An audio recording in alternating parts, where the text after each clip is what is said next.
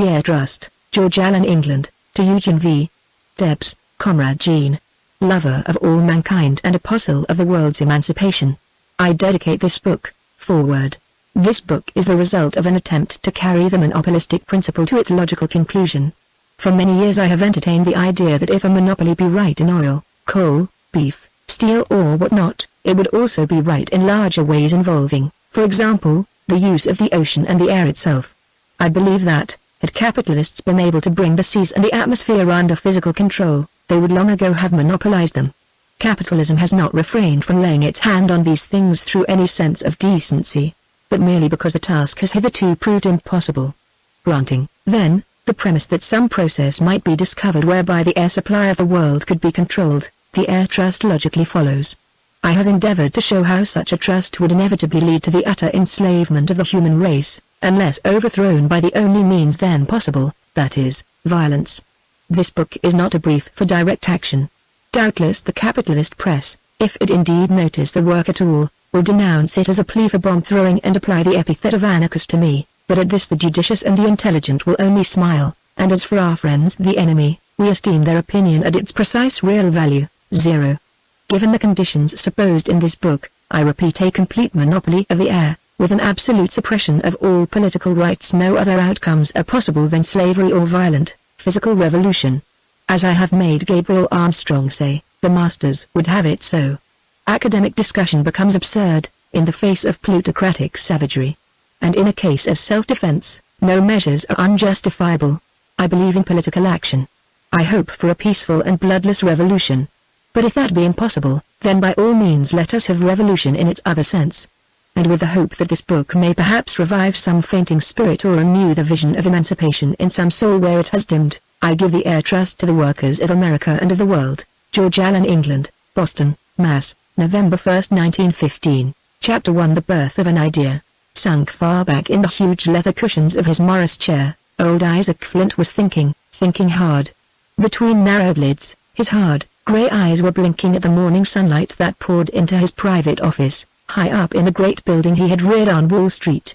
From his thin lips now and then issued a coil of smoke from the costly cigar he was consuming. His bony legs were crossed, and one foot twitched impatiently. Now and again he tugged at his white moustache. A frown creased his hard brow, and, as he pondered, something of the glitter of a snake seemed reflected in his pupils. Not enough, he muttered, harshly. It's not enough, there must be more. Some way must be found. Must be, and shall be. The sunlight of early spring, glad and warm over Manhattan, brought no message of cheer to the billionaire. It bore no news of peace and joy to him. Its very brightness, as it flooded the metropolis and mellowed his luxurious inner office, seemed to offend the master of the world. And presently he arose, walked to the window and made as though to lower the shade. But for a moment he delayed this action. Standing there at the window, he peered out. Far below him, the restless, swarming life of a huge city crept and grovelled. Insects that were men and women crowded the clefts that were streets. Long lines of cars, toy-like, crept along the L structures. As far as the eye could reach, tufted plumes of smoke and steam wafted away on the April breeze. The East River glistened in the sunlight, its bosom vexed by myriad craft, by ocean liners, by tugs and barges, by grim warships, by sailing vessels, whose canvas gleamed, by snow-white fruit boats from the tropics, by hulls from every port. Over the bridges, long slow lines of traffic crawled. And, far beyond to the dim horizon, stretched out the hives of men, till the blue depths of distance swallowed all in haze. And as Flint gazed on this marvel, all created and maintained by human toil, by sweat and skill and tireless patience of the workers, a hard smile curved his lips. All mine, more or less, said he to himself, puffing deep on his cigar. All yielding tribute to me, even as the mines and mills and factories I cannot see yield tribute. Even as the oil wells, the pipelines, the railroads and the subways yield, even as the whole world yields it. All this labor, all this busy strife, I have a hand in. The millions eat and drink and buy and sell, and I take toll of it, yet it is not enough. I hold them in my hand, yet the hand cannot close, completely. And until it does, it is not enough. No, not enough for me. He pondered a moment, standing there musing at the window, surveying all the wonders of the earth that in its fullness, in that year of grace, 1921, bore tribute to him who toiled not, neither spun, and though he smiled, The smile was bitter. Not enough, yet, he reflected. And how shall I close my grip? How shall I master all this, absolutely and completely, till it be mine in truth? Through light? The mob can do with less, if I squeeze too hard. Through food? They can economize. Transportation? No, the traffic will bear only a certain load. How, then? What is it they all must have, or die, that I can control? What universal need, vital to rich and poor alike? To great and small? What absolute necessity which shall make my rivals in the game as much my vassals as the meanest slave in my steel mills? What can it be? For power I must have. Like Caesar, who preferred to be first in the smallest village, rather than be second at Rome, I can and will have no competitor. I must rule all, or the game is worthless. But how? Almost as in answer to his mental question, a sudden gust of air swayed the curtain and brushed it against his face. And, on the moment, inspiration struck him. What? He exclaimed suddenly, his brows wrinkling, a strange and eager light burning in his hard eyes. What? Could it be possible? My God! If so, if it might be, the world would be my toy, to play with as I like. If that could happen, kings and emperors would have to cringe and crawl to me, like my hordes of serfs all over this broad land. Statesmen and diplomats, president and judges, lawmakers and captains of industry, all would fall into bondage, and for the first time in history one man would rule the earth, completely and absolutely, and that man would be Isaac Flint. Staggered by the very immensity of the bold thought, so vast that for a moment he could not realize it in its entirety, the billionaire fell to pacing the floor of his office. His cigar now hung dead and unnoticed between his thinly cruel lips. His hands were gripped behind his bent back, as he paced the priceless Shiraz rug, itself having cost the wage of 100 workmen for a year's hard, grinding toil. And as he trod, up and down the rich apartments, a slow, grim smile curved his mouth. What editor could withstand me, then? He was thinking. What clergyman could raise his voice against my rule? Ah! Their high principles they prate of so eloquently, their crack-brained economics, their rebellions and their strikes, the dog's exclamation mark would soon bow down before that power. Men have starved for stiff-necked opposition's sake, and still may do so, but with my hand at the throat of the world, with the world's very life-breath in my grip, what then? Submission, or ha? Well, we shall see, we shall see. A subtle change came over his face, which had been growing paler for some minutes. Impatiently he flung away his cigar, and, turning to his desk, opened a drawer, took out a little vial and uncorked it. He shook out 2 small white tablets, on the big sheet of plate glass that covered the desk, swallowed them eagerly, and replaced the vial in the desk again. For be it known that, master of the world though Flint was, he too had amassed morphine. Long years he had bowed beneath its whip, the veriest slave of the insidious drug. No 3 hours could pass, without that dosage. His immense native willpower still managed to control the dose and not increase it, but years ago he had abandoned hope of ever diminishing or ceasing it. And now he thought no more of it than of breathing. As he stood up again and drew a deep breath, under the reviving influence of the drug, his inspiration once more occurred to him. Breath, said he. Breath is life. Without food and drink and shelter, men can live a while. Even without water, for some days. But without air they die inevitably and at once. And if I make the air my own, then I am master of all life. And suddenly he burst into a harsh, jangling laugh. Air! He cried exultantly, an air trust. By God in heaven, it can be. It shall be! It must. His mind, somewhat sluggish before he had taken the morphine, now was working clearly and accurately again, with that fateful and undeviating precision which had made him master of billions of dollars and uncounted millions of human lives, which had woven his network of possession all over the United States, Europe and Asia and even Africa, which had drawn, as into a spider's web, the world's railroads and steamship lines, its coal and copper and steel, its oil and grain and beef, its every need save air. And now, keen on the track of this last great inspiration, the billionaire strode to his revolving bookcase, whirled it round and from its shelves jerked a thick volume, a smaller book and some pamphlets. Let's have some facts, said he, flinging them upon his desk, and seating himself before it in a costly chair of teak. Once I get an outline of the facts and what I want to do, then my subordinates can carry out my plans. Before all, I must have facts. For half an hour he thumbed his references, noting all the salient points mentally, without taking a single note, for, so long as the drug still acted, His brain was an instrument of unsurpassed keenness and accuracy. A sinister figure he made, as he sat poring intently over the technical books before him, contrasting strangely with the beauty and the luxury of the office. On the mantel, over the fireplace of Carrara marble, ticked a Louis XIV clock, the price of which might have saved the lives of 1,000 workingmen's children during the last summer's torment. Gold-woven tapestries from Rouen covered the walls, whereon hung etchings and rare prints. Old Flint's office, indeed, had more the air of an art gallery than a place where grim plots and deals innumerable had been put through, lawmakers corrupted past counting, and the destinies of nations bent beneath his corded, lean and nervous hand. And now, as the billionaire sat there thinking, smiling a smile that boded no good to the world, the soft spring air that had inspired his great plan still swayed the silken curtains. Of a sudden, he slammed the big book shut, that he was studying, and rose to his feet with a hard laugh, the laugh that had presaged more than one calamity to mankind. Beneath the sweep of his moustache one caught the glint of a gold tooth, sharp and unpleasant. A moment he stood there, keen, eager, dominant, his hands gripping the edge of the desk till the big knuckles whitened. He seemed the embodiment of harsh and unrelenting power over men and things, over their laws and institutions, power which, like Alexander's, sought only new worlds to conquer, power which found all metes and bounds too narrow, power. He whispered, as though to voice the inner inclining of the picture. Life, air, breath, the very breath of the world in my hands, power absolutely, at last. Chapter 2. The Partners.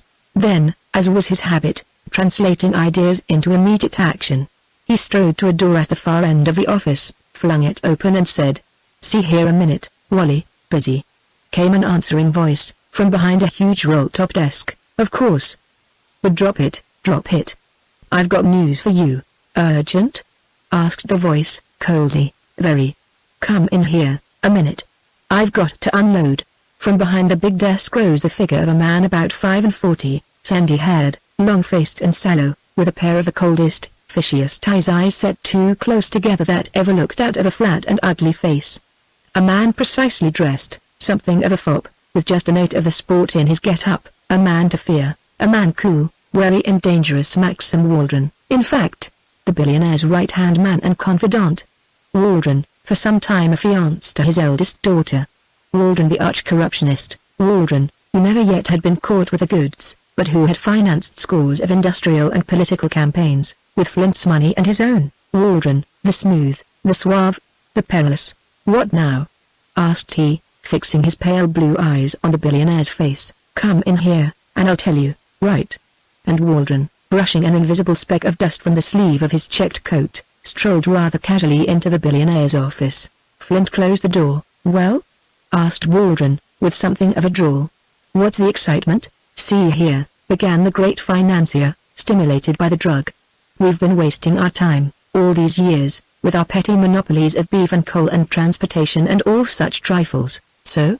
And Waldron drew from his pocket a gold cigar case, monogrammed with diamonds. "Trifles, eh?" He carefully chose a perfecto. "Perhaps, but we've managed to rub along, eh? Well, if these are trifles, what's on, air?" Waldron's match poised a moment, as with a slight widening of the pale blue eyes he surveyed his partner.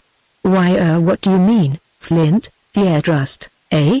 And Waldron lighted his cigar. "A monopoly of breathing privileges, ha. Ha." Waldron's laugh was as mirthful as a graveyard raven's croak. "Nothing to it, old man. Forget it, and stick to, of course. I might have expected as much from you," retorted the billionaire tartly. "You've got neither imagination nor any fancy for wild goose chases," said Waldron, easily, as he sat down in the big leather chair. "Air? Hot air, Flint. No, it won't do. Nothing to it, nothing at all." For a moment the billionaire regarded him with a look of intense irritation. His thin lips moved, as though to emit some caustic answer, but he managed to keep silence. The two men looked at each other, a long minute, then Flint began again. "Listen, now, and keep still. The idea came to me not an hour ago, this morning, looking over the city, here. We've got a finger on everything but the atmosphere, the most important thing of all. If we could control that." "Of course, I understand," interrupted the other, blowing a ring of smoke. "Unlimited power and so on.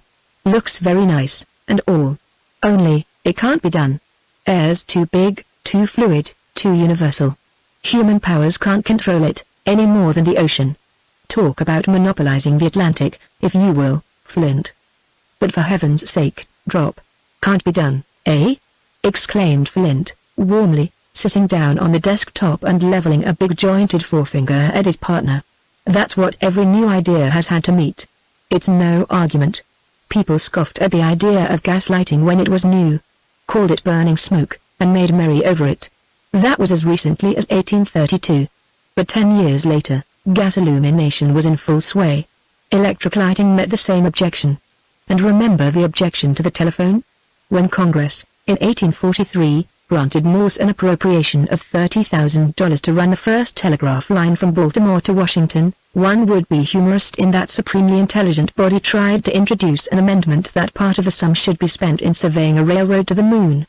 And, granted, put in Waldron, but my objection is futile. Just what's your idea? This. And Flint stabbed at him with his forefinger, while the other financier regarded him with officially amused eye. Every human being in this world, and there are 1,900,000,000 of them now, is breathing, on the average, 16 cubic feet of air every hour, or about 400 a day. The total amount of oxygen actually absorbed in the 24 hours by each person, is about 17 cubic feet, or over 30 billions of cubic feet of oxygen, each day, in the entire world. Get that? Well? Draw the other, don't you see? Snapped Flint, irritably.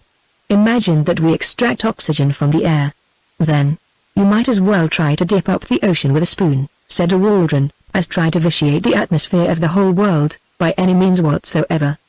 But even if you could, what then? Look here! Exclaimed the billionaire. It only needs a reduction of 10% in the atmospheric oxygen to make the air so bad that nobody can breathe it without discomfort and pain. Take out any more and people will die.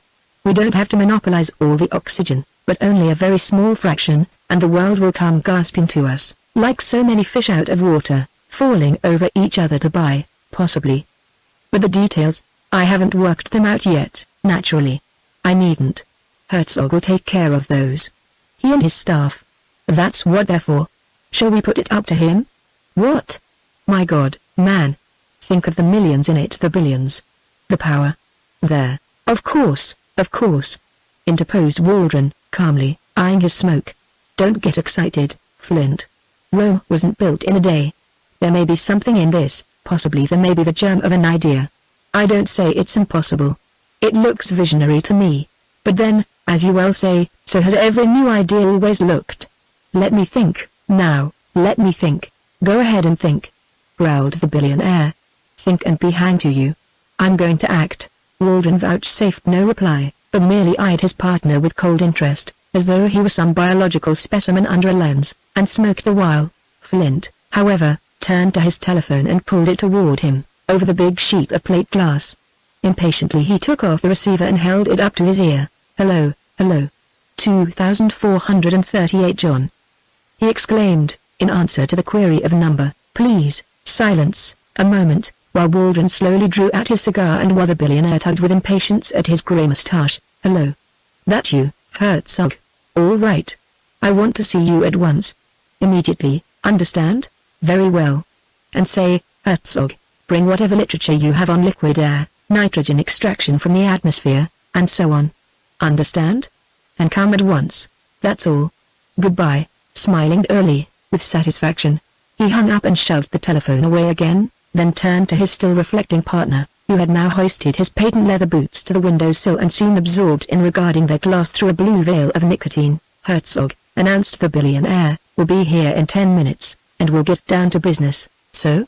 Languidly commented the immaculate Waldron. Well, much as I'd like to flatter your astuteness, Flint, I'm bound to say you're barking up a false trail, this time. Beef, yes. Steel, yes.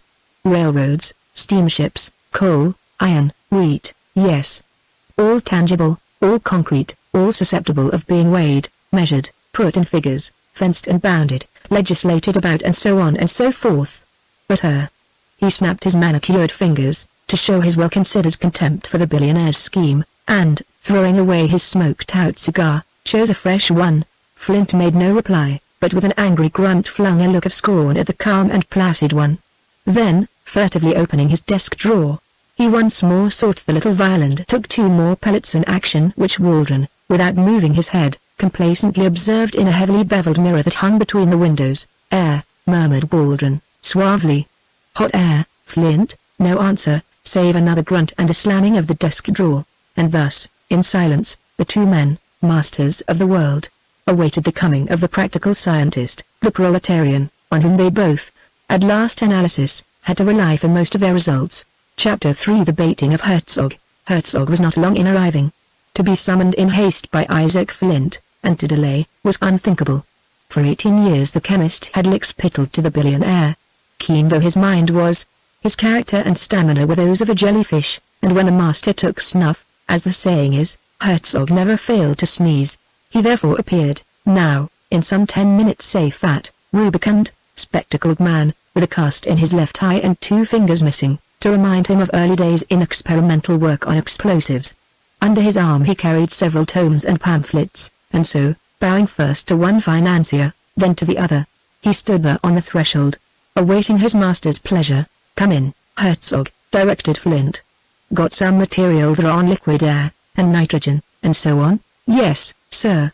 "Just what is it you want, sir?" "Sit down, and I'll tell you," for the chemist, hat in hand, ventured not to seat himself unbidden in presence of these plutocrats. Herzog, murmuring thanks for Flint's gracious permission, deposited his derby on top of the revolving bookcase, sat down tentatively on the edge of a chair and clutched his books as though they had been so many shields against the redoubted power of his masters. "See here, Herzog," Flint fired at him, without any preliminaries or beating around the bush, "what do you know about the practical side of extracting nitrogen from atmospheric air? Or extracting oxygen, in liquid form? Can it be done, that is, on a commercial basis?" "Why, no, sir. Yes, that is perhaps." "I mean, what the devil do you mean?" snapped Flint, while Waldron smiled maliciously as he smoked. "Yes, or no. I don't pay you to muddle things. I pay you to know, and to tell me. Get that? Now, how about it?" "Well, sir," the fact is," and the unfortunate chemist blinked through his glasses with extreme uneasiness, "the fact of the matter is that the processes involved haven't been really perfected, as yet. Beginnings have been made, but no large-scale work has been done, so far. Still, the principle is sound?" "Yes, sir." "I imagine." "Cut that. You aren't paid for imagining," interrupted the billionaire, stabbing at him with that characteristic gesture. "Just what do you know about it?" "No technicalities, mind.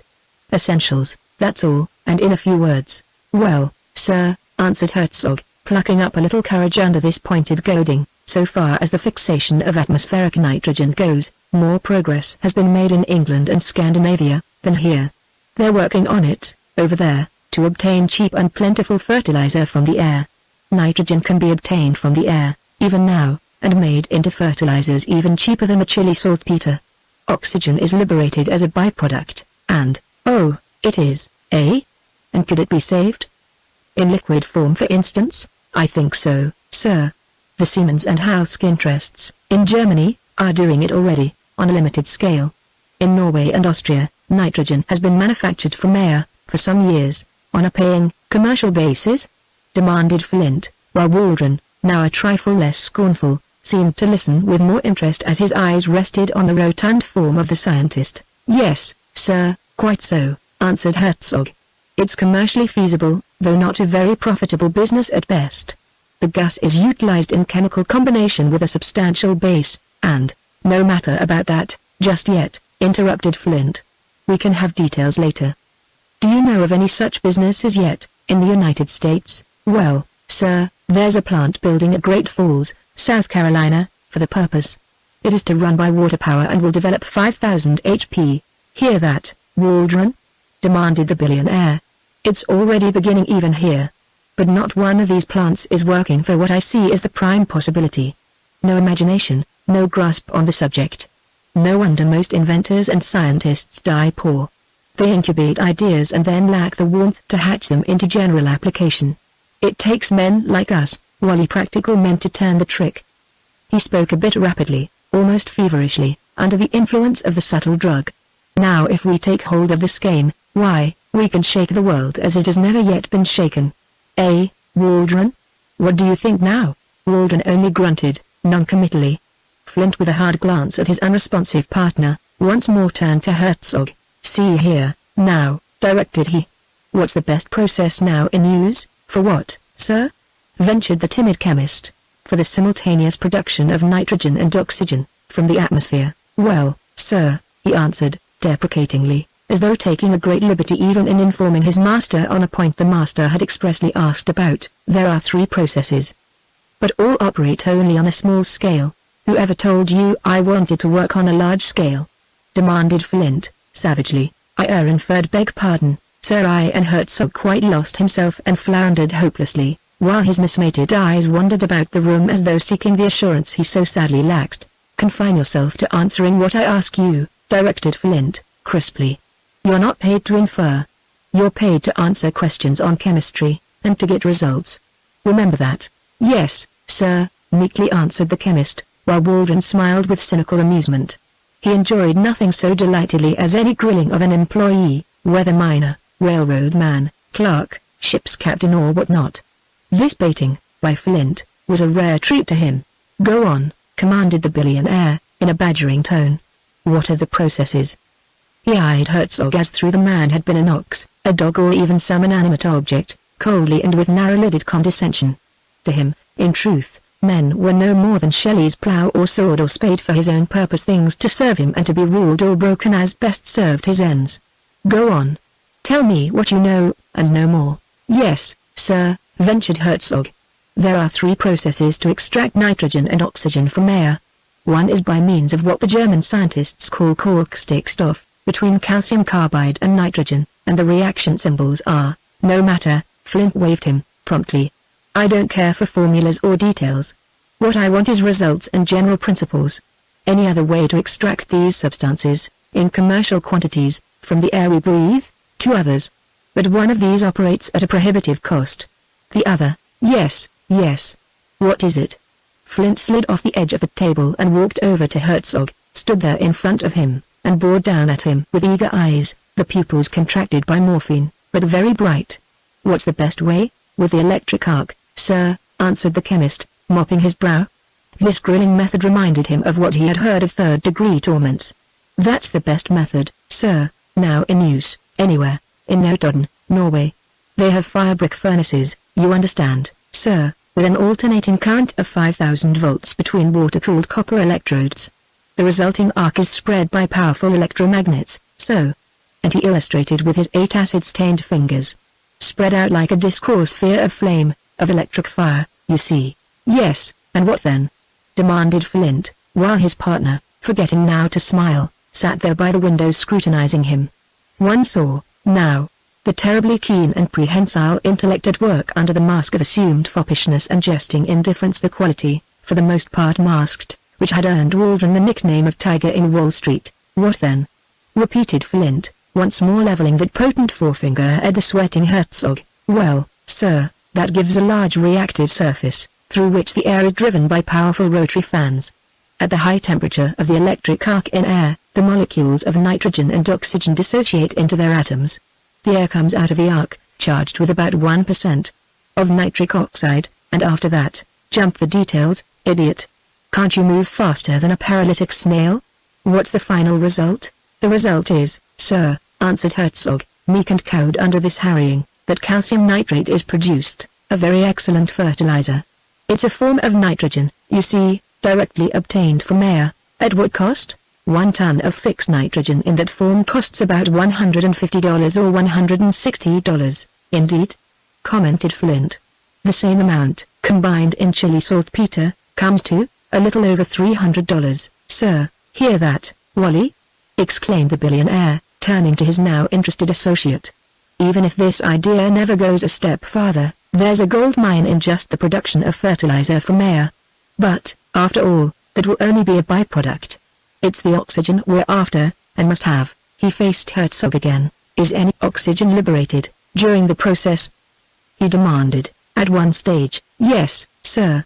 But in the present process, it is absorbed, also." Flint's eyebrows contracted nervously. For a moment he stood thinking, while Herzog eyed him with trepidation, and Waldron, almost forgetting to smoke, waited developments with interest. The billionaire, however, wasted but scant time in consideration.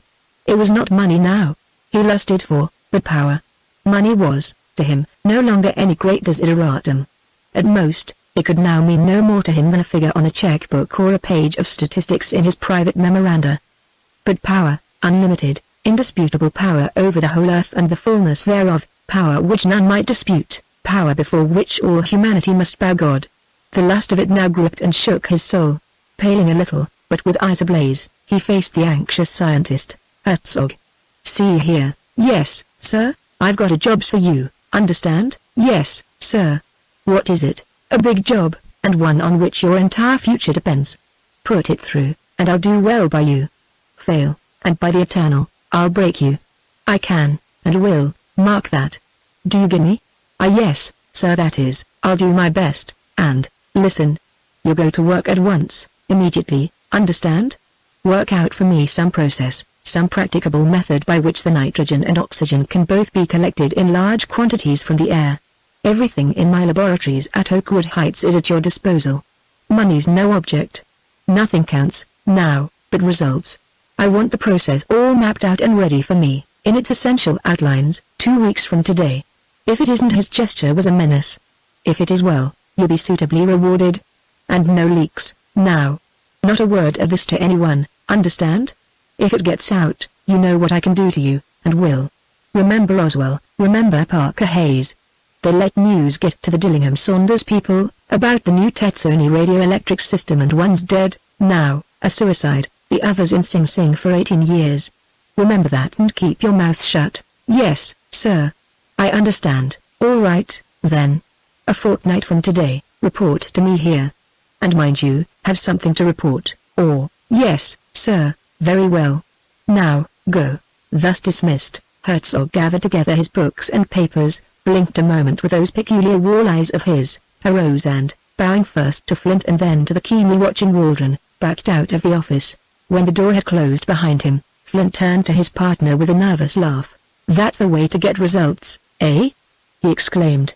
No dilly-dallying and no soft soap, but just lay the lash right on, hard they jump then, the vermin. Results. That fellow will work his head off. The next 2 weeks, and there'll be something doing when he comes again. You'll see. Waldron laughed nonchalantly. Once more the mask of indifference had fallen over him, veiling the keen, incisive interest he had shown during the interview. Something doing? Yes, he drawled, puffing his cigar to a glow. Only I advise you to choose your men. Some day you'll try that on a real man, one of the roughnecks you know, and... Flint snapped his fingers contemptuously, gazed at Waldron a moment with unwinking eyes and tugged at his moustache. When I need advice on handling men, I'll ask for it, he rapped out. Then, glancing at the Louis XIV clock, past the time for that CPS board meeting, Wally. No more of this, now. We'll talk it over at the country club, tonight, but for the present, let's dismiss it from our minds. Right. Answered the other, and arose, yawning, as though the whole subject were of but indifferent interest to him. It's all moonshine, Flint. All a pipe dream. Defoe's philosophers, who spent their lives trying to extract sunshine from cucumbers, never entertained any more fantastic notion than this of yours. However, it's your funeral, not mine. You're paying for it. I decline to put in any funds for any such purpose. Amuse yourself, you've got to settle the bill. Flint smiled sourly, his gold tooth glinting, but made no answer. Come along, said his partner, moving toward the door. They're waiting for us, already, at the board meeting. And there's big business coming up, today, that strike situation, you remember. Slade's going to be on deck. We've got to decide, at once, whether or not we're going to turn him loose on the miners, to smash that gang of Union thugs and socialist fanatics, and do it right. That's a game worth playing, Flint, but this air trust vagary of yours tough and nonsense. Flint, for all reply, merely cast a strange look at his partner, with those strongly contracted pupils of his, and so the two vultures of prey betook themselves to the boardroom where already, round the long rosewood table, Walter Slade of the Cosmos Detective Company was laying out his strike-breaking plans to the attentive captains of industry. Chapter 4 An Interloper. On the 11th day after this interview between the two men who, between them, practically held the whole world in their grasp, Herzog telephoned up from Oakwood Heights and took the liberty of informing Flint that his experiments had reached a point of such success that he prayed Flint would condescend to visit the laboratories in person. Flint, after some reflection, decided he would so condescend, and forthwith ordered his limousine from his private garage on William Street. Thereafter he called Waldron on the phone, at his Fifth Avenue address. "Mr. Waldron is not up yet, sir," a carefully modulated voice answered over the wire. "Any message I can give him, sir?" "Oh, hello. That you, Edwards?" Flint demanded, recognizing the suave tones of his partner's valet. "Yes, sir. All right. Tell Waldron I'll call for him in half an hour with a limousine. And mind, now, I want him to be up and dressed. We're going down to Staten Island." "Got that?" "Yes, sir." "Any other message, sir?" "No. But be sure you get him up, for me. Goodbye." 30 minutes later, Flint's chauffeur opened the door of the big limousine, in front of a huge Renaissance pile that Waldron's millions had raised on land which had cost him more than as though he had covered it with double eagles, and Flint himself ascended the steps of Pentelicon marble. The limousine, its varnish and silver plate flashing in the bright spring sun, stood by the curb, purring softly to itself with all 6 cylinders, a thing of matchless beauty and rare cost. The chauffeur, on the driver's seat, did not even bother to shut off the gas, but let the engine run, regardless. To have stopped it would have meant some trifling exertion in starting again, and since Flint never considered such details as a few gallons of gasoline, why should he care? Lighting a Turkish cigarette, this aristocrat of labor lolled on the padded leather and indifferently with more of contempt than of interest regarded a swarm of iron workers, masons and laborers at work on a new building across the avenue. Flint, meanwhile, had entered the great mansion, its bronze doors ravished from the Palazzo Golfo at Venice having swung inward to admit him, with noiseless majesty. Ignoring the doorman, he addressed himself to Edwards, who stood in the spacious, mahogany-paneled hall, washing both hands with imaginary soap. "Waldron up yet, Edwards?" "No, sir. I have been unable." "The devil. Where is he?" "In his apartments, sir." "Take me up." "He said, sir," ventured Edwards, in his smoothest voice. "He said, I don't give a damn what he said.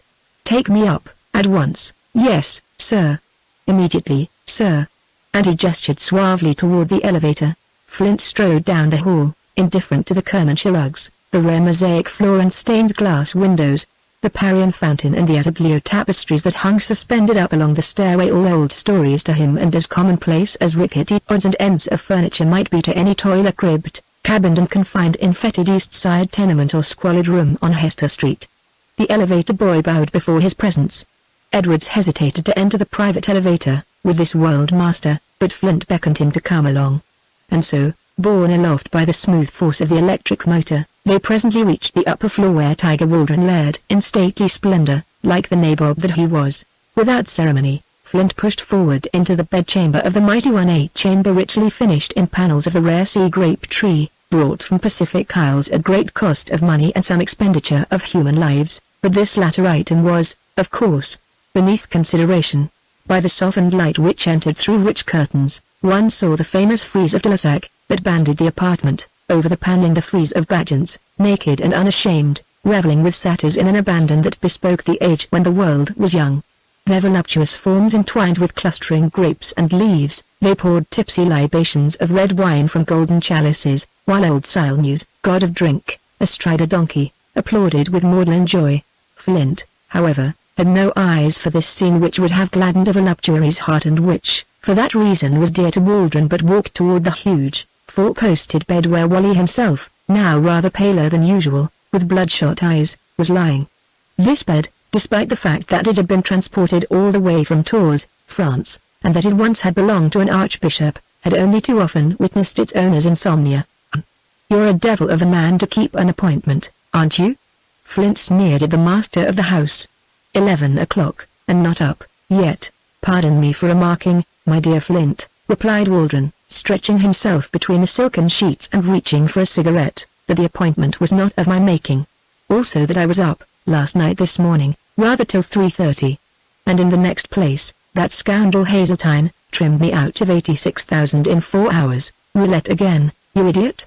demanded Flint, "and in conclusion," said Wally, "that the bigness of my head and the brown taste in my mouth are such as no soda and sermons, the morning after can possibly alleviate. So you understand my dalliance, damn those workmen!" he exclaimed, with sudden irritation, as a louder chattering of pneumatic riveters from the new building all at once clattered in at the window. "A free country, eh? and men are permitted to make that kind of a racket when a fellow wants to sleep. By God, if I drop that, Wally, and get up," commanded Flint. "There's no time for this kind of thing today. Herzog has just informed me his experiments have brought results. We're going down to Oakwood Heights to see a few things for ourselves. And the quicker you get dressed and in your right mind, the better. Come along, I tell you." "Still chasing sunbeams from cucumbers, eh?" drawled the magnate, inhaling cigarette smoke and blowing a thin cloud toward the wanton patchants. He affected indifference, but his dull eyes brightened a trifle in his wan face, deep-lined by the savage dissipations of the previous night. "And you insist on dragging me out on the same fatuous errand? Don't be an ass," snapped the billionaire. "Get up and come along.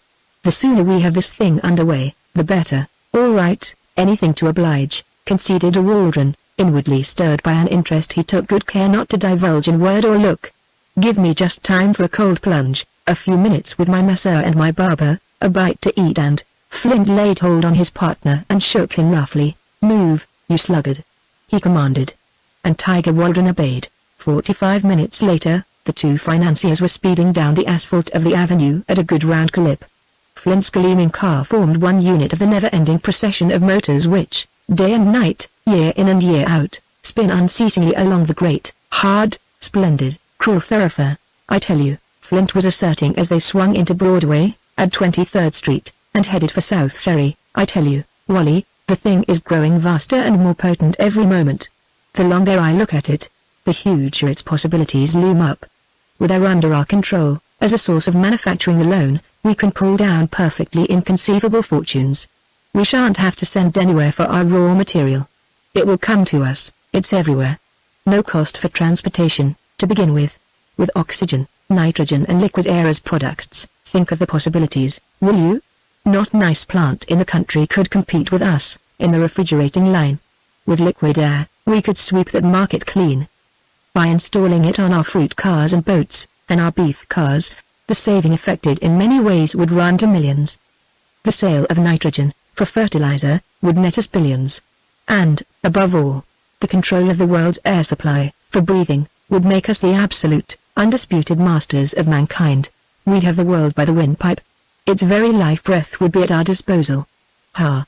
What about revolution, then? What about popular discontent, and stiff-necked legislators, and cranky editors? What about commercial and financial rivals? What about these damned socialists, with their brass-lunged bazoo, howling about monopoly and capitalism and all the rest of it? What? Just one squeeze, here Flint closed his corded, veinous fingers, just one tightening of the fist, and all over. We win, hands down. Like shutting the window from a runaway horse, suggested Waldron, squinting at his cigar as though to hide the involuntary gleam of light that sparkled in his narrow-set eyes. "Precisely," assented Flint, smiling his gold-toothed smile. "The wildest bolter has got to stop, or fall dead, once you close his nostrils. That's what we'll do to the world, Wally. We'll get it by the throat and the you are." "Yes, the we are," repeated Waldron. But what, now?"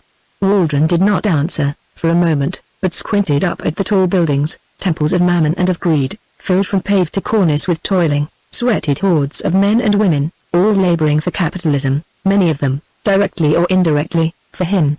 Then, as the limousine slowed at Spring Street, to let a cross-town car pass a car whose earnings he and Flint both shared, just as they shared those of every surface and subway and L car in the vast metropolis, he said, "Have you weighed the consequences carefully, Flint?" "Quite carefully. This thing of cornering all the oxygen is a pretty big proposition. Do you think you really ought to undertake it?" "Why not? Have you considered the frightful suffering and loss of life it might entail?" "Almost certainly would entail." "Are you quite sure you want to take the world by the throat and choke it? For money?" "No, not for money, Waldron. We're both staggering under money, as it is." "But power?" "Ah, that's different, I know," admitted Waldron. "But ought we to attempt this, even for the sake of universal power? Your plan contemplates a monopoly such that everybody who refused or was unable to buy your product would, at best, have to get along with vitiated air, and at worst would have to stifle. Do you really think we ought to undertake this?" Keenly he eyed Flint, as he thus sounded the elder man's inhuman determination. Flint, fathoming nothing of his purpose, retorted with some heat. "Ha! Getting punctilious, all at once, are you? Talk ethics, eh? Where were your scruples, a year ago, when people were paying 25 cents a loaf for bread, because of that big wheat pool you put through? How about the oil you've just lately helped me boost by a 20% increase? And when the papers, though mostly those infernal socialist or anarchist papers, or whatever they were, shouted that old men and women were freezing in attics, last winter, what then? Did you vote to arbitrate the DK coal strike? Not by a jugful. You stood shoulder to shoulder with me, then, Wally. Well now. It's a bit different, now, interposed Tiger, with an evil smile, still leading his partner along. Since then I've had the rather extreme happiness to become engaged to your daughter, Catherine. New thoughts have entered my mind.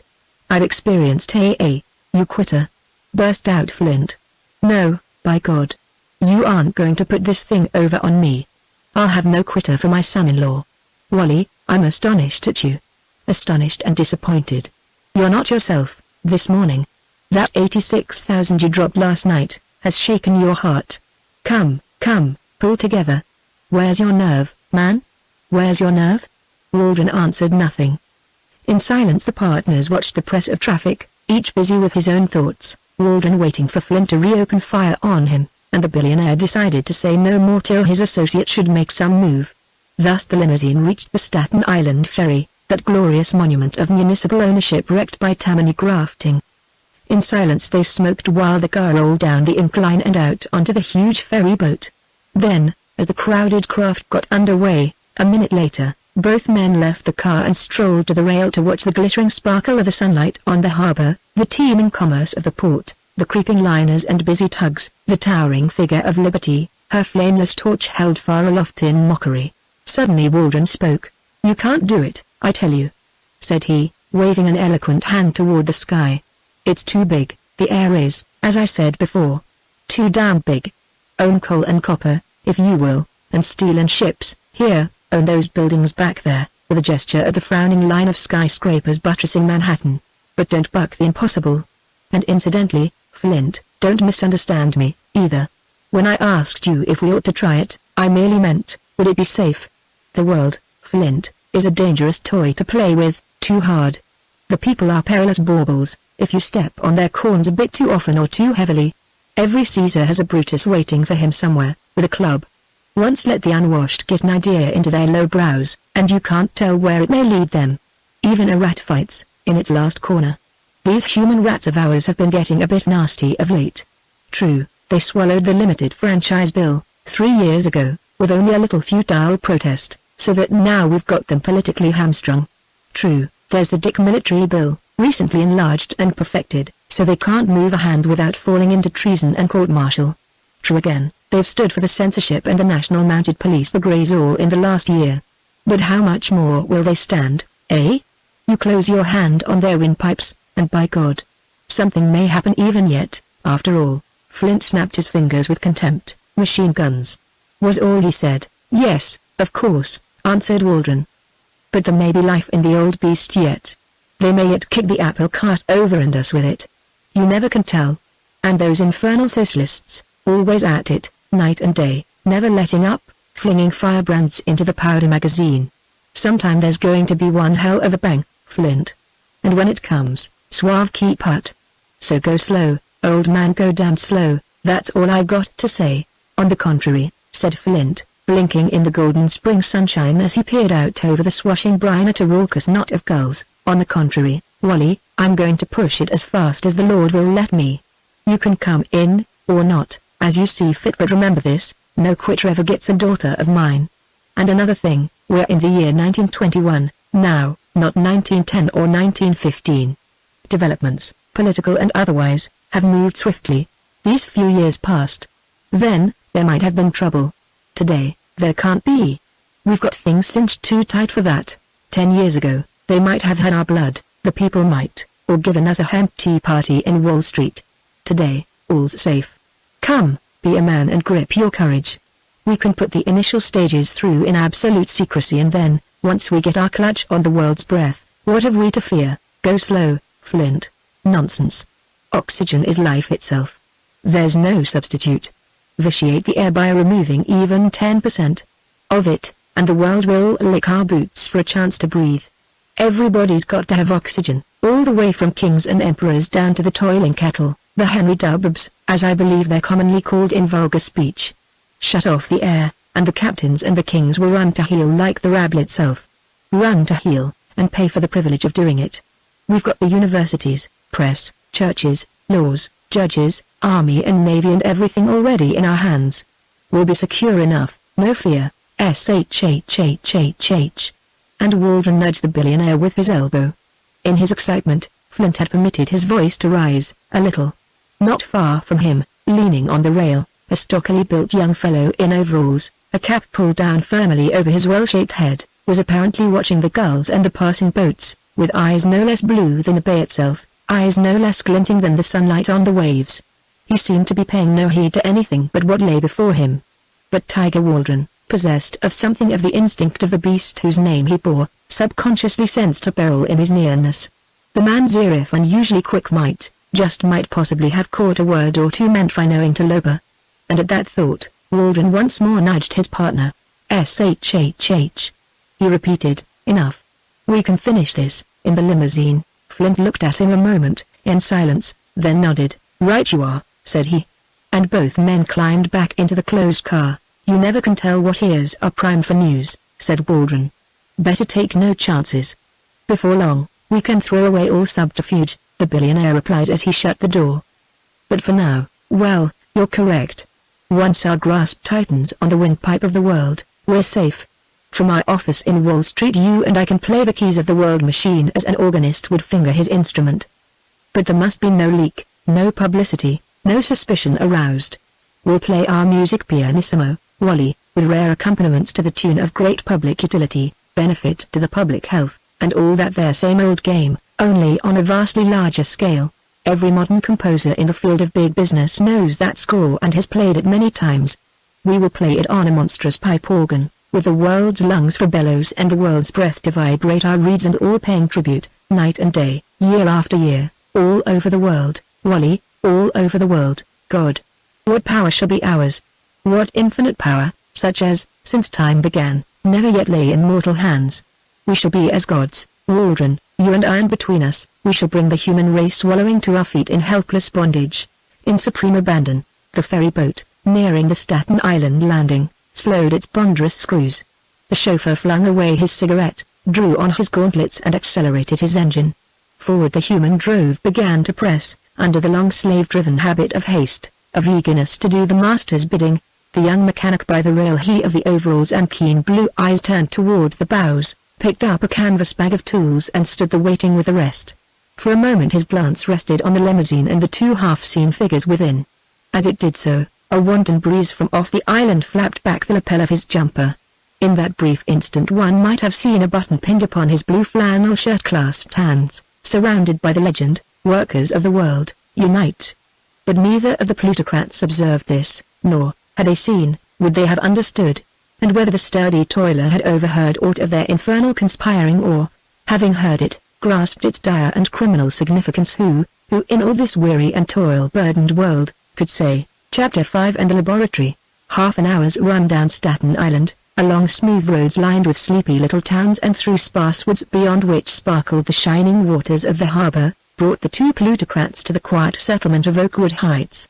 Now the blasé chauffeur swung the car sharply to the left, past the aviation field, and so came to the wide scattered settlement, almost a colony which, hidden behind high, barbed-wire-topped fences, carried on the many and complex activities of the partners' experiment station. Here were the several laboratories where new products were evolved and old ones refined, for Flint's and Waldron's greater profit. Here stood a complete electric power plant, for lighting and heating the works, as well as for current to use in the retorts and many powerful machines of the testing works. Here, again, were broad proving grounds, for fuel and explosives, and, at one side, stood a low, skylighted group of brick buildings, known as the electrochemical station. Dormitories and boarding houses for the small army of employees occupied the eastern end of the enclosure, nearest the sea. Overall, high chimney stacks and the aerials of a mighty wireless plant dominated the entire works. A private railroad spur pierced the western side of the enclosure, for food and coal supplies, as well as for the handling of the numerous imports and exports of this wonderfully complete feudal domain. As the colony lay there basking in the sunshine of early spring, Under its drifting streamers of smoke, it seemed an ideal picture of peaceful activities. Here a locomotive puffed, shunting cars; there, a steam jet flung its plumes of snowy vapor into air; yonder, a steam hammer thundered on a massive anvil. And forges rang, and through open windows hummed sounds of industry. And yet, not one of all those sounds but echoed more bitter slavery for men. Not one of all those many activities but boded ill to humanity. For the whole plan and purpose of the place was the devising of still wider forms of human exploitation and enslavement. Its every motive was to serve the greed of Flint and Waldron. Outwardly honest and industrious, it inwardly loomed sinister and terrible, a type and symbol of its master's swiftly growing power. Such, in its essence, was the great experiment station of these two men who lusted for dominion over the whole world. As the long, glittering car drew up at the main gate of the enclosure, a sharp-eyed watchman peered through a sliding wicket therein. Satisfied by his inspection, he withdrew, and at once the big gate rolled back, smoothly actuated by electricity. The car purred onward, into the enclosure. When the gate had closed noiselessly behind it, the chauffeur ran it down a splendidly paved roadway, swung to the right, past the machine shops, and drew it to a stand in front of the administration building. Flint and his partner alighted, and stood for a moment surveying the scene with satisfaction. Then Flint turned to the chauffeur. "Put the car in the garage," he directed. "We may not want it till afternoon." The blasé one touched his cap and nodded, in obedience. Then, as the car withdrew, the partners ascended the broad steps. "Good chap, that Herrick," commented Waldron, casting a glance at the retreating chauffeur. "Quick-witted, and mum. Give me a man who knows how to mind and keep still about it, every time." "Right," assented Flint. "Obedience is the first of all virtues, and the second is silence. Well, it looks to me as though we had the whole world coming our way, now, along the very same path of virtue. Once we get this air proposition really to working, the world will obey. It will have to. And as for silence, we can manage that, too. The mere turn of a valve, and—" Waldron smiled grimly, as though in derision of what he seemed to think his partner's chimerical hopes, but made no answer. Together they entered the administration building. 5 minutes later, Herzog, their servile experimenter, stood bowing and cringing before them. "Got it, Herzog?" demanded Flint, while Waldron lighted still another of those costly cigars, each one worth a good mechanic's daily wage. "Yes, sir, I believe so, sir," the scientist replied, depreciatingly. "That is, at least, on a small scale. 2 weeks was the time you allowed me, sir, but, I know." "You've done it in 11 days, interrupted the billionaire. "Very well. I knew you could. You'll lose nothing by it. So no more of that. Show us what you've done." "Everything all ready?" "Quite ready, sir," the other answered. "If you'll be so good as to step into the electrochemical building." Flint very graciously signified his willingness thus to condescend, and without delay, accompanied by the still incredulous Waldron, and followed by Herzog, he passed out of the administration building, through a covered passage and into the electrochemical works. A variety of strange odors and stranger sounds filled this large brick structure, windowless on every side and lighted only by broad skylights of milky wire glass, this arrangement being due to the extreme secrecy of many processes here going forward. The partners had no intention that any spying eyes should ever so much as glimpse the work in this department, work involving foods, fuels, power, lighting, almost the entire range of the vast network of exploiting media they had already flung over a tired world. "This way, gentlemen," ventured Herzog, pointing toward a metal door at the left of the main room. He unlocked this, which was guarded by a combination lock, like that of a bank vault, and waited for them to enter, then closed it after them, and made quite sure the metal door was fast. A peculiar, pungent smell greeted the partners' nostrils as they glanced about the inner laboratory. At one side an electric furnace was glowing with graphite crucibles subjected to terrific heat. On the other a dynamo was humming. Before them a broad, tiled bench held a strange assortment of test tubes, retorts and complex apparatus of glass and gleaming metal. The whole was lighted by a strong white light from above, through the milk-hued glass, one of Herzog's own inventions, by the way, a wonderful, light-intensifying glass, which would bend but not break, an invention which, had he himself profited by it, would have brought him millions, but which the partners had exploited without ever having given him a single penny above his very moderate salary. "Is that it?" demanded Flint, a glitter lighting up his morphia-contracted pupils. He jerked his thumb at a complicated nexus of tubes, brass cylinders, coiled wires and glistening retorts which stood at one end of the broad workbench. "That is it, "Sir," answered Herzog, apologetically, while Tiger Waldron's hard face hardened even more. "Only an experimental model, you understand, sir, but it gets results?" queried Flint sharply. "It produces oxygen and nitrogen on a scale that indicates success, with adequate apparatus?" "Yes, sir. I believe so, sir." "No doubt about it, none whatever." "Good!" exclaimed the billionaire. "Now show us." "With pleasure, sir. But first, let me explain, a little." "Well, what?" demanded Flint. His partner, meanwhile, had drawn near the apparatus, and was studying it with the most intense concentration. Plain to see, beneath this man's foppish exterior and affected cynicism, dwelt powerful purposes and keen intelligence. "Explain what?" repeated the billionaire. "As far as details go, I'm not interested. All I want is results." "Go ahead, Herzog, start your machine and let me see what it can do." "I will, sir," acceded the scientist. "But first, with your permission, I'll point out a few of its main features, and, damn the main features!" cried Flint. "Get busy with the demonstration." Hold on, now," interrupted Waldron. "Let him discourse, if he wants to. Ever know a scientist who wasn't primed to the muzzle with expositions? Here, Herzog," he added, turning to the inventor, "I'll listen, if nobody else will." Undecided, Herzog smiled nervously. Even Flint had to laugh at his indecision. "All right, go on," said the billionaire. "Only for God's sake, make it brief." Herzog, thus adjured, cleared his throat and blinked uneasily. "Oxygen," he said. "Yes, I can produce it quickly, easily and in large quantities. As a gas, or as a liquid, which can be shipped to any desired point and then transformed into gaseous form. Liquid air can also be produced by this same machine, for refrigerating purposes. You understand, of course, that when liquid air evaporates, it is only the nitrogen that goes back into the atmosphere at 313 degrees below zero. The residue is pure liquid oxygen. In other words, this apparatus will make money as a liquid air plant, and furnish you oxygen as a byproduct. It will also turn out nitrogen, for fertilizing purposes. The income from a full-sized machine, on this pattern, from all three sources, should be very large indeed." "Good," put in Waldron. "And liquid air, for example, would cost how much to produce?" "With power cost at half a cent per HP hour, about $2.50 a ton. The oxygen byproduct alone will more than pay for that, in purifying and cooling buildings, or used to promote combustion in locomotives and other steam engines. The liquid air itself can be used as a motive power for a certain type of expansion engine, or—" There, that's enough," interposed Flint, brusquely. "We don't need any of your advice or suggestions, Herzog. As far as the disposal of the product is concerned, we can take care of that. All we want from you is the assurance that that product can be obtained, easily and cheaply, and in unlimited quantities. Is that the case?" "It is, sir." "All right. And can liquid oxygen be easily transported any considerable distance?" "Yes, sir. In what is known as Place's vacuum-jacketed insulated container, it can be kept for weeks at a time without any appreciable loss." Flint pondered a moment, then asked, again, "Could large tanks, holding say, 1,000,000 gallons, be built on that principle, for wholesale storage? And could vacuum-jacketed pipes be laid, for conveying liquid oxygen or its gas?" "No reason why not, sir."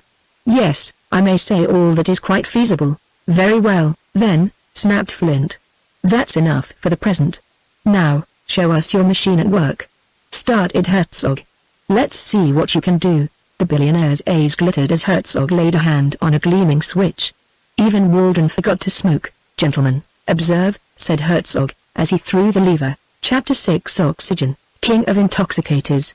A soft humming note began to vibrate through the inner laboratory, a note which rose in pitch, steadily, as Herzog shoved the lever from one copper post to another, round the half-circle. "I am now heating the little fire-brick furnace," said the scientist. "In Norway, they use an alternating current of only 5,000 volts, between water-cooled copper electrodes, as I have already told you. I am using 30,000 volts, and my electrodes, my own invention." "Ah, never mind," growled Flint. "Just let's see some of the product, some liquid oxygen, that's all. The why and wherefore is your job, not ours." Herzog, with a pained smile, bent and peered through a red glass bullseye that now had begun to glow in the side of his apparatus. "The arc is good," he muttered, as to himself. "Now I will throw in the electromagnets and spread it, then switch in my intensifying condenser, and finally set the turbine fans to work, to throw air through the field.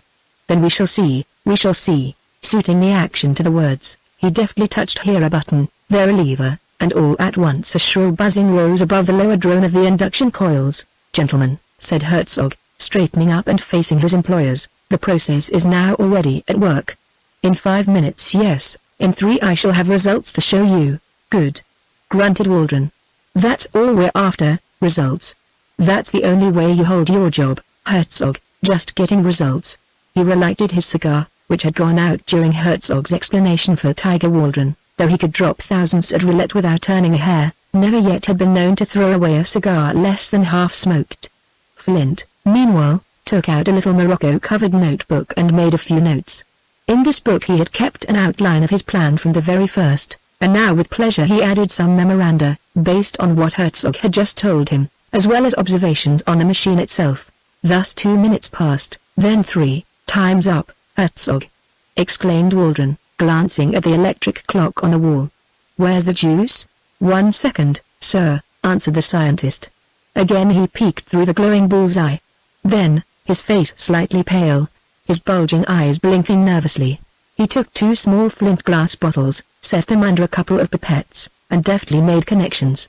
"Oxygen cocktail for mine," laughed Waldron, to cover a certain emotion he could not help feeling at sight of the actual operation of a process which might, after all, open out ways and means for the utter subjugation of the world. Neither Flint nor the inventor vouchsafed even a smile.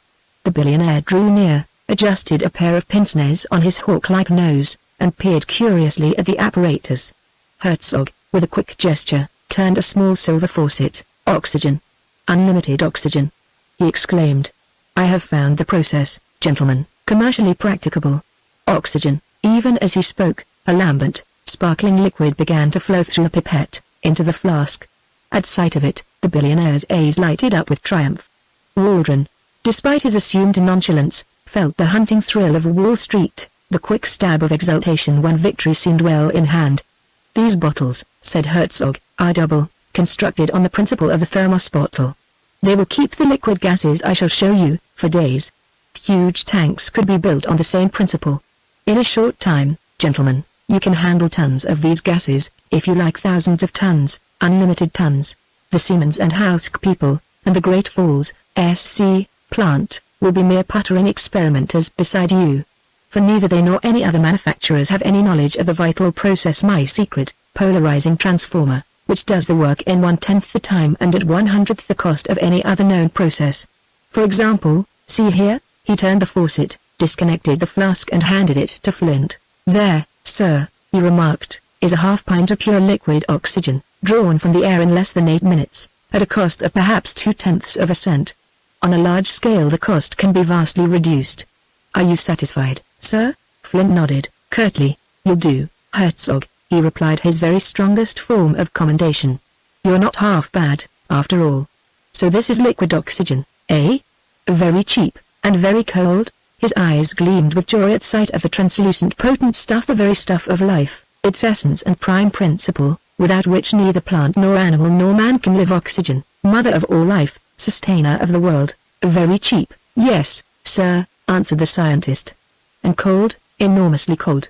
The specimen you hold in your hand, in that vacuum-protected flask, is more than 300 degrees below zero. 1 drop of it on your palm would burn it to the bone. Incidentally, let me tell you another fact. And that is, this specimen is the allotropic or condensed form of oxygen, much more powerful than the usual liquefied gas." "Ozone, you mean?" "Precisely.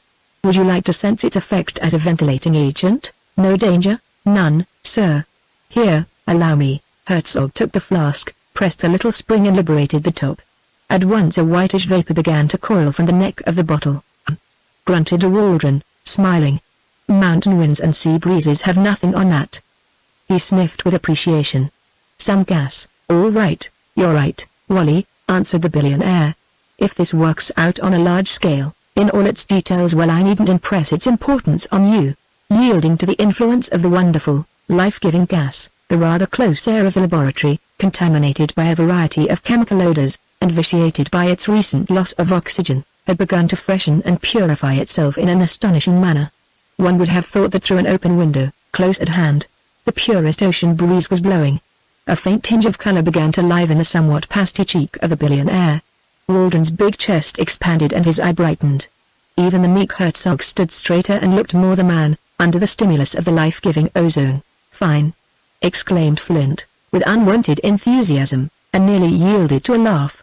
Waldron went so far as to slap Herzog on the shoulder. "You're some wizard, old man," he exclaimed, with a warmth hitherto never known by him, for already the subtle gas was beginning to intoxicate his senses. "And you can handle nitrogen with the same ease and precision?" "Exactly," answered Herzog.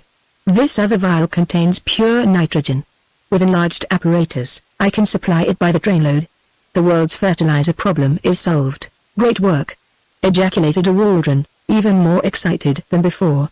But Flint, his natural sourness asserting itself, merely growled some ungracious remark. "Nitrogen can go hang," said he. "It's oxygen we're after, primarily. Once we get our grip on that, the world will be—" Waldron checked him just in time. "Enough of this," he interrupted sharply. "I admit, I'm not myself, in this rich atmosphere. I know you're feeling it, already, Flint. Come along out of this, where we can regain our aplomb. We've seen enough, for once." He turned to Herzog. "For God's sake, man," cried he, "cork that magic bottle of yours, before all the oxygen genii escape, or you'll have us both under the table. And, see here," he added, pulling out his checkbook, while Flint stared in amazed disgust. "Here, take a blank check." He took his fountain pen and scrawled his name on one. "The amount? That's up to you. Now, let us out," he bade, as Herzog stood there regarding the check with entire uncomprehension. "Out, I say, before I get extravagant." Herzog, perfectly comprehending the magnate's unusual conduct as due to oxygen intoxication in its initial stage, made no comment, but walked to the door, spun the combination and flung it open. "Glad to have had the pleasure of demonstrating the process to you, gentlemen," said he. "If you're convinced it's practicable, I'm at your orders for any larger extension of the work. Have you any other question or suggestion?" Neither magnate answered. Flint was trying hard to hold his self-control. Waldron, red-faced now and highly stimulated, looked as though he had been drinking even more than usual. Both passed out of the laboratory with rather unsteady steps. Together they retraced their way to the administration building, and there, safe at last in the private inner office, with the door locked, they sat down and stared at each other with expressions of amazement. Chapter 7 A Freak of Fate. Waldron was the first to speak. With a sudden laugh, boisterous and wild, he cried, "Flint, you old scoundrel, you're drunk, drunk yourself," retorted the billionaire, half starting from his chair, his fist clenched in sudden passion. "How dare you, dare?" "I dare anything," exclaimed Waldron. "Yes, I admit it, I am half seas over. That ozone god. What a stimulant. Must be some wonderfully powerful form. If we could market it." Flint sank back in his chair, waving an extravagant hand. "Market it?" he answered. "Of course we can market it, and will. Drunk or sober, Wally, I know what I'm talking about. The power now in our grasp has never yet been equaled on Earth. On the one side, we can half stifle every non-subscriber to our service, or wholly stifle every rebel against us. On the other, we can simply saturate every subscriber with health and energy, or even if they want it, waft them to paradise on the wings of ozone. The old Roman idea of bread and circus to rule the mob was child's play compared to this. Science has delivered the whole world into our hands. Power, man, power. Absolute, infinite power over every living, breathing thing." He fell silent, pondering the vast future, and Waldron, gazing at him with sparkling eyes, nodded with keen satisfaction. Thus for a few moments they sat, looking at each other and letting imagination run riot, and as they sat, the sudden, stimulating effect of the condensed oxygen died in their blood, and calmer feelings ensued. Presently Waldron spoke again. "Let's get down to brass tacks," said he, drawing his chair up to the table. "I'm almost myself again. The subtle stuff has got out of my brain, at last. Generalities and daydreams are all very well, Flint, but we've got to lay out some definite line of campaign. And the sooner we get to it the better." Sneered Flint. "If it's not more practical than your action in giving Herzog that blank check, it won't be worth much. As an extravagant action, Wally, I've never seen it equaled." "I'm astonished, indeed I am," Waldron laughed easily. "Don't worry," he answered his partner. "That temporary aberration of judgment, due to oxygen stimulus, will have no results. Herzog won't dare fill out the check, anyhow, because he knows he'd get into trouble if he did, and even though he should, he can collect nothing. I'll have payments stopped, at once, on that number. No danger, Flint. I don't know, mused the billionaire. It may be that this man has us just a little under his thumb. He, and he alone, understands the process. We've got to treat him with due consideration, or he may leave us and carry his secret to others, to Masterson, for instance, or the Amalgamated People, or, nothing doing on that, old man. Interrupted Tiger. Have no fear. The first move he makes, off to Sing Sing he goes. The way we jobbed Parker Hayes. Slade and the Cosmos Agency can take care of him, all right, if he asserts himself. Very likely, answered Flint, who had now at last entirely recovered his sang-froid. But in that event, our work would be at a standstill. No, Waldron, we mustn't oppose this fellow. Better let the check go through, if he has nerve enough to fill it out and cash it. He won't dare gouge very deep, and no matter what he takes, it won't be a drop in the ocean, compared to the golden flood now almost within our grasp. Waldron pondered a moment, then nodded assent. All right. Correct, he finally answered. So then, we can dismiss that trifle from our minds. Now, to work. We've got the process we were after. What next? First of all, answered the billionaire, we'll let this Herzog understand that he's to have a share in the results, that in this, as in everything so far, he's merely a tool and that when tools lose their cutting edge we break him. He's a meek devil. We can hold him easily enough, right? And then? Asked Waldron. Then? First of all, a good, big, wide-sweeping publicity campaign. That must begin today, to prepare opinion for the forthcoming development of the new idea. Henderson can handle that. All right, said Wally, leaning forward in his chair. Give him the idea, and turn him loose, and he'll get results. A clever dog, that. He and his press bureau, working through all the big dailies and the many of the magazines, can turn this country upside down in 6 months. Let him get on this job, and before you know it the public will be demanding, be fighting for a chance to subscribe to the new ventilating service. That part of it is easy. Yes, you're right, replied Flint. We'll see Henderson no later than this afternoon. He and his writers can lay out a series of popular articles and advertisements, to be run as pure reading matter, with no distinguishing mark that they are ads, which will get the country, the whole world, in fact coming our way. Good, the other assented. Meantime, we can begin installing oxygen machines on a big scale, a huge scale, to supply the demand that's bound to arise. Where do you think we'd best manufacture? Herzog says water power is the correct thing. We might use some of the surplus power we already own there. Niagara would do. Very well, answered Flint. He had once more taken out his little Morocco-covered notebook, and was now jotting down some further memoranda. It's a good location. Pipelines could easily be extended, from it, to cover practically a quarter to a third of the United States. Eventually we'll put in another plant in Chicago, one in Denver and one on the Pacific coast. Then, in time, there must be distributing centers in Europe, Africa, Asia and Australia. But for the present, we'll begin with the Niagara plant. After we get that under full operation, the others will develop in due course of time. Our charter covers this new line of work. There will be no need of any legal technicalities, said Waldron, with a smile. Some charter, if I do say it, who shouldn't? I drew it, you remember.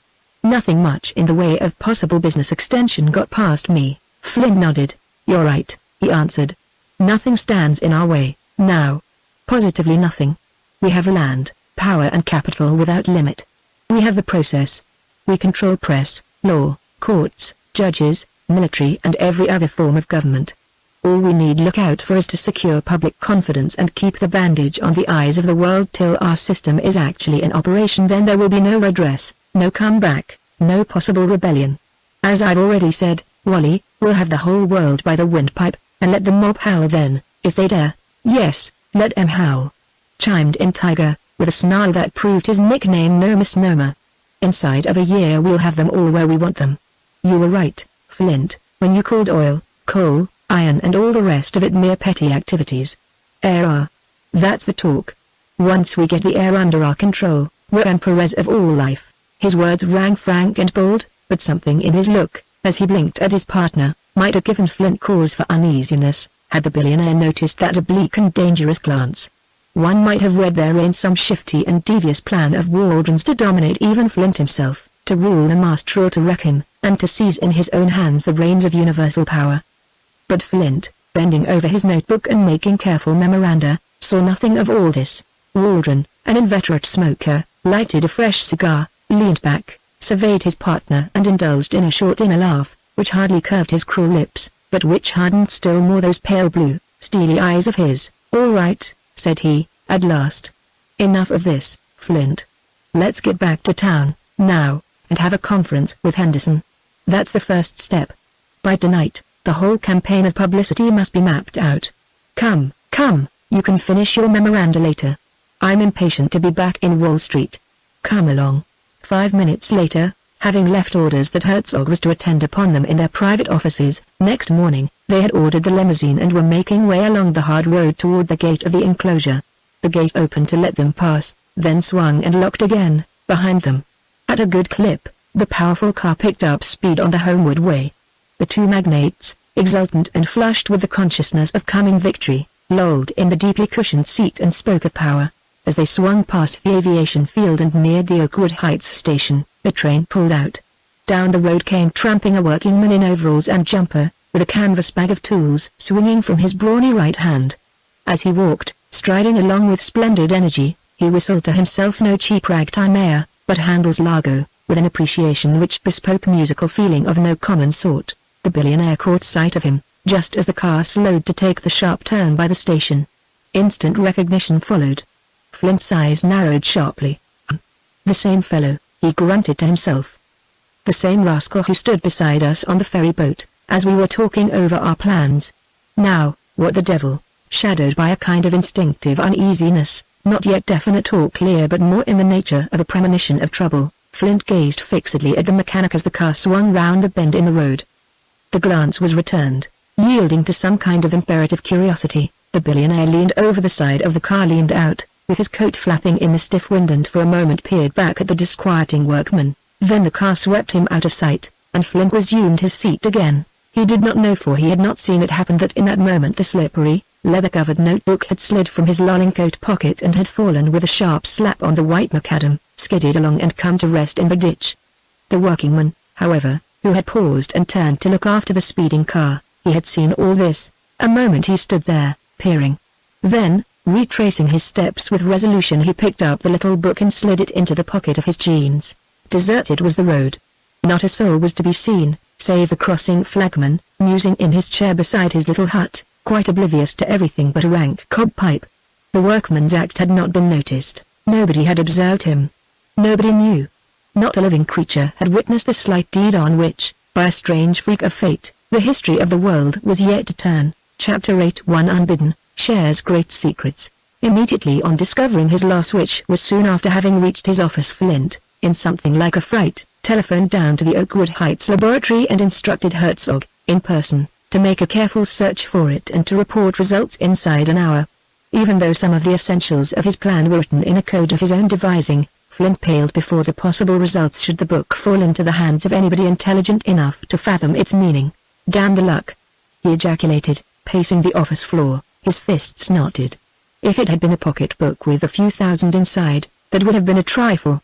But to lose my plan of campaign, God grant no harm may come of it. Waldron, slyly observing him, could not suppress a smile. "Calling on God, eh?" sneered he. "You must be agitated.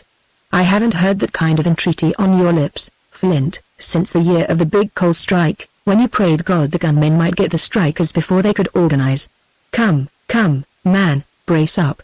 Your book will turn up all right, and even if it doesn't, there's no cause for alarm. It would take a man of extraordinary acumen to read your hieroglyphics. Cheer up, Flint. There's really nothing to excite you." The billionaire thus adjured, sat down and tried to calm his agitation. "Rotten luck, eh?" he queried.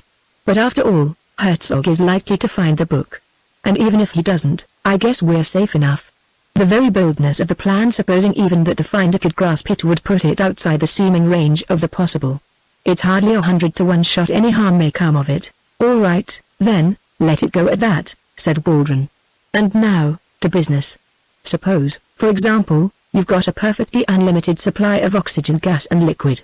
How are you going to market it? Just what details have you worked out? Flint pondered a moment, before replying. At last he said, "Of course you understand, Wally, I can't give you every point.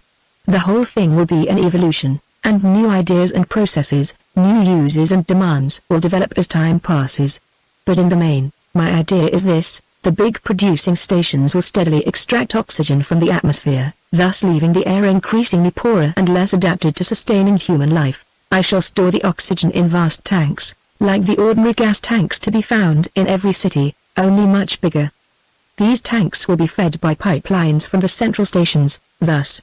Flint drew toward him a sheet of his heavily embossed letter paper, and, picking up a pencil, began to sketch a rough diagram.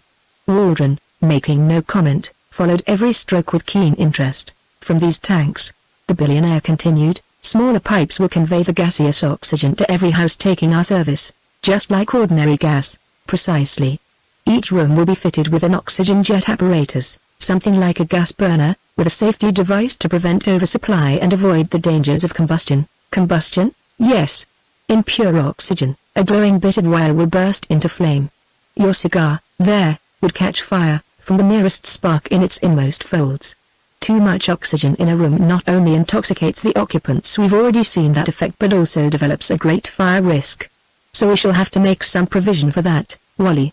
It will be absolutely essential." "All right. Allowing it's been made, what then?" asked Tiger, with extraordinary interest. "Can't you see? We'll have every household under our absolute thumb." And Flint pressed his thumb on the table to illustrate. "My God, man, think of it. Every city honeycombed by our pipes, yes, and every village and hamlet too, and even every farmhouse that can afford it. At first, the cost will be very low, till people have become accustomed to ozone as they are to water. The whole ventilation problem will be solved, at once and for all time. Where we can't pipe in the ozone, we can use portable vaporizers, to be supplied once a month, and of sufficient capacity to keep the air of an average-sized house perfectly pure for 30 days. Pure. More than pure. Exhilarating, life-giving, delicious. Under this system, Wally, the middle and upper classes will thrive as never before. They'll grow in size and weight, in health and intelligence, under the steady influence of ozone, day and night. Every vital process will be stimulated. Our invention will mark a new era in the welfare of the world." "Bunk," sneered Wally. "That's all very well for your prospectuses and newspaper articles, old man, but the fact is we don't give a damn whether it helps the world or wrecks it. We're out for money and power.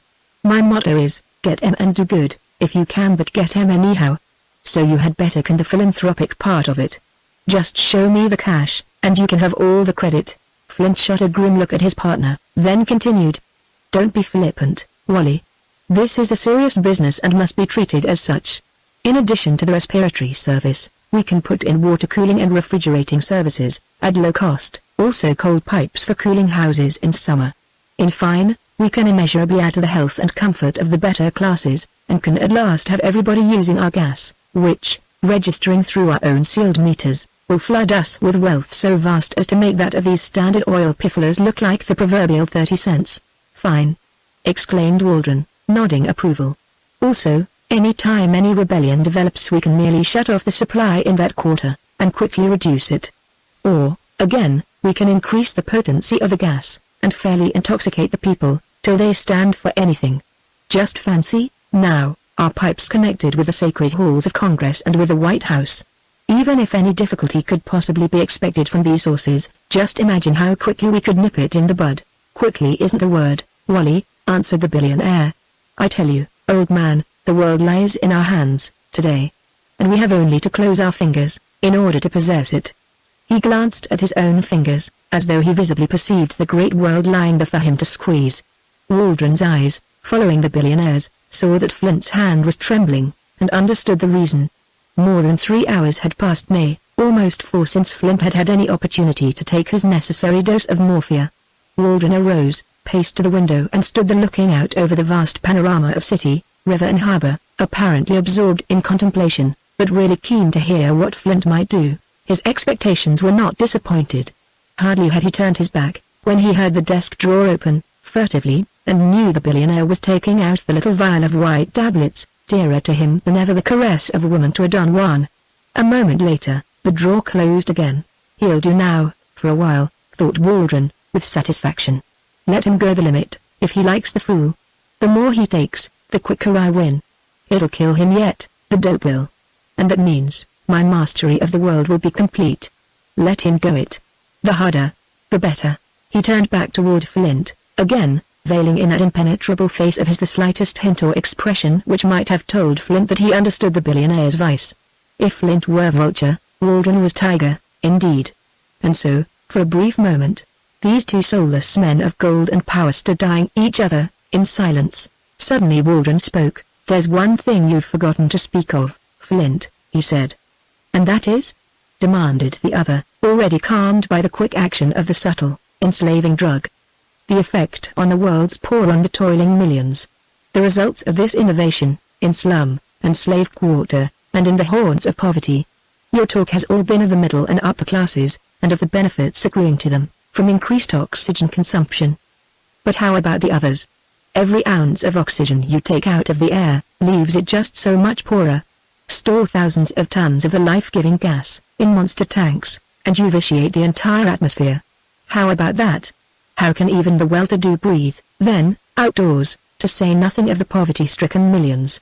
Flint grimaced, showing a glint of his gold tooth, his substitute for a smile. "That's all reckoned for," he answered. "I thought I made it quite clear, in our previous talk. To begin with, we will withdraw the oxygen from the atmosphere so slowly that at first there won't be any noticeable effect on the outdoor air. For a while, the only thing that will be noticed by the world will be that our gas service, to private residences and institutions, will result in greatly increased comfort and health to the better classes. And the cost will be so low, at first, mind you, only at first, that every family of any means at all can take it. In fact, Wally, we can afford practically to give away the service, for the first year, until we get our grip firmly fixed on the throat of the world. Do you get the idea?" Waldron nodded, as he drew leisurely on his cigar. "Practical to a degree," he answered. "That is, until the poor begin to gasp for breath. But what then? By the time the outer atmosphere really begins to show the effect of withdrawing a considerable percentage of the oxygen," Flint answered, "we will have our pocket respirators on the market. Well-to-do people will as soon think of going out without their shoes, as they will with their respirators. No, there won't be any visible tubes or attachments, Wally. Nothing of that kind. Only, each person will carry a properly insulated cake of solidified oxygen that will evaporate through the special apparatus and surround him with a normally rich atmosphere. And, yes, but the poor? The workers? What of them? Devil take them, if it comes to that," retorted Flint, with some heat. "Whoever gives them any serious attention, as it is? Who bothers about their health? They eat and drink and breathe the leavings, anyhow, eat the cheapest and the most adulterated food, drink the vilest slop and breathe the most vitiated slum air. Nobody cares, except perhaps those crazy socialists that once in a while get up on the street corner and howl about the rights of man and all that rubbish. Working class? What do I care about the cattle? Let them die, if they want to. Do you suppose, for 1 minute, I'm going to limit or delay this big innovation, because there's a working class that may suffer? They'll do more than suffer, Flint, if you seriously depreciate the atmosphere. They'll die. Well, let them, and be damned to them," retorted Flint, already showing symptoms of drug stimulation. Waldron, smoking meanwhile, eyed him with a dangerous smile lurking in his cold eyes. "Let them, I say. They die off, now, twice or thrice as fast as the better classes, but what difference does it make? Great breeders, those people are. The more they die, the faster they multiply. Let them go their way and do as they like, so long as they don't interfere with us.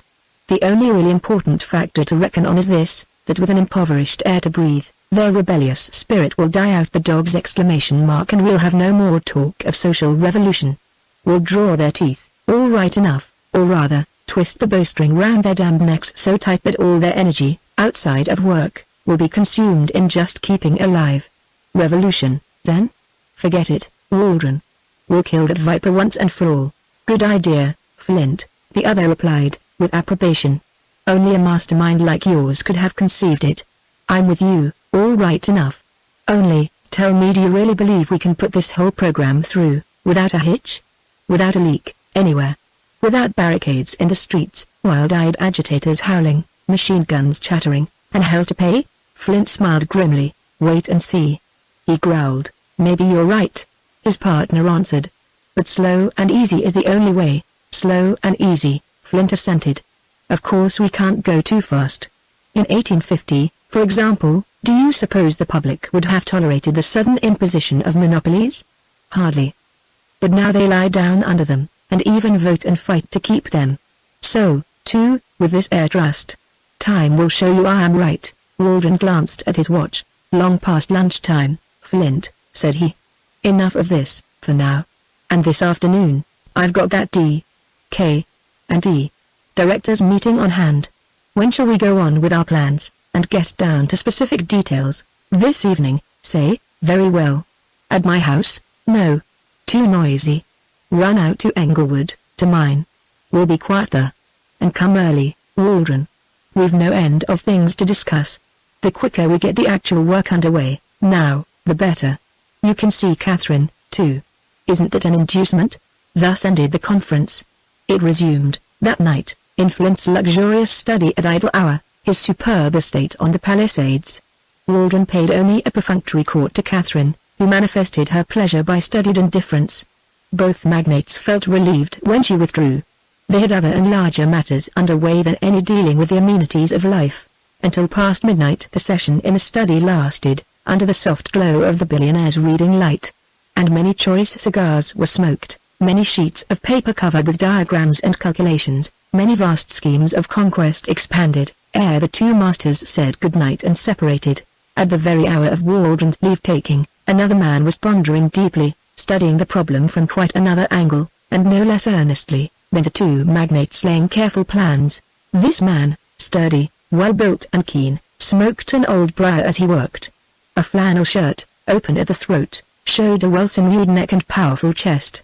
Under the inverted cone of a shaded incandescent in his room, at the electrician's quarters of the Oakwood Heights enclosure, one could see the deep lines of thought and careful study crease his high and prominent brow. From time to time he gazed out through the open window, off toward the whispering lines of surf on the eastern shores of Staten Island, the surf forever talking, forever striving to give its mystic message to the unheeding ear of man. And as he gazed, his blue eyes narrowed with the intensity of his thought. Once, as though some sudden understanding had come to him, he smote the pine table with a corded fist, and swore below his breath. It was past 2 in the morning when he finally rose, stretched, yawned and made ready for sleep on his hard iron bunk. Can it be? He muttered, as he undressed. Can it be possible, or am I dreaming? No, this is no dream. This is reality, and thank God, I understand. Then, before he extinguished his light, he took from the table the material he had been studying over, and put it beneath his pillow, where he could guard it safe till morning. The thing he thus protected was none other than a small notebook, filled with diagrams, jottings and calculations, and bound in red morocco covers. That night, at Englewood in the billionaire's home and in the workman's simple room at Oakwood Heights, history was being made. The outcome, tragic and terrible, who could have foreseen? Chapter 9 Discharged. Almost all the following morning, working at his bench in the electrochemical laboratories of the great Oakwood Heights plant, Gabriel Armstrong pondered deeply on the problems and responsibilities now opening out before him. The finding of that little red leather notebook, he fully understood, had at one stroke put him in possession of facts more vital to the labor movement and the world at large than any which had ever developed since the very beginning of capitalism. A socialist to the backbone, thoroughly class-conscious and dowered with an incisive intellect, Gabriel thrilled at thought that he, by chance, had been chosen as the instrument through which he felt the final revolution now must work. And though he remained outwardly calm, as he bent above his toil, inwardly he was aflame. His heart throbbed with an excitement he could scarce control. His brain seemed on fire, his soul pulsed with savage joy and magnificent inspiration. For he was only 24, and the bitter grind of years and toil had not yet worn his spirit down nor quelled the ardor of his splendid strength and optimism. Working at his routine labor, his mind was not upon it. No, rather it dwelt upon the vast discovery he had made or seemed to have made the night before. Clearly limned before his vision, he still saw the notes, the plans, the calculations he had been able to decipher in the billionaire's lost notebook, the notebook which now, deep in the pocket of his jumper that hung behind him on a hook against the wall, drew his every thought, as steel draws the compass needle. Incredible, yet true. He pondered, as he filed a brass casting for a new type dynamo. These men are plotting to strangle the world to death, to strangle, if they cannot own and rule it. And, what's more, I see nothing to prevent their doing it. The plan is sound. They have the means. At this very moment, the whole human race is standing in the shadow of a peril so great, a slavery so imminent, that the most savage war of conquest ever waged would be a mere skirmish, by comparison. Mechanically he labored on and on, turning the tremendous problem in his brain, striving in vain for some solution, some grasp at effective opposition. And, as he thought, a kind of dumb hopelessness settled down about him, tangible almost as a curtain, black and heavy. What shall I do? He muttered to himself. What can I do, to strike these devils from their villainous plan of mastery? As yet, he saw nothing clearly. No way seemed open to him. Alone, he knew he could do nothing, yet whither should he turn for help? To rival capitalist groups? They would not even listen to him, or, if they listened and believed, they would only combine with the plotters, or else, on their own hook, try to emulate them. To the labor movement? They would mock him as a chimerical dreamer, despite all his proofs. At best, he might start a few ineffectual strikes, petty and futile, indeed, against this vast, unmoving power. To the socialists. They, through their press and speakers in case they should believe him and cooperate with him could, indeed, give the matter vast publicity and excite popular opposition, but, after all, could they abort the plan? He feared they could not. The time, he knew, was not yet ripe when labor, on the political field, could meet and overthrow forces such as these, and so, for all his fevered thinking, he got no radical, no practical solution of the terrible problem. More and more definitely, as he weighed the pros and cons, the belief was borne in upon him that in this case he must appeal to nobody but himself, count on nobody, trust in nobody save Gabriel Armstrong. I must play a lone hand game, for a while at least, he concluded, as he finished his casting and took another. Later, perhaps, I can enlist my comrades. But for now, I must watch, wait, work, all alone. Perhaps, armed with this knowledge, invaluable knowledge shared by no one, I can meet their moves, checkmate their plans and defeat their ends. Perhaps, it will be a battle between one man, obscure and without means, and two men who hold billions of dollars and unlimited resources in their grasp. A battle unequal in every sense, a battle to the death. But I may win, after all. Every probability is that I shall lose everything, even my life. Yet still, there is a chance. By God, I'll take it. The last words, uttered aloud, seemed to spring from his lips as though uttered by the very power of invincible determination. A sneer, behind him, brought him round with a start. His gaze widened, at sight of Herzog standing there, cold and dangerous looking, with a venomous expression in those ill-mated eyes of his. Take it, will you? Jibed the scientist. You thief. Gabriel sprang up so suddenly that his stool clattered over backward on the red-tiled floor. His big fist clenched and lifted. But Herzog never flinched. Thief, he repeated, with an ugly thrust of the jaw. Servile and crawling to his masters, the man was ever arrogant and harsh with those beneath his authority. I repeat the word. Drop that fist, Armstrong, if you know what's good for you. I warn you. Any disturbance, here, and well, you know what we can do. The electrician paled, slightly. But it was not through cowardice. Rage, passion unspeakable, a sudden and animal hate of this lickspittle and supine toady shook him to the heart's core. Yet he managed to control himself, not through any personal apprehension, but because of the great work he knew still lay before him. At all hazards, come what might, he must stay on, there, at the Oakwood Heights plant. Nothing, now, must come between him and that one supreme labor. Thus he controlled himself, with an effort so tremendous that it trenched his very soul. This trouble, whatever it might be, must not be noised about. Already, up and down the shop, workers were peering curiously at him. He must be calm, must pass the insult, smooth the situation and remain employed there. I beg pardon, he managed to articulate, with pale lips that trembled. He wiped the beaded sweat from his broad forehead. Excuse me, Mr. Herzog. You startled me. What's the trouble? Any complaint to make? If so, I'm here to listen. Herzog's teeth showed in a rat-like grin of malice. Yes, you'll listen, all right enough, he sneered. I've named you, and that goes. You're a thief, Armstrong, and this proves it. Look, from behind his back, where he had been holding it, he produced the little morocco-covered book. Right in Armstrong's face he shook it, with an oath. Steal, will you? He jibed. For it's the same thing, no difference whether you picked it out of Mr. Flint's pocket or found it on the floor here, and tried to keep it. Steal, eh? Hold it for some possible reward? You skunk. Lucky you haven't brains enough to make out what's in it. Thought you'd keep it, did you? But you weren't smart enough, Armstrong. No, not quite smart enough for me. After looking the whole place over, I thought I'd have a go at a few pockets and, you see? Oh, you'll have to get up early to beat me at the game, you thief.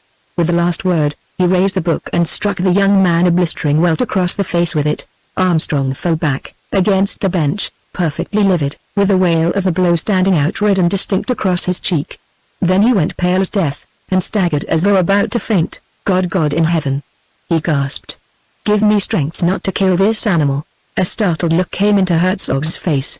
He recognized, at last, the nature of the rage he had awakened. In those twitching fists and that white, writhen face he recognized the signs of passion that might, on a second's notice, leap to murder. And, shot through with panic, he now retreated, like the coward he was, though with the sneer still on his thin and cruel lips. Get your time, he commanded, with crude brutality. Go, get it at once. You're lucky to get off so easily. If Flint knew this, you'd land behind bars. But we want no scenes here. Get your money from Sanderson, and clear out. Your job ended the minute my hand touched that book in your pocket. Still Armstrong made no reply. Still he remained there, dazed and stricken, pallid as milk, a wild and terrible light in his blue eyes. An ugly murmur rose. 2 or 3 of his fellow workmen had come drifting down the shop, toward the scene of altercation. Another joined them, and another. Not one of them but hated Herzog with a bitter animosity. And now perhaps, the time was come to pay a score or two. But Armstrong, suddenly lifting his head, faced them all, his comrades. His mind, quick acting, had realized that, now his possession of the book had been discovered, his chances of discovering anything more, at the works, had utterly vanished. Even though he should remain, he could do nothing there. If he were to act, it must be from the outside, now, following the trend of events, dogging each development, striving in hidden, devious ways, violent ways, perhaps to pull down this horrible edifice of enslavement ere it should whelm and crush the world. So, acting as quickly as he had thought, and now ignoring the man Herzog as though he had never existed, Armstrong faced his fellows. It's all right, boys, said he, quite slowly, his voice seeming to come from a distance, his tones forced and unnatural. It's all right, every way. I'm caught with the goods. Don't any of you butt in. Don't mix with my trouble. For once I'm glad this is a scab shop, otherwise there might be a strike, here, and worse hell to pay than there will be otherwise. I'm done. I'll get my time, and quit. But remember one thing, you'll understand someday what this is all about. I'm glad to have worked with you fellows, the past few months. You're all right, every one of you. Goodbye, and remember, here, you men, get back to work. Cried Herzog, suddenly. No handshaking here, and no speech-making. This man's a sneak thief and he's fired, that's all there is to it. Now, get on to your job. The first man that puts up a complaint about it, can get through, too. For a moment they glowered at him, there in the white-lighted glare of the big shop. A fight, even then, was perilously near, but Armstrong averted it by turning away. I'm done, he repeated. He gathered up a few tools that belonged to him, personally, gave one look at his comrades, waved a hand at them, and then, followed by Herzog, strode off down the long aisle, toward the door. Herzog, said he, calmly and with cold emphasis, listen to this, get out. Get your time, I tell you, and go. Repeated the bully. To hell with you. Clear out of here. I'm going, the young man answered. But before I do, remember this, you grazed death, just now. Well for you, Herzog, almighty well for you, my temper didn't best me. For remember, you struck me and called me thief, and that sort of thing can't be forgotten, ever, even though we live 1,000 years. Remember, Herzog, not now, but sometime. Remember that one word, sometime. That's all. With no further speech, and while Herzog still stood there by the shop door, sneering at him, Armstrong turned and passed out. A few minutes later he had been paid off, had packed his knapsack with his few belongings, and was outside the big palisade, striding along the hard and glaring road toward the station. I did it, his one overmastering thought was. Thank heaven, I did it. I held my temper and my tongue, didn't kill that spawn of hell, and saved the whole situation. I'm out of a job, true enough, and out of the plant, but after all, I'm free and I know what's in the wind. There's yet hope. There'll be a way to do this work. What a man must do, he can do. Up came Armstrong's chin. as he walked. His shoulders squared, with strength and purpose, and his stride swung into the easy machine gait that had already carried him so many thousand miles along the hard and bitter highways of the world. As he strode away, on the long road toward he knew not what, words seemed to form and shape in his strengthened and refortified mind, words for long years forgotten, words that he once had heard at his mother's knee. He that ruleth his spirit is better than he that taketh a city. Chapter 10. A glimpse at the parasites. The Longmeadow Country Club, on the Saturday afternoon following Armstrong's abrupt dismissal, was a scene of gaiety and beauty without compare. Set in broad acres of wood and lawn, the clubhouse proudly dominated far-flung golf links and mirror tennis courts. Shining motors stood parked on the plaza before the club garage, each valued at several years' wages of a workingman. Men and women exploiters all parasites elegantly and coolly clad in white, smote the swift sphere upon the tennis court, with jest and laughter. Others, attended by caddies mere proletarian scum, bent beneath the weight of cleeks and brassies moved across the smooth-cropped links, kept in condition by grazing sheep and by steam rollers. On putting green and around bunkers these idlers struggled with artificial difficulties, while in shops and mines and factories, on railways and in the blazing hells of stokeholes, men of another class, a slave class, labored and agonized, toiled and died that these might wear fine linen and spend the long June afternoon in play. From the huge, cobblestone chimney of the country club, up-wafting smoke told of the viands now preparing for the idlers' dinner, after sport rich meats and dainties of the rarest. In the Rathskeller some of the elder and more indolent men were absorbing alcohol while music played and painted nymphs of abundant charms looked down from the wall frescoes. Out on the broad piazzas, well sheltered by awnings from the rather ardent sun, men and women sat at spotless tables, dallying with drinks of rare hues and exalted prices. Cigarette smoke wafted away on the Puris from over the Catskills, far to northwest, defiling the sweet breath of nature, herself, with fumes of nicotine and dope. A Hungarian orchestra was playing the latest Manhattan ragtime, at the far end of the piazza. It was, all in all, a scene of rare refinement, characteristic to a degree of the efflorescence of American capitalism. At one of the tables, obviously bored, sat Catherine Flint, only daughter of a billionaire. A rare girl, she, to look upon, deep-bosomed and erect, dressed simply in a midi blouse with a blue tie, a khaki skirt and low, rubber-soled shoes revealing a silk stocking ankle that would have attracted the enthusiastic attention of gentlemen in any city of the world. No hat disfigured the coiled and braided masses of coppery hair that circled her shapely head. A healthy tan on face and arms and open throat bespoke her keen devotion to all outdoor life. Her fingers, lithe and strong, were graced by but 2 rings, a monogram, of gold, and the betrothal ring that Maxim Waldron had put there, only 3 weeks before. Impatience dominated her. One could see that, in the nervous tapping of her fingers on the cloth, the slight swing of her right foot as she sat there, one knee crossed over the other, the glance of her keen, grey eyes down the broad driveway that led from the huge stone gates up to the clubhouse. Beside her sat a nonentity in impeccable dress, dangling a monocle and trying to make small talk, the while he dallied with a Bronx cocktail, costing more than a day's wage for a childish flower-making slave of the tenements, and inhaled a rotten row cigarette, the last word from London in the tobacco line. To the sallies of this elegant, the girl replied by only monosyllables. Her glass was empty, nor would she have it filled, despite the exquisite entreaties. From time to time she glanced impatiently at the long bag of golf sticks leaning against the porch rail, and, now and then, her eyes sought the little Servine watch set in a leather wristlet on her arm. Inconsiderate of him, I'm sure, to keep so magnificent a Diana waiting, drawled her companion, blowing a lungful of thin blue smoke athwart the breeze. Especially when you're so deuced keen on doing the course before dinner. Now if I were the favoured swain, wild horses wouldn't keep me away. She made no answer, but turned a look of indifference on the shrimp beside her. Had he possessed the soul of a real man, he would have shriveled, but, being oblivious to all things save the pride of wealth and monstrous self-conceit, he merely snickered and reached for his cocktail which, by the way, he was absorbing through a straw. I say, Miss Flint? He presently began again, stirring the ice in the cocktail. Well? She answered, curtly. If you are really very, very impatient to have a go at the links, why wait for Wally? I should be only too glad to volunteer my services as your knight-errant, and all that sort of thing. Thanks, awfully, she answered, but Mr. Waldron promised to go round the course with me, this afternoon, and I'll wait. The impeccable one grinned fatuously, invited her again to have a drink which she declined and ordered another for himself. with profuse apologies for drinking alone, apologies which he hardly seemed to notice. "Deuced bad form of Wally, I must say," the gilded youth resumed, trying to make capital for himself, "to leave you in the lurch, this way." Silence from Catherine. The would-be interloper, feeling that he was on the wrong track, took counsel with himself and remained for a moment immersed in what he imagined to be thought. At last, however, with an oblique glance at his indifferent companion, he remarked, "Devilish hard time women have in this world, you know.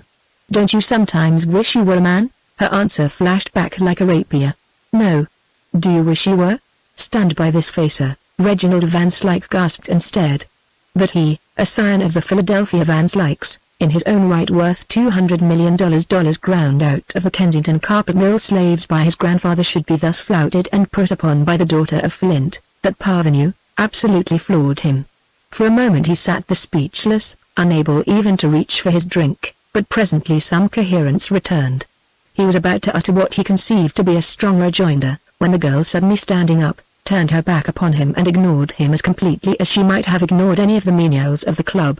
His irritated glance followed hers. There, far down the drive, just rounding the long turn by the artificial lake, a big blue motor car was speeding up the grade at a good clip.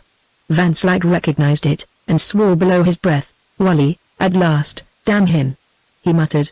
Just when I was beginning to make headway with Kate. Vexed beyond endurance, he drummed on the cloth with angry fingers, but Catherine was oblivious. Unmindful of the merrymakers at the other tables, the girl waved her handkerchief at the swiftly approaching motor. Waldron, from the back seat, raised an answering hand, though without enthusiasm. Above all things he hated demonstration, and the girl's frank manner, free, unconventional and not yet broken to the harness of Mrs. Grundy, never failed to irritate him. Very incorrect for people in our set, he often thought. But for the present I can do nothing. Once she is my wife, then I shall find means to curb her. For the present, however, I must let her have her head. Such was now his frame of mind as the long car slid under the portico gear and came to a stand. He would have infinitely preferred that the girl should wait his coming to her, on the piazza. But already she had slung her bag of sticks over her strong shoulder, and was down the steps to meet him. Her leave-taking of the incensed Van Slyke had been the merest nod. "You're late, Wally," said she, smiling with her usual good humor, which had already quite dissipated her impatience. "Late, but I'll forgive you, this time. I'm afraid we won't have time to do all 18 holes round." "What kept you?" "Business, business," he answered, frowning. "Always the same old grind, Kate. You women don't understand. I tell you, this slaving in Wall Street isn't what it's cracked up to be. I couldn't get away till 11:30. Then, just had a quick bite of lunch, and broke every speed law in New York getting here. Do you forgive me?"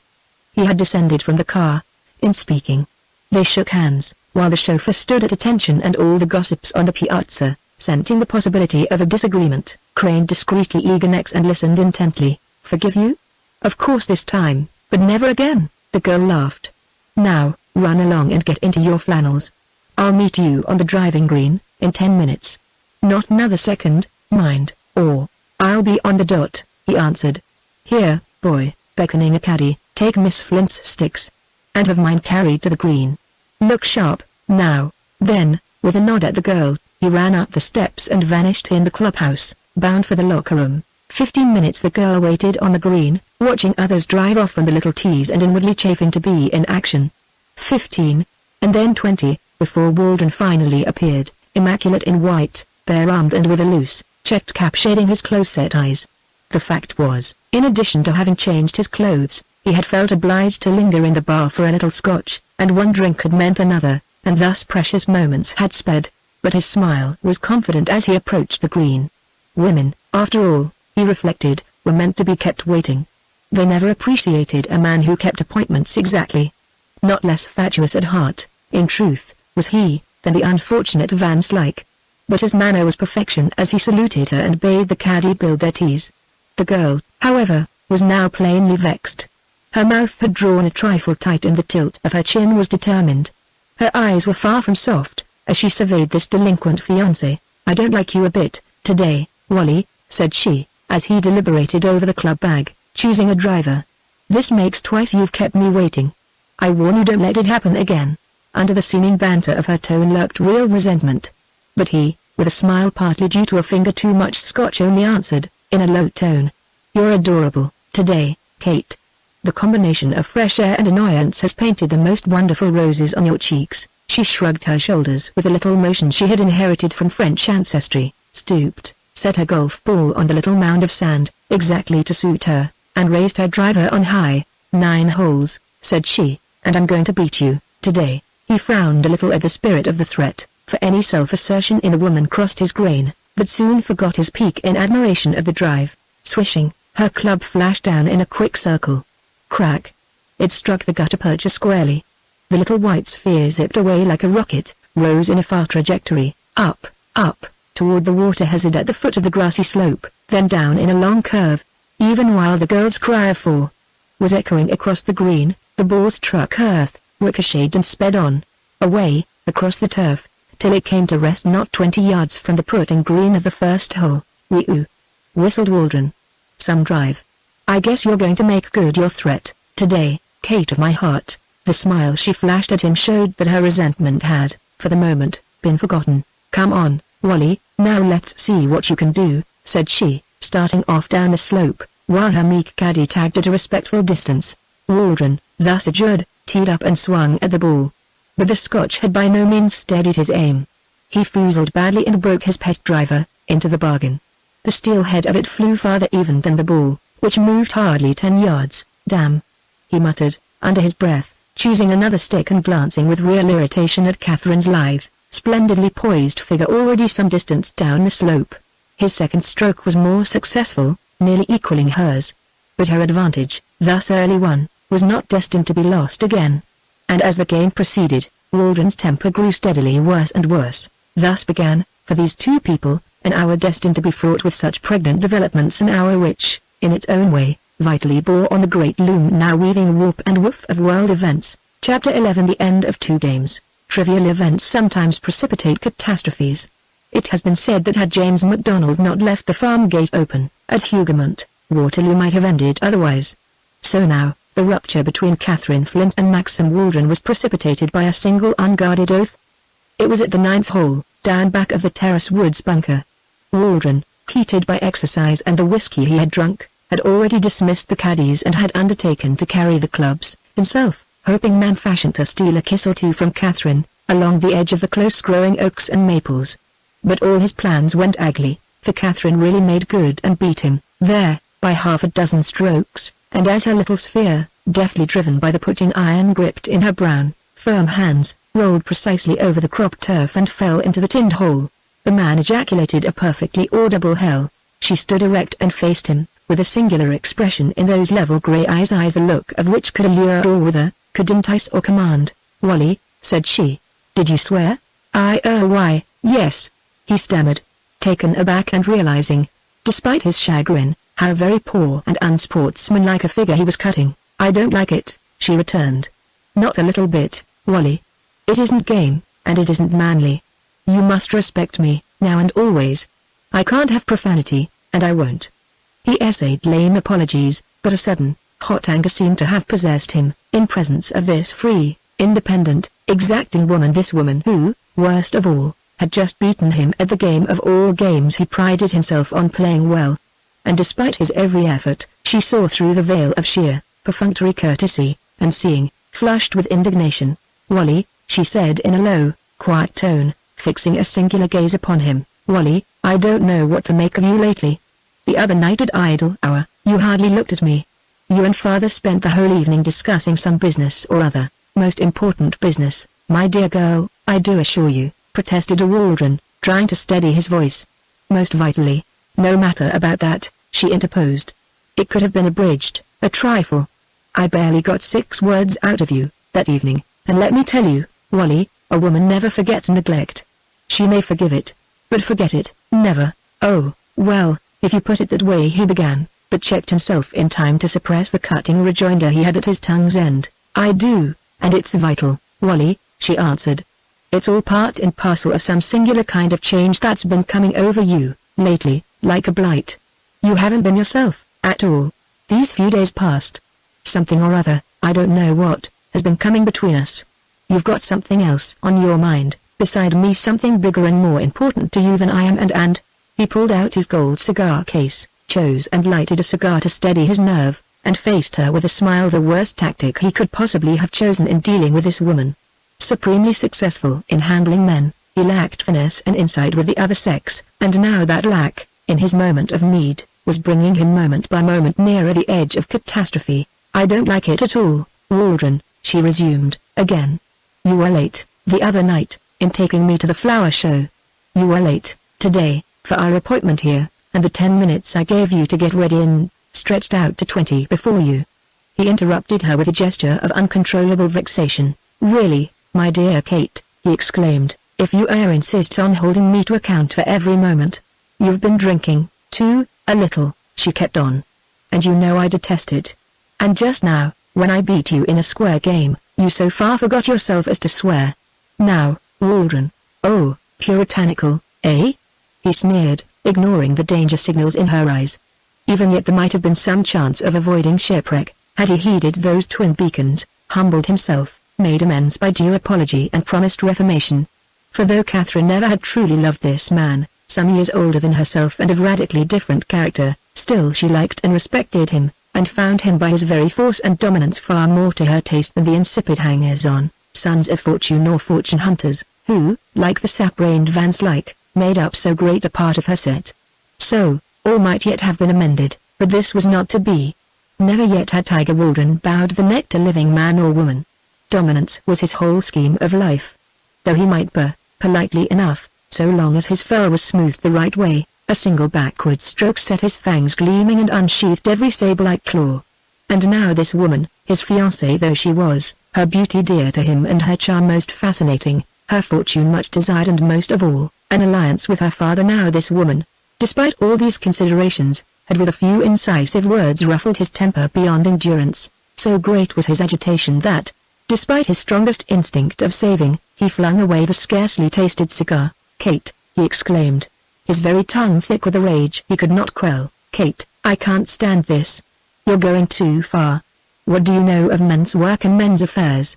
Who are you, to judge of their times of coming and going, their obligations, their habits and man of life? What do you understand?" "It's obvious," she replied with glacial coldness, "that I don't understand you, and never have. I have been living in a dream, Wally, seeing you through the glass of illusion, not reality. After all, you're like all men, just the same, no different. Idealism, self-sacrifice, true nobility of character, where are these, in you? What is but the same old selfishness, the same innate masculine conceit and—" "No more of this, Kate," cried the financier, paling a little. "No more. I can't have it. I won't, it's impossible. You don't understand, I tell you. In your narrow, untrained, woman's way, you try to set up standards for me, try to judge me, and dictate to me. Some old puritanical streak in you is cropping out, some blue law atavism, some I know not what, that rebels against my taking a drink like every other man. That cries out against my letting slip a harmless oath again, like every other man that lives and breathes. Every man, that is, who is a man, a real man, not a dummy. If you've been mistaken in me, how much more have I, in you? And so, she took the very words from his pale lips, "We've both been mistaken, that's all." "No, no," she forbade him with raised hand, as he would have interrupted with protests. "No, you needn't try to convince me otherwise, now. 1,000 volumes of speeches, after this, couldn't do it. An hour's insight into the true depths of a man's character, yes, even a moment's perfectly suffices to show the truth. You've just drawn the veil aside, Wally, for me, and let me look at the true picture. All that I've known and thought of you, so far, has been sham and illusion. Now, I know you, you don't, Catherine," he exclaimed, half in anger, half contrition, terrified at last by the imminent break between them, by the thought of losing this rich flower from the garden of womanhood, this splendid financial and social prize. "I've done wrong, Kate. I admit it. But, truly, no more," said she, and in her voice sounded a command he knew, at last, was quite inexorable. "I'm not like other women of our set, perhaps. I can't be bought and sold, Wally, with money and position. I can't marry a man, and have to live with him, if he shows himself petty, or small, or narrow in any way. I must be free, free as air, as long as I live. Even in marriage, I must be free. Freedom can only come with the union of two souls that understand and help and inspire each other. Anything else is slavery and worse. She shuddered, and for a moment turned half away from him, as, now contrite enough for the minute, he stood there looking at her with dazed eyes. For a second the idea came to him that he must take her in his arms, there in the edge of the woods, burn kisses on her right mouth, win her back to him by force, as he had won all life's battles. He would not, could not, let this prize escape him now. A wave of desire surged through his being. He took a step toward her, his trembling arms open to seize her lithe, seductive body. But she, retreating, held him away with repellent palms. "No, no, no," she cried. "Not now, never that, any more. I must be free, Wally, free as air." She raised her face toward the vast reaches of the sky, breathed deep and for a moment closed her eyes, as though bathing her very soul in the sweet freedom of the out-of-doors. "Free as air," she whispered. "Let me go." He started violently. Her simile had struck him like a lash. "Free as what?" he exclaimed hoarsely. "As air. But there's no such freedom, I tell you. Air isn't free anymore, or won't be, soon. It will be everything, anything but free, before another year is gone. Free as air. You don't understand. Your father and we shall soon own the air. Free as air. Yes, if you like. For that means you, too, must belong to me." Again he sought to take her, to hold her and overmaster her. But she, now I died with a kind of sudden terror at this latest outbreak, this seeming madness on his part, which she could nowise fathom or comprehend, retreated ever more and more, away from him. Then suddenly with a quick effort, she stripped off the splendid, blazing diamond from her finger, and held it out to him. "Wally," said she, calm now and quite herself again, "Wally, let's be friends.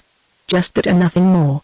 Dear, good, companionable friends, as we used to be, long years ago, before this madness seized us, this chimera of love, as a bull charging, is struck to the heart by the sword of the matador, and stops in his tracks, motionless and dazed before he falls, so Tiger Waldron stopped, wholly stunned by this abrupt and crushing denouement. For a moment, man and woman faced each other. Not a word was spoken. Catherine had no word to say, and Waldron, though his lips worked, could bring none to utterance. Then their eyes met, and his lowered. "Goodbye," said she quietly. "Goodbye forever, as my betrothed. When we meet again, Wally, it will be as friends, and nothing more. And now, let me go. Don't come with me. I prefer to be alone.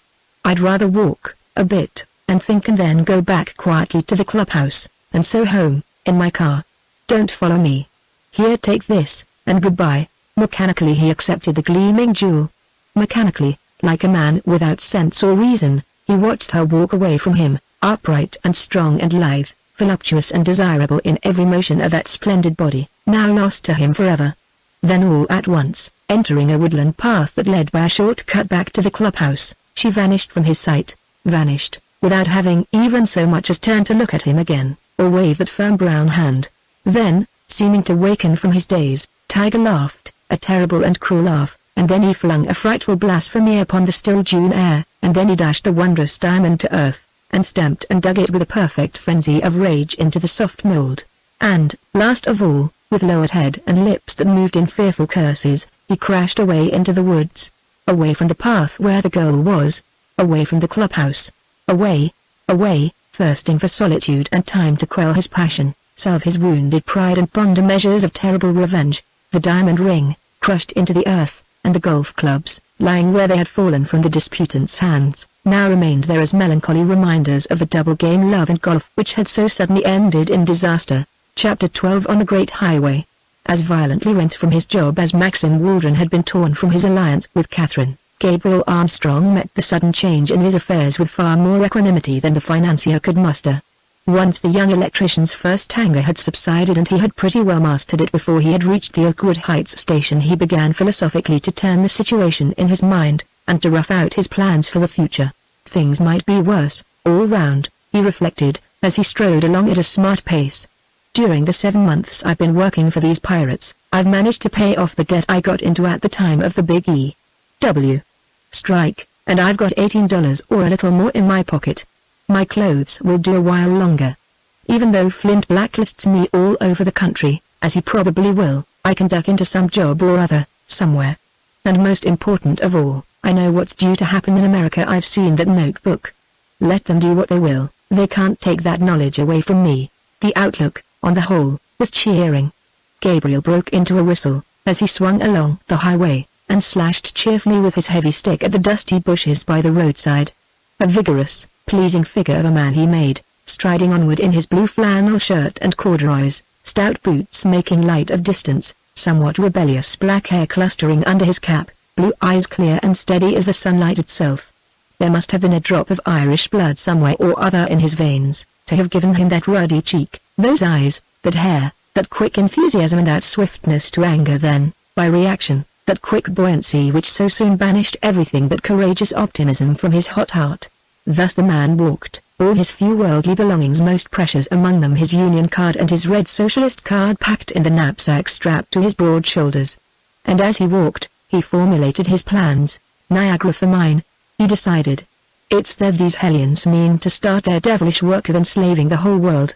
It's there I want to be, and must be, to follow the infernal job from the beginning and to nail it, when the right time comes. I'll put in a day or two with my old friend, Sam Underwood, up in the Bronx, and maybe tell him what's doing and frame out the line of action with him. But after that, I strike for Niagara, yes, and on foot. This decision came to him as strongly desirable. Not for some time, he knew, could the actual work of building the Air Trust plant be started at Niagara. Meanwhile, he wanted to keep out of sight, as much as possible. He wanted, also, to save every cent. Again, his usual mode of travel had always been either to ride the rods or hike it on Shanks' mare. Bitterly opposed to swelling the railway's revenues by even a penny, Armstrong in the past few years of his life had done some thousands of miles, afoot, all over the country. His best means of socialist propaganda, he had found, was in just such meanderings along the highways and hedges of existence, a casual job, here or there, for a day, a week, a month, then, quick friendships, a little talk, a few leaflets handed to the intelligent, if he could find any. He had laced the continent with such peregrinations, always sowing the seed of revolution wherever he had passed, getting in touch with the movement all over the Republic, keeping his finger on the pulse of ever-growing, always strengthening socialism. Such had his habits long been.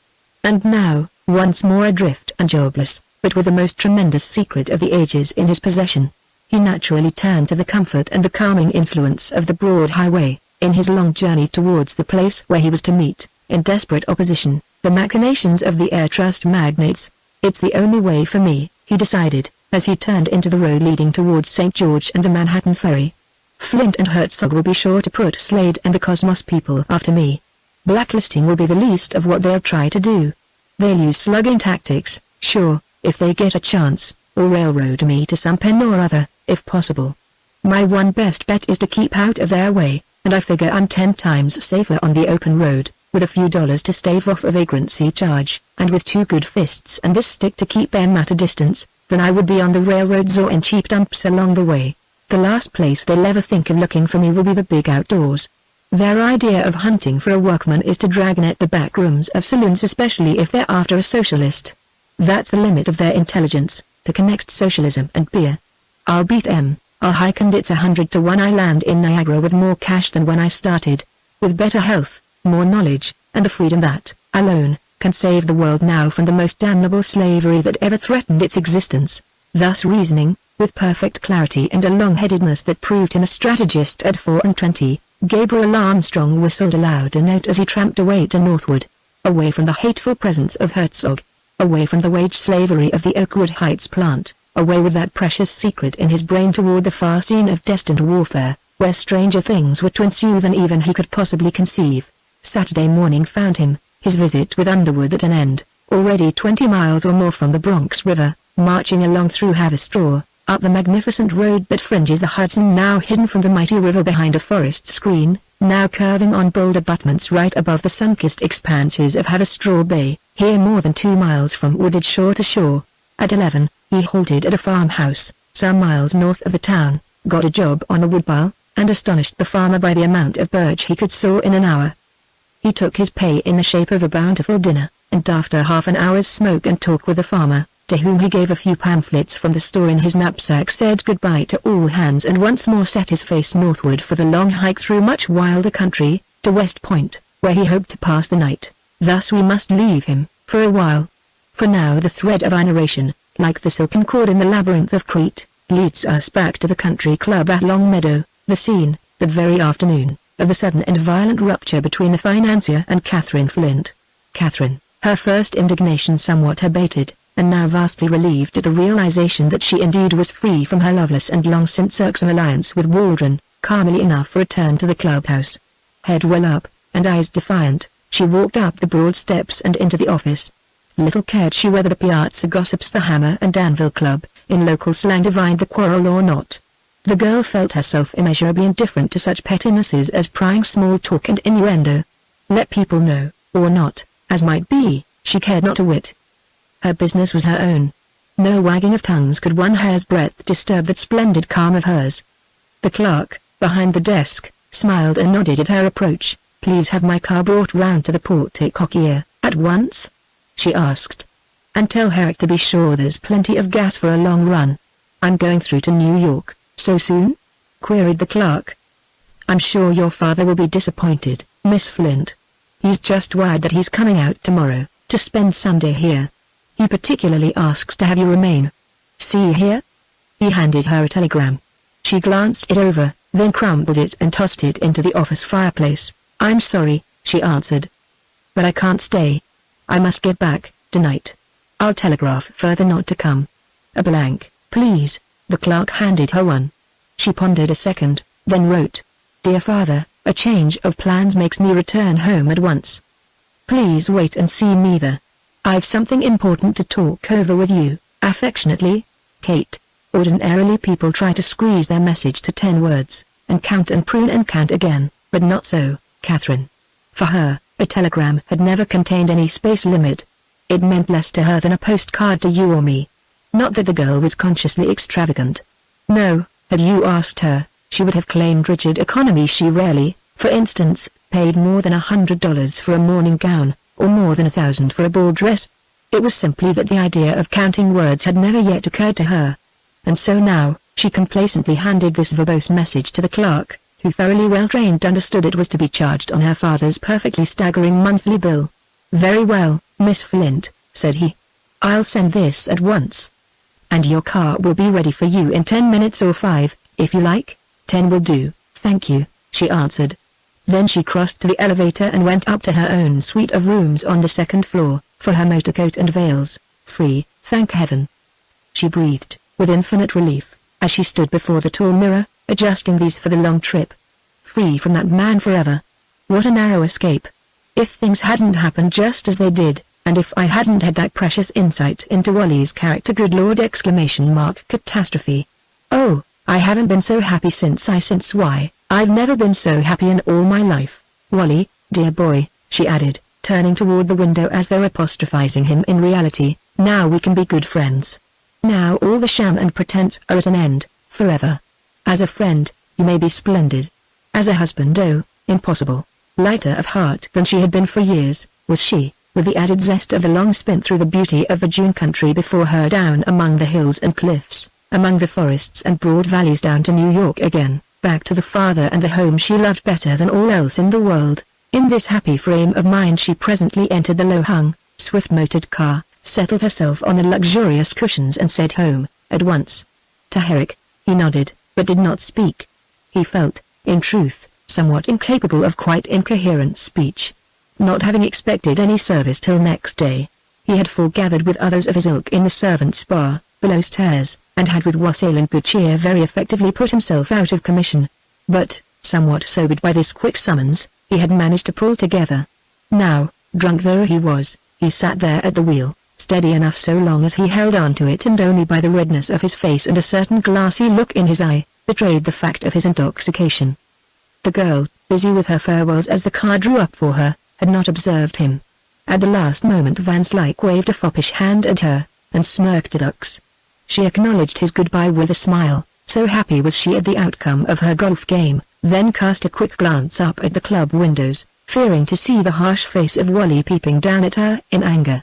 But he was nowhere to be seen, and now, with a sudden acceleration of the powerful 6-cylinder engine, the big grey car moved smoothly forward.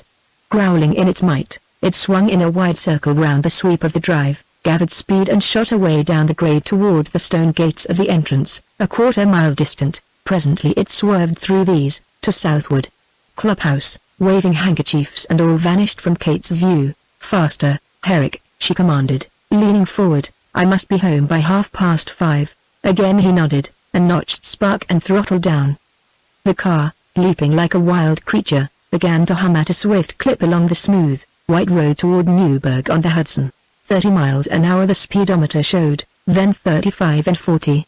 Again the drunken chauffeur, still master of his machine despite the poison pulsing in his dazed brain, snicked the little levers further down. 45, 50, 55.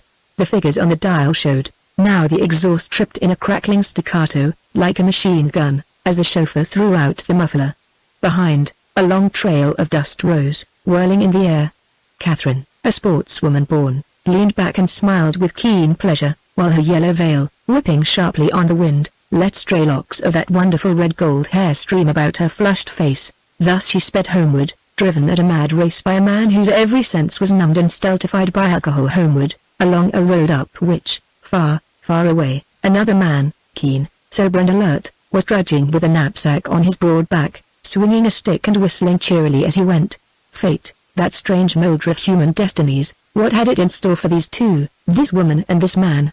This daughter of a billionaire, and this young proletarian, who could foresee, or, foreseeing, could believe what even now stood written on the book of destiny. Chapter 13 Catastrophe.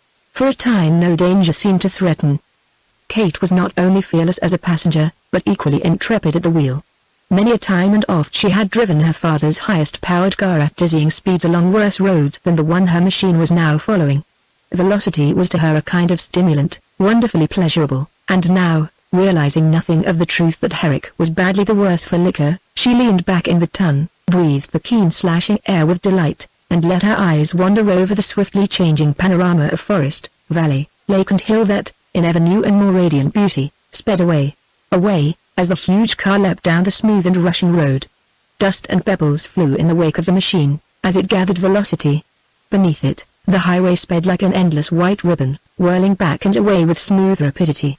No common road, this, but one which the state authorities had very obligingly built especially for the use of millionaires' motor cars, all through the region of country clubs, parks, bungalows and summer resorts dotting the west shore region of the Hudson. Let the farmer truck his produce through mud and ruts, if he would. Let the country folk drive their ramshackle buggies over rocks and stumps, if they so chose. Nothing of that sort for millionaires. No, they must have macadam and smooth, long curves, easy grades and where the road swung high above the gleaming river-retaining walls to guard them from plunging into the palisaded abyss below. At just such a place it was, where the road made a sharper turn than any the drunken chauffeur had reckoned on, that catastrophe leapt out to shatter the rushing car. Only a minute before, Kate, a little uneasy now, at the truly reckless speeding of the driver, and at the daredevil way in which he was taking curves without either sounding his siren or reducing speed, had touched him on the shoulder, with a command, "Not quite so fast, Herrick. Be careful." His only answer had been a drunken laugh. "Careful nothing." He slobbered, to himself. "You wanted speed and now HC exclamation mark bsis, you get HC exclamation mark speed. I ain't afraid of HC exclamation mark you." She had not heard the words, but had divined their meaning. "Herrick," she commanded sharply, leaning forward. "What's the matter with you? Obey me. Do you hear? Not so fast." A whiff of alcoholic breath suddenly told her the truth. For a second she sat there, as though petrified, with fear now for the first time clutching at her heart. "Stop at once!" she cried, gripping the man by the collar of his livery. "You're drunk, Herrick. I'll have you discharged, at once, when we get home. Stop. Do you hear me? You're not fit to drive. I'll take the wheel myself." But Herrick, hopelessly under the influence of the poison, which had now produced its full effect, paid no heed. "Why can't this car?" he muttered, in maudlin accents. "Too big, too heavy for HC exclamation mark woman. I drit all right. Drunk or sober. Good show for good car, I know this car. You won't fire me HC exclamation mark for talkie and drink or two, huh? I drive you or we drive you to New York or to HC exclamation mark hell. Same thing, no difference, ha. Ha exclamation mark I. A sudden blaze of rage crimsoned the girl's face. In all her life she never had been thus spoken to. For a second she clenched her fist, as though to strike down this sodden brute that in the seat before her a feat she would have been quite capable of. but second thought convinced her of the peril of such an act. Ahead of them a long down grade stretched away, to a turn half hidden under the arching greenery. As the car struck this slope, it leapt into ever greater speed, and now, under the erratic guidance of the lolling wretch at the wheel, it began to sway in long, unsteady curves, first toward one ditch, then the other. Another woman would have screamed, might even have tried to jump out. But Kate was not of the hysteric sort. More practical, I've got to climb over into the front seat, she realized in a flash, and shut off the current, cut the power off, stop the car. On the instant, she acted. But as she arose in the tongue, Herrick, sensing her purpose, turned toward her in the sudden rage of complete intoxication. "Nor why don't?" he shouted, his face perfectly purple with fury and drink. "No woman," he exclamation mark, "runs this old boat while I'm aboard, see? Go on, fire me. I don't give damn. But you don't run car. Sit down. I run car, New York or hell, no matter which." Hurtling down a slope like a runaway comet, now wholly out of control. The powerful great car leapt madly at the turn. Catherine, her heart sick at last with terror, caught a second glimpse of forest, on one hand, of a stone wall with treetops on some steep abyss below, just grazing it, on the other. Through these trees she saw a momentary flash of water, far beneath. Then the leaping front wheels struck a cluster of loose pebbles, at the bend. Wrenched from the drunkard's grip, the steering wheel jerked sharply round. A skidding crash cry. Over the roadway, vacant now, floated a tenuous cloud of dust and gasoline vapor, commingled. In the retaining wall at the left, a jagged gap appeared. Suddenly, far below, toward the river, a crashing detonation shattered harsh echoes from shore to shore. Came a quick flash of light, then thick, black, greasy smoke arose, and, wafting through the treetops, drifted away on the warm wind of that late June afternoon. A man, some quarter of a mile to southward, on the great highway, paused suddenly at sound of this explosion. For a moment he stood there listening acutely, a knotted stick in hand, his flannel shirt, open at the throat, showing a brown and corded neck. The heavy knapsack on his shoulders seemed no burden to that rugged strength, as he stood, poised and eager, every sense centered in keen attention. "Trouble ahead, there, by the eternal!" he suddenly exclaimed. His eye had just caught sight of the first trailing wreaths of smoke, from up the cliff. "An auto's gone to smash, down there, or I'm a plute." He needed no second thought to hurl him forward to the rescue. At a smart pace he ran, hallooing loudly, to tell the victims should they still live that help was at hand. At his right, extended the wall. At his left, a grove of sugar maples, sparsely set, climbed a long slope, over the ridge of which the descending sun glowed warmly. Somewhat back from the road, a rough shack which served as a sugar house for the spring sap boiling, stood with gaping door, open to all the winds that blew. These things he noted subconsciously, as he ran. Then, all at once, as he rounded a sharp turn, he drew up with a cry. "Down the cliff!" he exclaimed. Knocked the wall clean out, and plunged. Holy Mackinaw, what a smash! In a moment he had reached the scene of the catastrophe. His quick eye took in, almost at a glance, the skidding mark of the wheels, the ragged rent in the wall, the broken limbs of trees below. "Some wreck!" he ejaculated, dropping his stick and throwing off his knapsack. "Hello, down there!"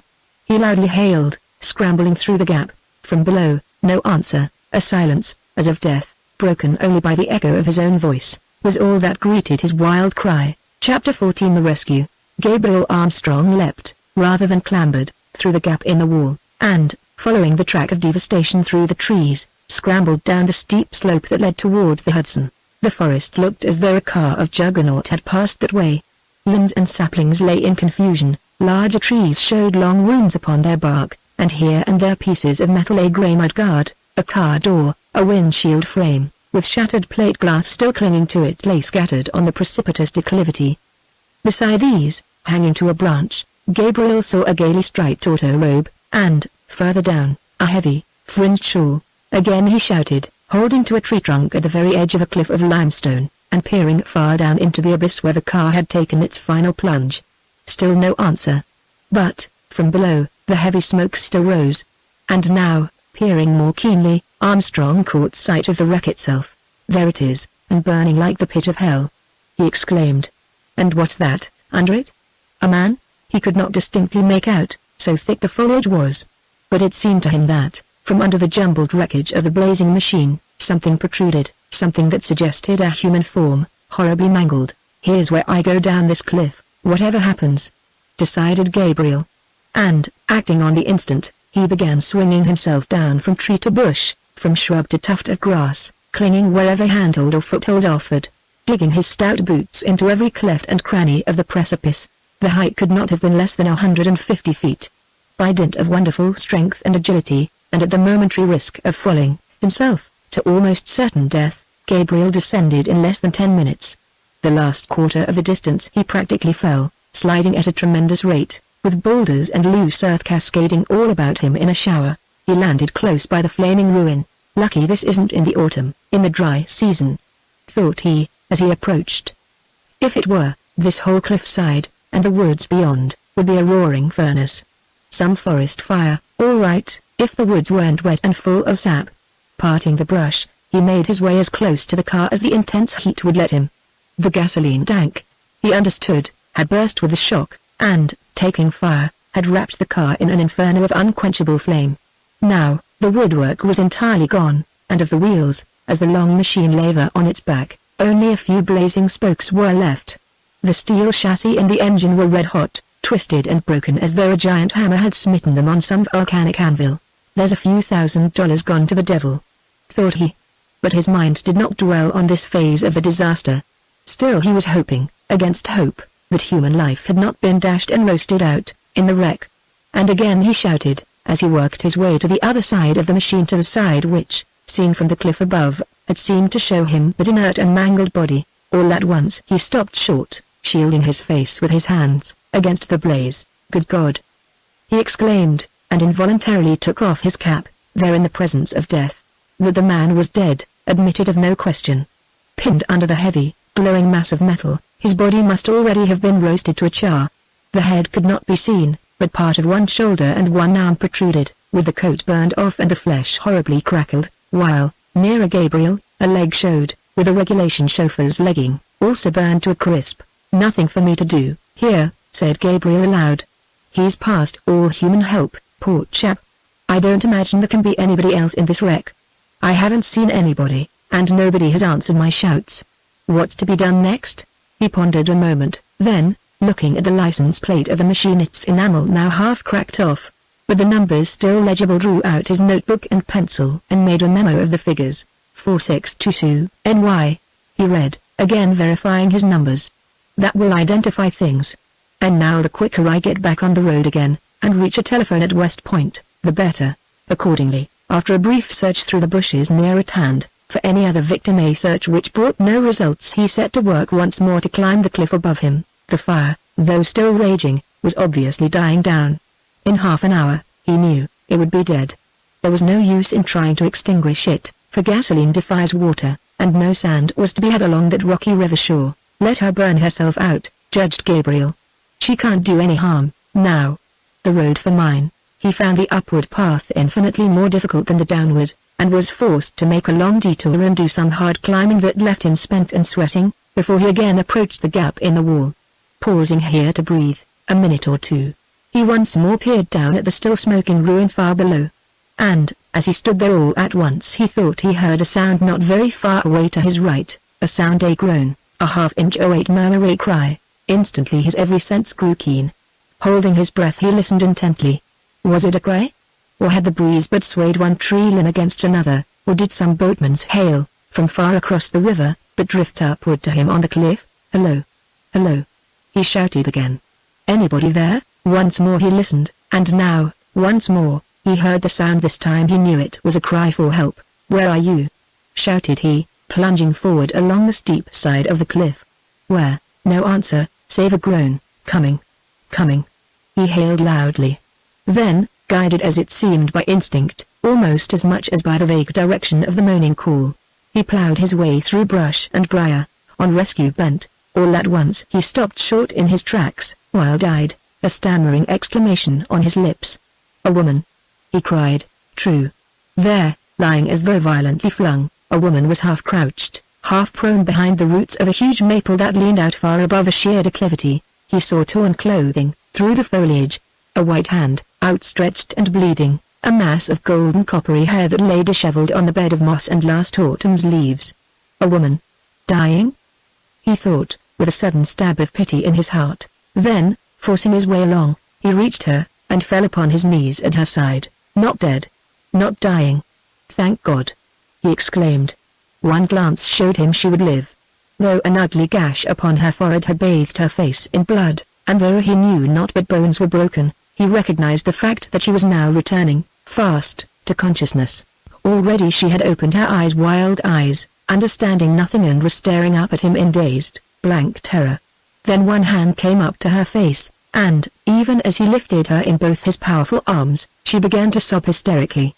He knew the value of that weeping, and made no attempt to stop it. The overwrought nerves, he understood, must find some outlet.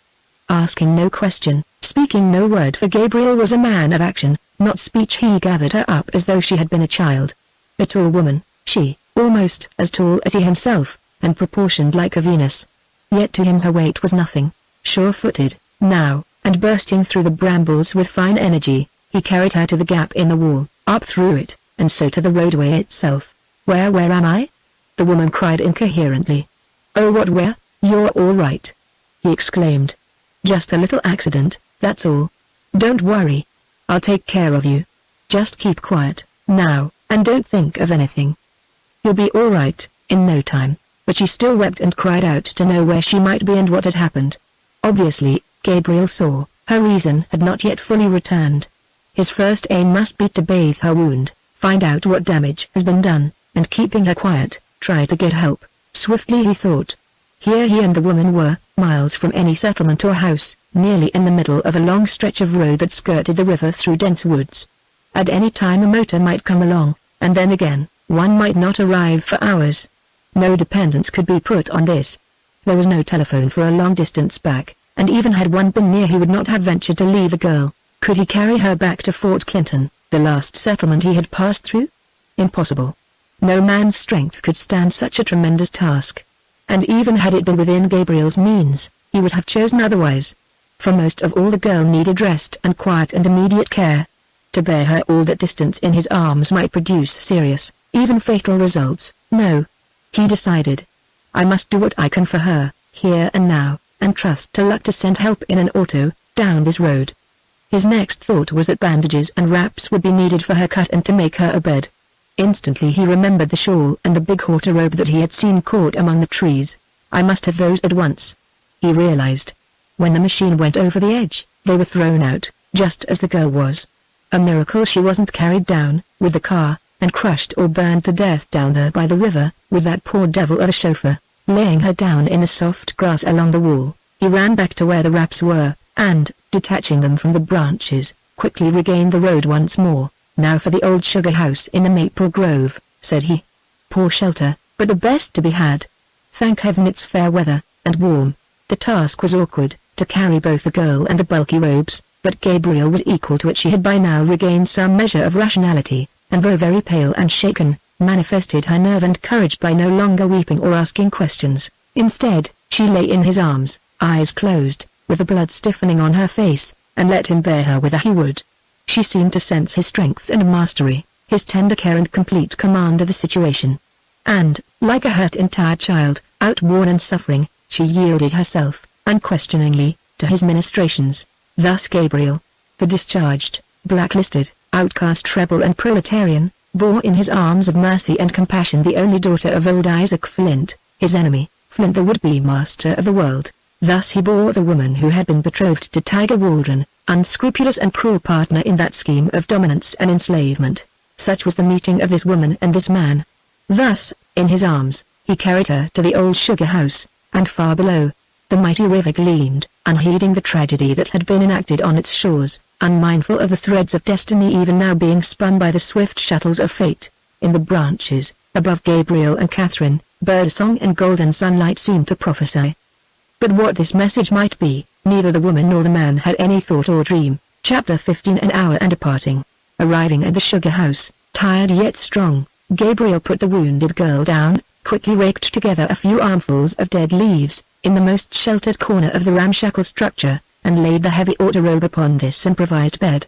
Then he helped his patient to lie down there, and bade her wait till he got water to wash and dress her cut. "Don't worry about anything," he reassured her. "You're alive, and that's the main thing. Now, I'll see you through with this, whatever happens. Just keep calm, and don't let anything distress you." She looked at him with big, anxious eyes where still the full light of understanding had not yet returned. It had all happened so suddenly. She managed to articulate. "He was drunk, the chauffeur. The car ran away." "Where is it? Where is Herrick the man?" "I don't know," Gabriel lied promptly and with force. Not for worlds would he have excited her with the truth. "Never you mind about that. Just lie still, now, till I come back." Already, among the rusty utensils that had served for the sugaring off, the previous spring, he had rooted out a tin pail. He kicked a quantity of leaves in under the sheet iron open stove, flung some sticks atop of them, and started a little blaze. Warm water, he reflected, would serve better than cold in removing that clotting blood and dressing the hurt. Then, saying no further word, but filled with admiration for the girl's pluck, he seized the pail and started for water. "Nerve?" he said to himself, as he ran down the road toward a little brook he remembered having crossed, a few hundred yards to southward. Nerve, indeed. Not one complaint about her own injuries. Not a word of lamentation. "If this isn't a thoroughbred, whoever or whatever she is, I never saw one," he returned, presently, with the pail nearly full of cold and sparkling water. Ignoring Rust, he made her drink as deeply as she would, and then set a dipperful of water on the now hot sheet iron. Then, tearing a strip off the shawl, he made ready for his work as an amateur physician. "Tell me," said he, kneeling there beside her in the hut which was already beginning to grow dusk, "except for this cut on your forehead, do you feel any injury? Think you've got any broken bones? See if you can move your legs and arms." "All right," she obeyed. "Nothing broken, I guess," she answered. "What a miracle. Please leave me, now. I can wash my own hurt. Go find Herrick. He needs you worse than I do." "No he doesn't," blurted Gabriel with such conviction that she understood. "You mean?" she queried, as he brought the dipper of now tepid water to her side. He's dead?" He hesitated to answer. "Dead? Yes, I understand." She interpreted his silence. "You needn't tell me." "I know," he nodded. "Yes," said he. "Your chauffeur has paid the penalty of trying to drive a 6-cylinder car with alcohol. Now, think no more of him. Here, let me see how badly you're cut." "Let me sit up, first," she begged. "I am not hurt enough to be lying here like an invalid." She tried to rise, but with a strong hand on her shoulder he forced her back. She shuddered, with the horror of the chauffeur's death strong upon her. "Please lie still," he begged. "You've had a terrific shock, and have lived through it by a miracle, indeed. You're wounded and still bleeding. You must be quiet." The tone in his voice admitted no argument.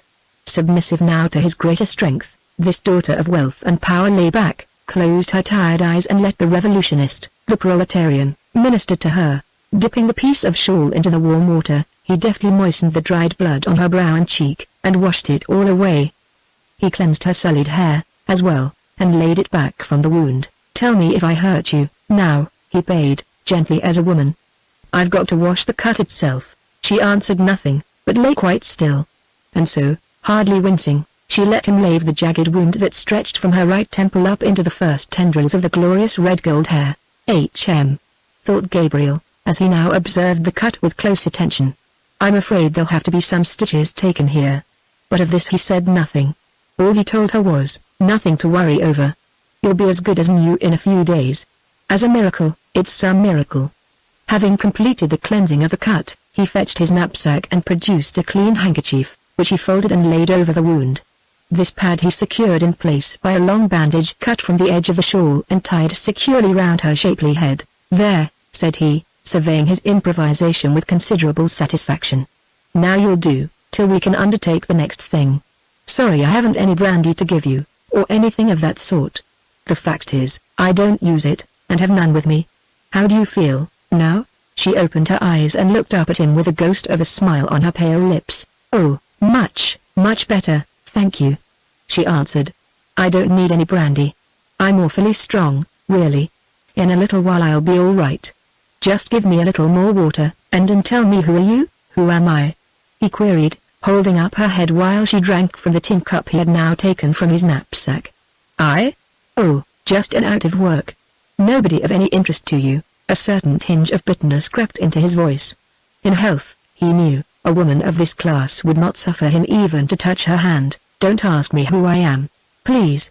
And I won't ask your name. We're of different worlds, I guess. But for the moment, fate has leveled the barriers. Just let it go at that. And now, if you can stay here, all right, perhaps I can hike back to the next house below here, and telephone, and summon help. How far is it? She asked, looking at him with wonder in her lovely eyes. Wonder, and new thoughts, and a strange kind of longing to know more of this extraordinary man, so strong, so gentle, so unwilling to divulge himself or ask her name. How far? He repeated.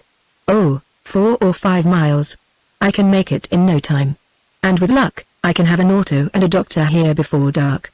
Well, does that suit you? Don't go, please, she answered. I may be still a little weak and foolish, but somehow, I don't want to be left alone. I want to be kept from remembering, from thinking of those last, awful moments when the car was running away, when it struck the wall, at the turn, when I was thrown out, and knew no more. Don't go just yet, the girl entreated, covering her eyes with both hands, as though to shut out the horrible vision of the catastrophe. All right, Gabriel answered. Just as you please. Only, if I stay, you must promise to stop thinking about the accident, and try to pull together. I promise, she agreed, looking at him with strange eyes. Oh dear, she added, with feminine inconsequentiality, my hair's all down, and Lord knows where the pins are. He smiled to himself as she managed, with the aid of such few hairpins as remained, to coil the coppery meshes once more round her head and even somewhat over the bandage, and secure them in place. At sight of his face as he watched her, she too smiled, only the first time he had seen a real smile on her mouth. I'm only a woman, after all, she apologized. You don't understand. You can't. But no matter. Tell me why I need you go, at all. Why? For help, of course. There's sure to be a motor, or something, along this road, before very long, she answered. Put up some signal or other, to stop it. That will save you a long, long walk, and save me from remembering. I need you here with me, she added earnestly. Don't go please. All right, as you will. The man made reply. I'll rig a danger signal on the road, and then all we can do will be to wait. This plan he immediately put into effect, setting his knapsack in the middle of the road and piling up brush and limbs of trees about it. There, he said to himself, as he surveyed the result, no car will get by that, without noticing it. Then he returned to the sugar house, some 100 yards back from the highway in the grove, now already beginning to grow dim with the shadows of approaching nightfall. The glowing coals of the fire gleamed redly, through the rough place. The girl, still lying on her bed of leaves and auto robes, with the mutilated shawl drawn over her, looked up at him with an expression of trust and gratitude. For a second, only one, something quick and vital gripped at the wanderer's heart, some vague, intangible longing for a home and a woman, a longing old as our race, deep planted in the inmost citadel of every man's soul. But, half impatiently, he drove the thought away, dismissed it, and, smiling down at her with cheerful eyes and white, even teeth, said reassuringly, everything's all right now. The first machine that passes, will take you to civilization, and you? She asked. What of you, then, me? Oh, I'll hike, he answered. I'll plug along just as I was doing when I found you. Where to? Oh, north. What for? Work. Please don't question me. I'd rather you wouldn't. She pondered a moment. Are you what they call a working man? She presently resumed. Yes, said he. Why, and are you happy? Yes. In a way. Or shall be, when I've done what I mean to do. But forgive me, you're very poor? Not at all. I have, at this present moment, more than $18 in my pocket, and I have these. He showed her his 2 hands, big and sinewed, capable and strong. $18, she mused, half to herself. Why, I have spent that, and more, for a single ounce of a new perfume, something very rare, you know, from Japan. Indeed? Well, don't tell me, he replied. I'm not interested in how you spend money, but how you get it. Get it? Oh, father gives me my allowance, that's all, and he squeezes it out of the common people. She glanced at him quickly. You aren't a socialist, into the bargain, are you? She inquired. At your service, he bowed. This is strange, strange indeed, she said. Tell me your name. No, he refused. I'd still rather not. Nor shall I ask yours. Please don't volunteer it. Came a moment's silence, there in the darkening hut, with the fire glow red upon their faces. "Happy," said the girl. "You say you're happy. Well, I are not unhappy, surely?" asked Gabriel, leaning forward as he sat there beside her, and gazing keenly into her face. "How should I know?" she answered. "Unhappy? No, perhaps not. But vacant, empty, futile. Yes, I believe you," Gabriel judged. "You tell me no news. And as you are, you will ever be. You will live so and die so. No, I won't preach. I won't proselytize. I won't even explain. It would be useless. You are one pole, I the other. And the world, the whole wide world, lies between." Suddenly she spoke. "You're a socialist," said she. "What does it mean to be a socialist?" He shook his head. "You couldn't understand, if I told you," he answered. "Why not?" "Oh, because your ideas and environments and interests and everything have been so different from mine, because you're what you are, because you can never be anything else." "You mean socialism is something beyond my understanding?" she demanded, piqued. "Of course, that's nonsense. I'm a human being. I've got brains, haven't I? I can understand a scheme of dividing up, or leveling down, or whatever it is, even if I can't believe in it." He smiled oddly. "You've just proved, by what you've said," he answered slowly, "that your whole concepts are mistaken. Socialism isn't anything like what you think it is, and if I should try to explain it, you'd raise 10,000 futile objections, and beg the question, and defeat my object of explanation by your very inability to get the point of view. So you see, I see that I want to know more," she exclaimed, with determination. "If there's any branch of human knowledge that lies outside my reasoning powers, it's time I found that fact out. I thought socialists were wild, crazy, erratic cranks, but if you're one, then I seem to have been wrong. You look rational enough, and you talk in an eminently sane manner." "Thank you," he replied, ironically. "Don't be sarcastic," she retorted. "I only meant, it's all right, anyhow," said he. "You've simply got the old, stupid, worn-out ideas of your class. You can't grasp this new ideal, rising through the ruck and waste and sin and misery of the present system. I don't blame you. You're a product of your environment. You can't help it. With that environment, how can you sense the newer and more vital ideas of the day?" For a moment she fixed eager eyes on him, in silence. Then asked she, "Ideals? You mean that socialism has ideals, and that it's not all a matter of tearing down and dividing up, and destroying everything good and noble and right, all the accumulated wisdom and resources of the world?" He laughed heartily. "Who handed you that bunk?" he demanded. "Father told me socialism was all that, and more." "What's your father's business?" "Why, investments, stocks, bonds, industrial development and all that sort of thing." He grunted.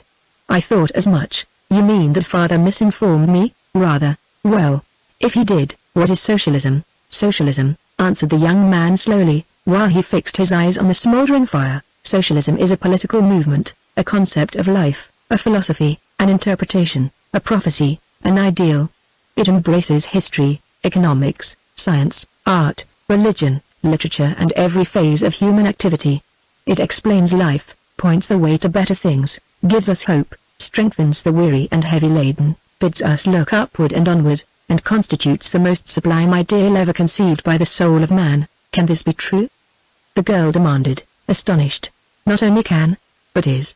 Socialism would free the world from slavery and slaves, from war, poverty, prostitution, vice and crime, would cleanse the sores of our rotting capitalism, would loose the gyves from the fettered hands of mankind, would bid the imprisoned soul of man awake to nobler and to purer things." "How?" "The answer to that would take me weeks. You would have to read and study many books, to learn the entire truth. But I am telling you the substance of the ideal, a realizable ideal, and no chimera when I say that socialism sums up all that is good, and banishes all that is evil. And do you wonder that I love and serve it, all my life?" She peered at him in wonder. "You serve it? How?" she demanded. "By spreading it abroad, by speaking for it, working for it, fighting for it. By the spoken and the printed word. By every act and through every means whereby I can bring it nearer and nearer realization." "You're a dreamer, a visionary, a fanatic," she exclaimed. "You think so?" "No, I can't agree. Time will judge that matter. Meanwhile, I travel up and down the earth, spreading socialism, and what do you get out of it, personally?" "I? What do you mean?" "I never thought of that question. I mean, money. What do you make out of it?" He laughed heartily. "I get a few jail sentences, Once in a while, now and then a crack over the head with a policeman's billy, or maybe a peek down the muzzle of a rifle. I get. You mean that you're a martyr? By no means. I've never even thought of being called such. This is a privilege, this propaganda of ours. It's the greatest privilege in the world, bringing the word of life and hope and joy to a crushed, bleeding and despairing world. She thought a moment, in silence. You're a poet, I believe, said she. No, not that. Only a worker in the ranks. But do you write poetry? I write verses. You'd hardly call them poetry. Verses? About socialism, sometimes. Will you give me some? What do you mean? Tell me some of them. Of course not. I can't recite my verses. They aren't worth bothering you with. That's for me to judge. Let me hear something of that kind. If you only knew how terribly much you interest me. You mean that? Of course I do. Please let me hear something you've written. He pondered a moment, then in his well-modulated, deep-toned voice began. Hesperides, my feet, used to pine needles, moss and turf, and the grey boulders at the lip o' the sea, where the cold brine jets up its creamy surf, now tread once more these city ways, unloved by me, hateful and hot, gross with iniquity. And so I grieve when I wake, or at high blinding noon, or when the moon mocks this sad Nineveh, where the throngs weave their jostling ways by day, their paths by night, where darkness is not, where the streets burn bright with hectic fevers, eloquent of death. I gasp for breath. Visions have I, visions. So sweet they seem that from this welter of men and things I turn, to dream of the dim wood world, calling out to me. Where forest virgins I half glimpse, half see with cool mysterious fingers beckoning. Where vine-wreathed woodland altars sunlit burn, or dryads dance their mystic rounds and sing high, sing low, with magic cadences that once the wild oaks of Dodona heard, and every wood note bids me burst asunder the bonds that hold me from the leaf-fed bird. I quaff thee, O Nepenthe. Ah, the wonder grows, that there be who by their wealth, their ease by damning serfs to cities, hot and blurred, far from thy golden quest, Hesperides. 2. I see this August sun again sheer up high heaven wheel his angry way, and hordes of men bleared with unrestful sleep rise up another day, their bodies racked with aftermaths of toil. Over the city, in each gasping street, shudders a haze of heat, reverberant from pillar, span and plinth. Once more, cribbed in this monstrous labyrinth sacrificed to the monitor of greed, men bear the turmoil, glare, sweat, brute inharmonies, denial of each simplest human need, loss of life's meaning as day lags on day, and my rebellious spirit rises, flies in dreams to the green quiet wood away, away, away. 3. And now, I feel the forest moss. Come.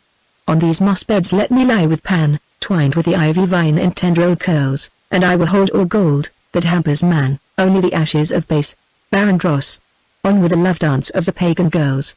The pagan girls with lips all rosy red, with breasts upgirt and foreheads garlanded, with fair white foreheads nobly garlanded, with sandaled feet that weave the magic ring.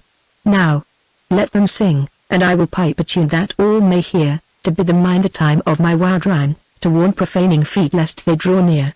Away, away. Beware these mystic trees. Who dares to quest you now, Hesperides? 4. Great men of song, what sing ye? Woodland meadows? Rocks, trees and rills where sunlight glints to gold? Sing ye the hills, adown whose sides blue shadows creep when the westering day is growing old? Sing ye the brooks where in the purling shallows the small fish dart and gleam? Sing ye the pale green tresses of the willows that stoop to kiss the stream? Or sing ye burning streets, foul with the breath of sweatshop, tenement, where endlessly spawned swarms of folk serve tyrant masters Wayne Prophet, and his twin brother, grinning Death? Where millions toil, hedged off from more to save pain? Far from thee ever, O mine Arcady? His voice ceased and silence fell between the man and woman in the old sugar house. Gabriel sat there by the dying fire, which cast its ruddy light over his strongly virile face, and gazed into the coals. The girl, lying on the rude bed, her face eager, her slim strong hands tightly clasped, had almost forgotten to breathe. At last she spoke. That is wonderful," she cried, a tremor of enthusiasm in her voice. He shook his head. "No compliments, please," said he. "I'm not complimenting you. I think it is wonderful. You're a true poet. I wish I were, so I might use it all for socialism. You could make a fortune, if you'd work for some paper or magazine, some regular one, I mean, not socialist." He shook his head. "Dead sea fruit," he answered. "Fairy gold, fading in the clutch, worthless through and through. No, if my work has any merit, it's all for socialism, now and ever. Silence again. Neither now found a word to say, but their eyes met and read each other, and a kind of solemn hush seemed to lie over their hearts. Then, as they sat there, looking each at each, for now the girl had raised herself on the crude bed and was supporting herself with one hand, a sudden sound of a motor, on the road, awakened them from their musing. Came the raucous wail of a siren. Then the engine exhaust ceased, and a voice, raised in some annoyance, hailed loudly through the maple grove. "Hello? Hello? What's wrong here?" Gabriel stepped to the sugar house door. "Here. Come here," he shouted in a ringing voice that echoed wildly from between his hollowed palms. As the motorist still sat there, uncomprehending, Gabriel made his way toward the road. "Accident here," said he. "Girl in here, injured. Can you take her to the nearest town, at once? She needs a doctor." Instantly the man was out of his car, and hastening toward Gabriel. "Eh? What?" he asked. "Anything serious?" In a few words, Gabriel told him the outlines of the tale. "The quicker you get the girl to a town, and let her have a doctor and communication with her family, the better," he concluded. "Right. I'll do all in my power," said the other, a rather stout, well-to-do, vulgar-looking man. "Good. This way, then." The man followed Gabriel to the sugar house. They found the girl already on her feet, standing there a bit unsteadily, but with determination to be game, in every feature. 5 minutes later she was in the newcomer's car, which had been turned around and now was headed back toward Haverstraw. The shawl and robe serving her as wraps, she was made comfortable in the ton. "Think you can stand it, all right?" asked Gabriel, as he took in his the hand she extended. "In half an hour, you'll be under a doctor's care, and your father will be on his way toward you." She nodded, and for a second tightened the grasp of her hand. "I am not even going to know who you are?" she asked, a strange tone in her voice. "No," he answered. "And now, good luck, and goodbye." "Goodbye," she echoed, her voice almost inaudible. I won't forget you." He made no answer, but only smiled in a peculiar way. Then, as the car rolled slowly forward, their hands separated. Gabriel, bareheaded and with level gaze, stood there in the middle of the great highway, looking after her. A minute, under the darkening arches of the forest road, he saw her, still. Then the car swung round a bend, and vanished. Had she waved her hand at him? He could not tell. Motionless he stood, a while, then cleared away the barrier of branches that obstructed the road, took up his knapsack, and with slow steps returned to the sugar house. Almost on the threshold, a white something caught his eye. He picked it up. Her handkerchief. A moment he held the dainty, filmy thing in his rough hand. A vague perfume reached his nostrils, disquieting and seductive. "More than $18 an ounce, perhaps," he exclaimed, with sudden bitterness, but still he did not throw the handkerchief away. Instead, he looked at it more keenly. In one corner, the fading light just showed him some initials. He studied them, a moment. "C. J. F." he read. Then, yielding to a sudden impulse, he folded the kerchief and put it in his pocket. He entered the sugar house, to make sure, before departing, that he had left no danger of fire behind him. Another impulse bade him sit down on a rough box, there, before the dying embers. He gazed at a bed of leaves. A while, immersed in thought, then filled his pipe and lighted it with a glowing brand, and sat the while the night came smoking and musing, in a reverie. The overpowering lure of the woman who had lain in his arms, as he had borne her thither, her breath upon his face, the perfume of her, even her blood that he had washed away, all these were working on his senses, still.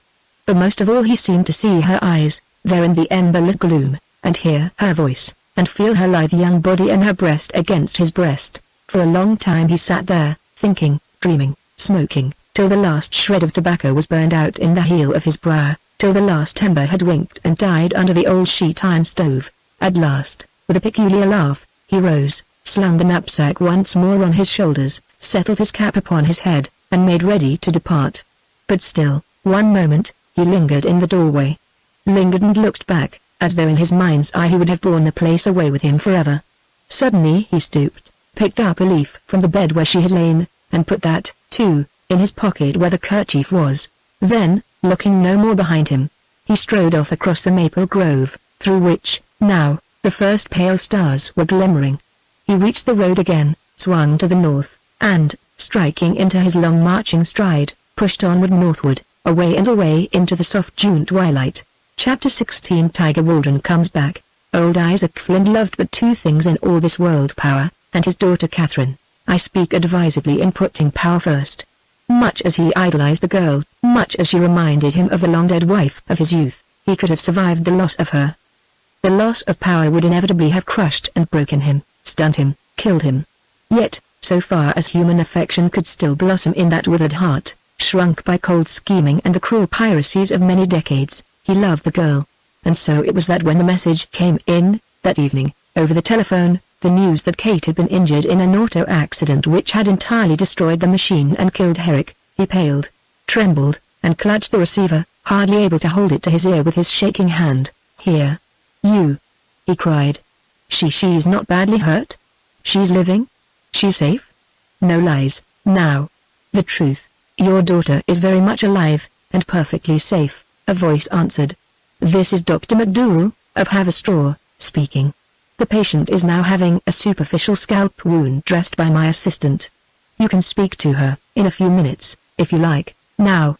"For God's sake, let me speak now," entreated the billionaire, but the doctor refused. Not all Flint's urging or bribing would turn him one hair's breadth. "No," he insisted. "In 10 minutes she can talk to you. Not now. But have no fear, sir. She is perfectly safe and barring her wound, which will probably heal almost without a scar, is as well as ever. A little nervous and unstrung, of course, but that's to be expected." "What happened, and how?" demanded Flint, in terrible agitation. The doctor briefly gave him such facts as he knew, ending with a statement that a passing automobilist had brought the girl to him, and outlining the situation of the first aid measures in the sugar house. At the thought that Herrick, the drunken cause of it all, was dead and burned, Flint smiled with real satisfaction. "Damn him. It's too good for the scum," he muttered. Then, aloud, he asked over the wire, "And who was the rescuer?" "I don't know," McDougal answered. "Your daughter didn't tell me. But from what I've learned, he must have been a man of rare strength and presence of mind. It may well be that you owe your daughter's life to his prompt work. I'll find him, yet. He'll be suitably rewarded," thought the billionaire. "No matter what my enemies have called me, I'm not incapable of gratitude." Some few minutes later, having paced the library floor meanwhile, in great excitement, he called the doctor's house again by long distance, and this time succeeded in having speech with his daughter. Her voice, though a little weak, vastly reassured him. Once more he asked for the outline of the story. She told him all the essentials, and finished by, "Now, come and get me, won't you, father dear? I want to go home. And the quicker you come for me, the happier I'll be. Bless your heart, Kate," he exclaimed, deeply moved. "Nothing like the old man, after all, is there? Yes, I'll start at once. I've only been waiting here, to talk with you and know you're safe. In 5 minutes I'll be on my way, with the racing car. And if I don't break a few records between here and Haverstraw, my name's not Isaac Flint." After an affectionate goodbye, the old man hung up, rang for Slawson, his private valet, and ordered the swiftest car in his garage made ready at once, for a quick run. 2 hours later, Dr. McDougal had pocketed the largest fee he ever had received or ever would, again, and Kate was safe at home. In idle hour, on the homeward journey, Flint learned every detail of the affair, from start to finish, and again grimly consigned the soul of the dead chauffeur to the nethermost pits of hell. Yes, he realized. He must have the body brought in and decently buried, after the coroner's verdict had been rendered, but in his heart he knew that, save for the eye of public opinion and the law, he would let those charred remnants lie and rot there, by the river bank, under the twisted wreckage of the car, and revel in the thought of that last, barbarous revenge. Arrived at home, Flint rooted specialists out of their offices, and at a large expense satisfied himself the girl had really taken no serious harm. Next day, and the days following, all that money and science could do to make the gash heal without a scar, was done. Waldron called, greatly unnerved and not at all himself, and Kate received him with amicable interest. She had not yet informed her father of the rupture between Waldron and herself, nor did he suspect it. As for Tiger, he realized the time was inopportune for any statement of conditions, and held his peace. But once she should be well, again, he had savagely resolved this decision of hers should not stand. "Damn it, it can't. It mustn't," he reflected, as on the third evening he returned to his Fifth Avenue house. Now that I'm really in danger of losing her, I'm just beginning to realize what an extraordinary woman she is. As a wife, the mistress of my establishment, a hostess, a social leader, what a figure she would make. And 2, the alliance between Flint and myself simply must not be shattered. Kate is the only child. The old man's billion, or more, will surely come to her, practically every penny of it. Flint is more than 63 this very minute, he's a dope fiend, and his heart's damned weak. He's liable to drop off, any moment. If I get Kate, and he dies, what a fortune. What a prize. Added to my interests, it will make me master of the world. Then, too, this new heir trust scheme positively demands that Flint and I should be bound together by something closer than mere financial association. I've simply got to be one of the family. I've got to be his son-in-law. That's a positive necessity. God, what a fool I was at Longmeadow, to have taken those 3 drinks, and have been piqued at her beating me, to have let my tongue and temper slip, in short, to have acted like an ass. Ugly and grim, he puffed at his laundry. Vast schemes of finance and of conquest wove through his busy, plotting brain. Visions of the girl arose, too, tempting him still more, though his chill heart was powerless to feel the urge of any real, self-sacrificing or devoted love. Sensual passion he knew, and ambition, and the lust of power, nothing else. But these all opened his eyes to the vast blunder he had committed, and nerved him to reconquest of the ground that he had lost. I can win her, yet, reflected he, as his car swung into the long and brilliant night vista of Fifth Avenue. I know women, and I understand the game. Flowers, letters, telephone calls, attention every day, every hour, if need be, these are the artillery to batter down the strongest fortresses of indifference, even of dislike. And she shall have them all and more. Wally, old chap, you've never been beaten at any game, whether in the street or in the pursuit of woman. You'll win yet, you're bound to win. And Kate shall yet open the door to you, toward wealth and power and position such as never yet were seen on earth. Thus fortified by his own determination, he slept more calmly that night. And, on the morrow, his campaign began. It lasted but a week. At the end of that time, a friendly little note from Idle Hour told him, frankly and in the kindest manner possible, that much as she still liked and respected him, Catherine could not, now or ever, think of him in any other way than as a friend. Stunned by this body blow, Tiger first swore with hideous blasphemies that caused his valet to retreat precipitately from the famous, nymph-freeze bedchamber, then ordered drink, then walked the floor a while in a violent passion, and finally knit up his decision. By God! He swore, shaking his fist in the direction of Englewood. She's balky, eh? She won't, eh? But I say she will. And if I can't make her, there's her father, who can. Together we can break this stiff-necked spirit and bring her to time. Fancy anybody or anything in this world setting up opposition to Flint and Waldron, combined. Just fancy it, that's all. So then, what's to do? See her father and have a heart-to-heart talk with him. It's obvious she hasn't told him, yet, the real state of affairs. I doubt if the old idiot has even noticed the absence of my ring from her finger. And if he has, she's been able to fool him, easily enough. But not much longer, so help me. No, this very morning he shall hear from me, the whole infernal story. He shall learn his daughter's unreasonable rebellion, the slight she's put upon me, and her opposition to his will.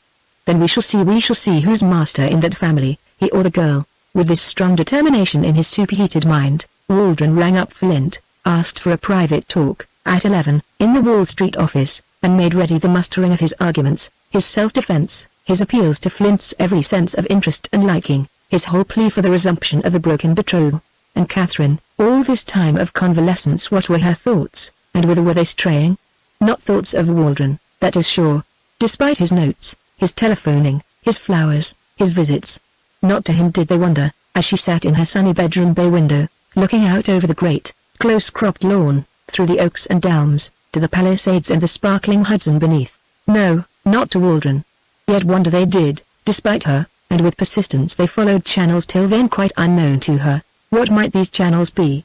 And whither, I ask again, did the girl's memories and fancies, her wandering thoughts, her vague, half-formulated longings, lead? You, perhaps, can answer, as well as I, if you but remember that billionaire's daughter though she was, and all unversed in the hard realities of life she was, at heart and soul, very much a woman after all. Chapter 17 Thoughts. During the long days, the June days, of her convalescence, Catherine found herself involuntarily reverting, more often than she could understand, to thoughts of the inscrutable and unknown man who had in all probability saved her life. Had it not been for him, she reflected, as she sat there gazing out over the river, I might not be here, this minute. Caught as I was, on the very brink of the precipice, I should almost certainly have slipped and fallen over, in my dazed condition, when I tried to get up. If I'd been alone, if he hadn't found me just when he did. She shuddered at thought of what must almost inevitably have happened, and covered her face with both hands. Her cheeks burned, she knew emotion such as not once had Waldron's kiss ever been able to arouse in her. The memory of how she, half unconscious, had lain in that stranger's arms, so powerful and tense, had been carried by him, as though she had been a child, had felt his breath upon her face and the quick, vigorous beating of his heart. All this, and more, dwelt in her soul, nor could she banish it. Gratitude? Yes, and more.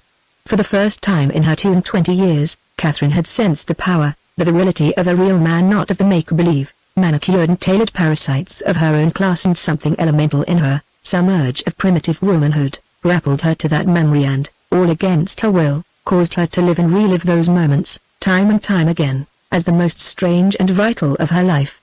Yet, it was not this physical call alone, in her, that had awakened her being. The man's eyes, and mouth and hair, true, all remained with her as a subtly compelling lure. His strength and straight directness seemed to conquer her and draw her to him. But beyond all this, something in his speech, in his ideas, and the strange reticence that had so puzzled her, kept him even more constantly in her wondering thoughts.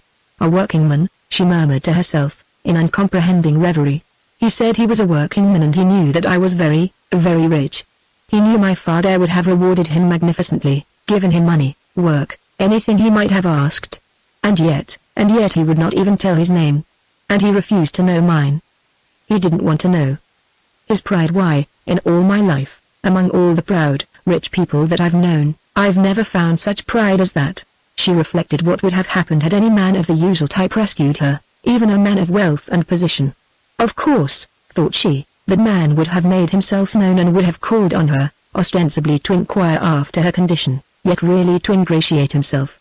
At this reflection she shuddered again. Ugh! She whispered. He'd have tried to take liberties, any other man would. He'd have presumed on the accident. He'd have been everything that that man was not, and could never be. Now her thoughts wandered to the brief talk they two had there in the old sugar house. Every word of it seemed graven on her memory. Disconnected bits of what he had told her seemed to float before her mental vision. Oh, I'm just an out-of-work. Don't ask me who I am, and I won't ask who you are. We're of different worlds. I guess don't question me, I'd rather you wouldn't. Am I happy? Yes, in a way, or shall be, when I've done what I mean to do. Such were some of his phrases that kept coming back to her, as she sat there in that luxurious and beautiful room. Her book lying unread in her lap, the scent of flowers everywhere, and, merely for her taking, all the world's treasures hers to command. Strange man, indeed, and stranger speech, to her. Never had she been thus spoken to. His every word and thought and point of view, commonplace enough, perhaps, seemed peculiarly stimulating to her, and wakened deeper curiosity, and would not let her live in peace, as heretofore. He said he was a socialist, too, she murmured, whatever that may be. But he didn't look it. On the contrary, he looked remarkably clean and intelligent. And the words he used were the words of an educated man. Far better vocabulary than Waldron's, for example, and as for poor little Van Slyke, and that set, why this man's mind seems to have towered above them as the Palisades tower above the river. Happy? Rich? He said he was both, and all he had was $18 and his two big hands. Just fancy that, will you? He might as well have said 18 cents, it would have been about as much. And what did I tell him? I told him I, with all my money and everything, was vacant, empty, futile. Just those words. And God help me, I am. Suddenly, she felt her eyes were wet. What was the reason? Herself she knew not. All she knew was that with her beautiful and queenly head bowed on the arm of her Japanese silk morning gown, as its loose sleeves lay along the edge of the Chippendale table, she was crying like a child, crying bitterly, and yet in a kind of new, strange joy. Crying with tears so bittersweet that she, herself, could not half understand them, could not fathom the deeper meaning that lay hidden there. If, she whispered to her heart, if only I were of his class, or he of mine, and Gabriel, what of him? As he swung north and westward, day by day, on the long hike toward Niagara, the memory of the girl went with him, and hour by hour bore him company. He was not forgetting. Could he forget? Strive as he might, to thrust her out of his heart and soul, she still indwelt there, not all his philosophy, nor all his realization that this woman he had saved, this woman who had lain in his 2 arms and mingled her breath with his, belonged to another and an alien class, could banish her. And as he strode along, swinging his knotted stick at the daisies and pondering on all that might have been and now could never be, a sudden, passionate longing burst over him, as a long sea roller, hurled against a cliff, flings upward in vast tourbillons of spume. Raising his face to the summer sky, his bare head high with emotion and his eyes wide with the thought of strange possibilities that shook and intoxicated him, he cried, "Oh, would God she were an orphan and an outcast! Would God she had no penny in this world to call her own." Chapter 18 Flint and Waldron Plan. Tiger Waldron's interview with Old Man Flint, regarding Catherine's breaking of the engagement, was particularly electric. Promptly at the appointed hour, Waldron appeared, shook hands with the older man, sat down and lighted a cigar, then proceeded to business. "Flint," said he, without any ado, "I've come here to tell you some very unpleasant news and to ask your help. Can you stand the one, and give me the other?" The billionaire looked at him through his pince-nez, poised on that vulture beak, with some astonishment. Then he smiled nervously, showing his gleaming tooth of gold, and answered, "Yes, I guess so. What's wrong? What's wrong?" "Everything. Catherine has broken our engagement." For a moment old Flint sat there motionless and staring. Then, moving his head forward with a peculiar, becking twitch that still further enhanced his likeness to a buzzard, he stammered, You mean? I mean just what I say. Your daughter has severed the betrothal. Haven't you noticed my ring was gone from her finger? Gone. Bless my soul, no that is, yes maybe. I don't know. But at any rate, I thought nothing of it. So then, you say she's broken it off? But, why? And when? And tell me, Wally, what's it all about? Listen, and I will tell you, Tiger answered. And I'll give it to you straight. I'm partly at fault. Mostly so, it may be. Let me assume all the blame, at any rate. I'm not sparing myself and have no intention of doing so. My conduct, I admit, was beastly. No excuses offered. All I want to do, now, is to make the amend honorable, be forgiven, and have the former status resumed. Thus spoke Waldron. But all the time his soul lay hot within him, at having so to humble himself before Flint, at being thus obliged to eat crow, and fawn and feign and creep. If I didn't need your billion, old man, his secret thought was, as he eyed Flint with pretended humility, you might go to hell, for all of me you and your daughter with you, damn you both. The billionaire sat blinking, for a moment. Then, picking up a pencil and idly scrawling pottooks on the big clean sheet of blotting paper that covered his reference book table, beside which the men were sitting, he asked. Well, what's the trouble all about? What are the facts? I must have those, in full, before I can guarantee to do anything toward changing my daughter's opinion. Much as I deplore her action, Wally, I don't know whether she's right or wrong, till you tell me. Now, let's have it. I will, the other answered, and he was as good as his word. Realizing the prime futility of any subterfuge, or any misstatement of fact which Catherine would surely discover and tell her father, and which would react against him, Waldron began at the beginning and narrated the entire affair, with every detail precisely accurate. Nay, he even exaggerated the offensiveness of his conduct, at the Long Meadow Club, and in various ways gave the billionaire to understand that he was a more serious offender than in truth he really was. For, after all, the only real offense was the lack of any compatibility between the girl and himself, their total absence of love. Flint listened carefully and with a judicial expression. If he blamed Waldron, he made no statement of that fact. A man himself, and one who viewed man's weaknesses and woman's foibles with a cynic eye, he could judge motives and weigh actions with considerable skill. I see, he commented, when Waldron had quite done, and had poured forth a highly false declaration of his great love for the girl and his determination that this rupture should not be permanent. I understand the case, I think.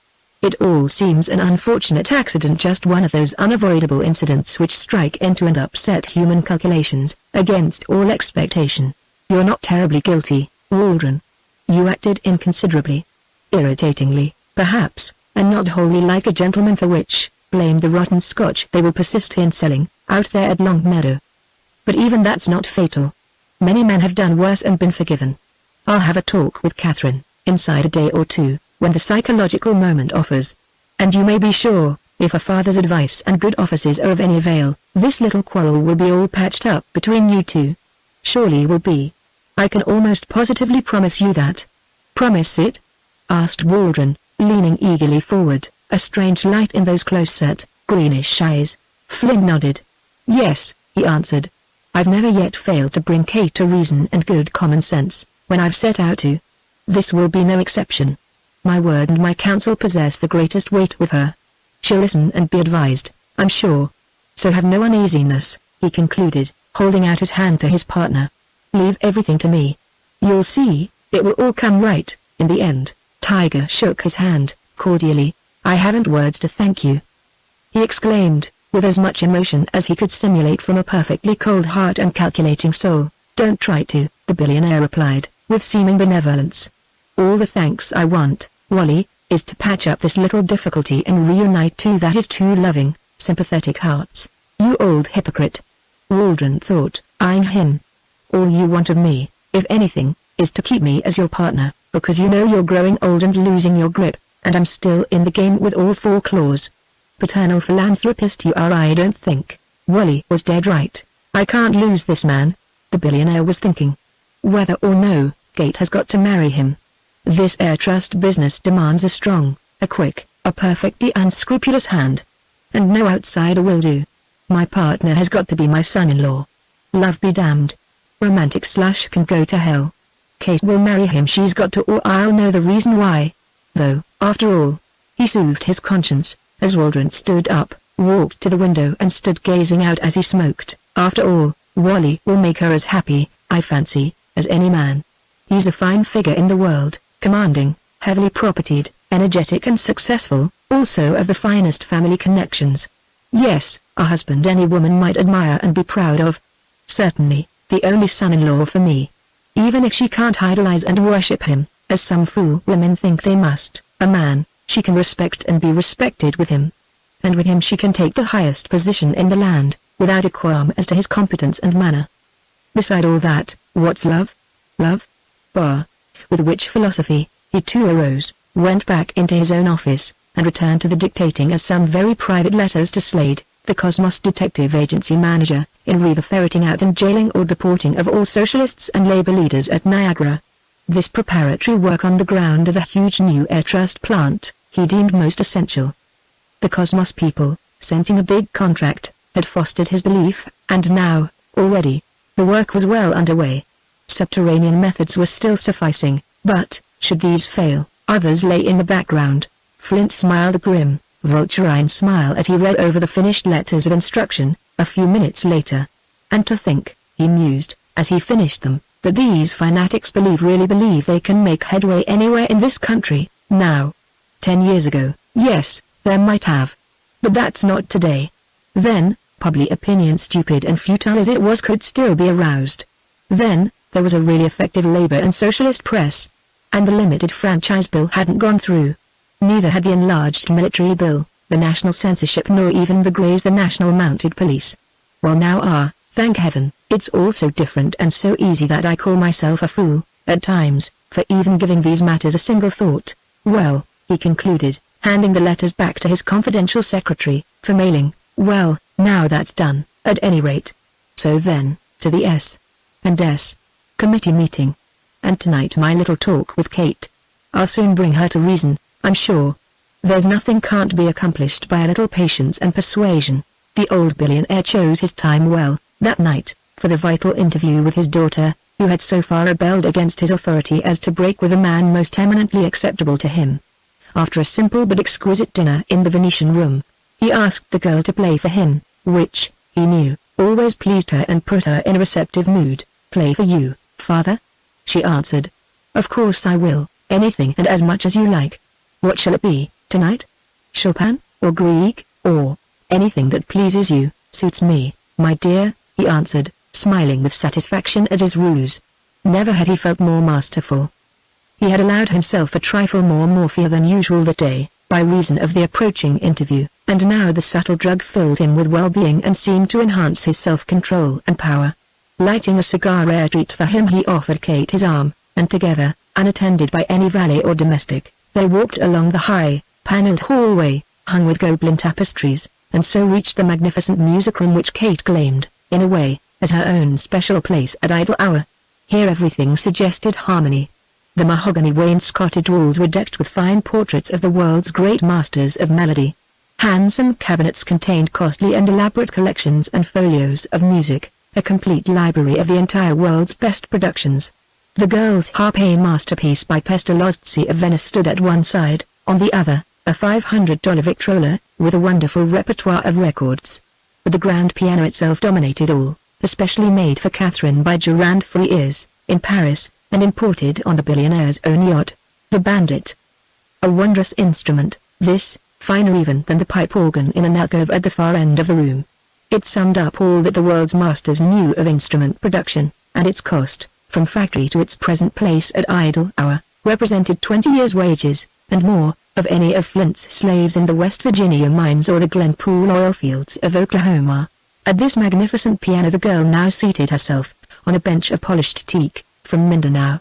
And, turning to her father, who had sunk down in his favorite easy chair of Russia leather, she asked with a smile, "Well, Daddy, what shall I play for you, tonight?" He looked at her a minute, before replying. Never had she seemed a dear, so beautiful to him.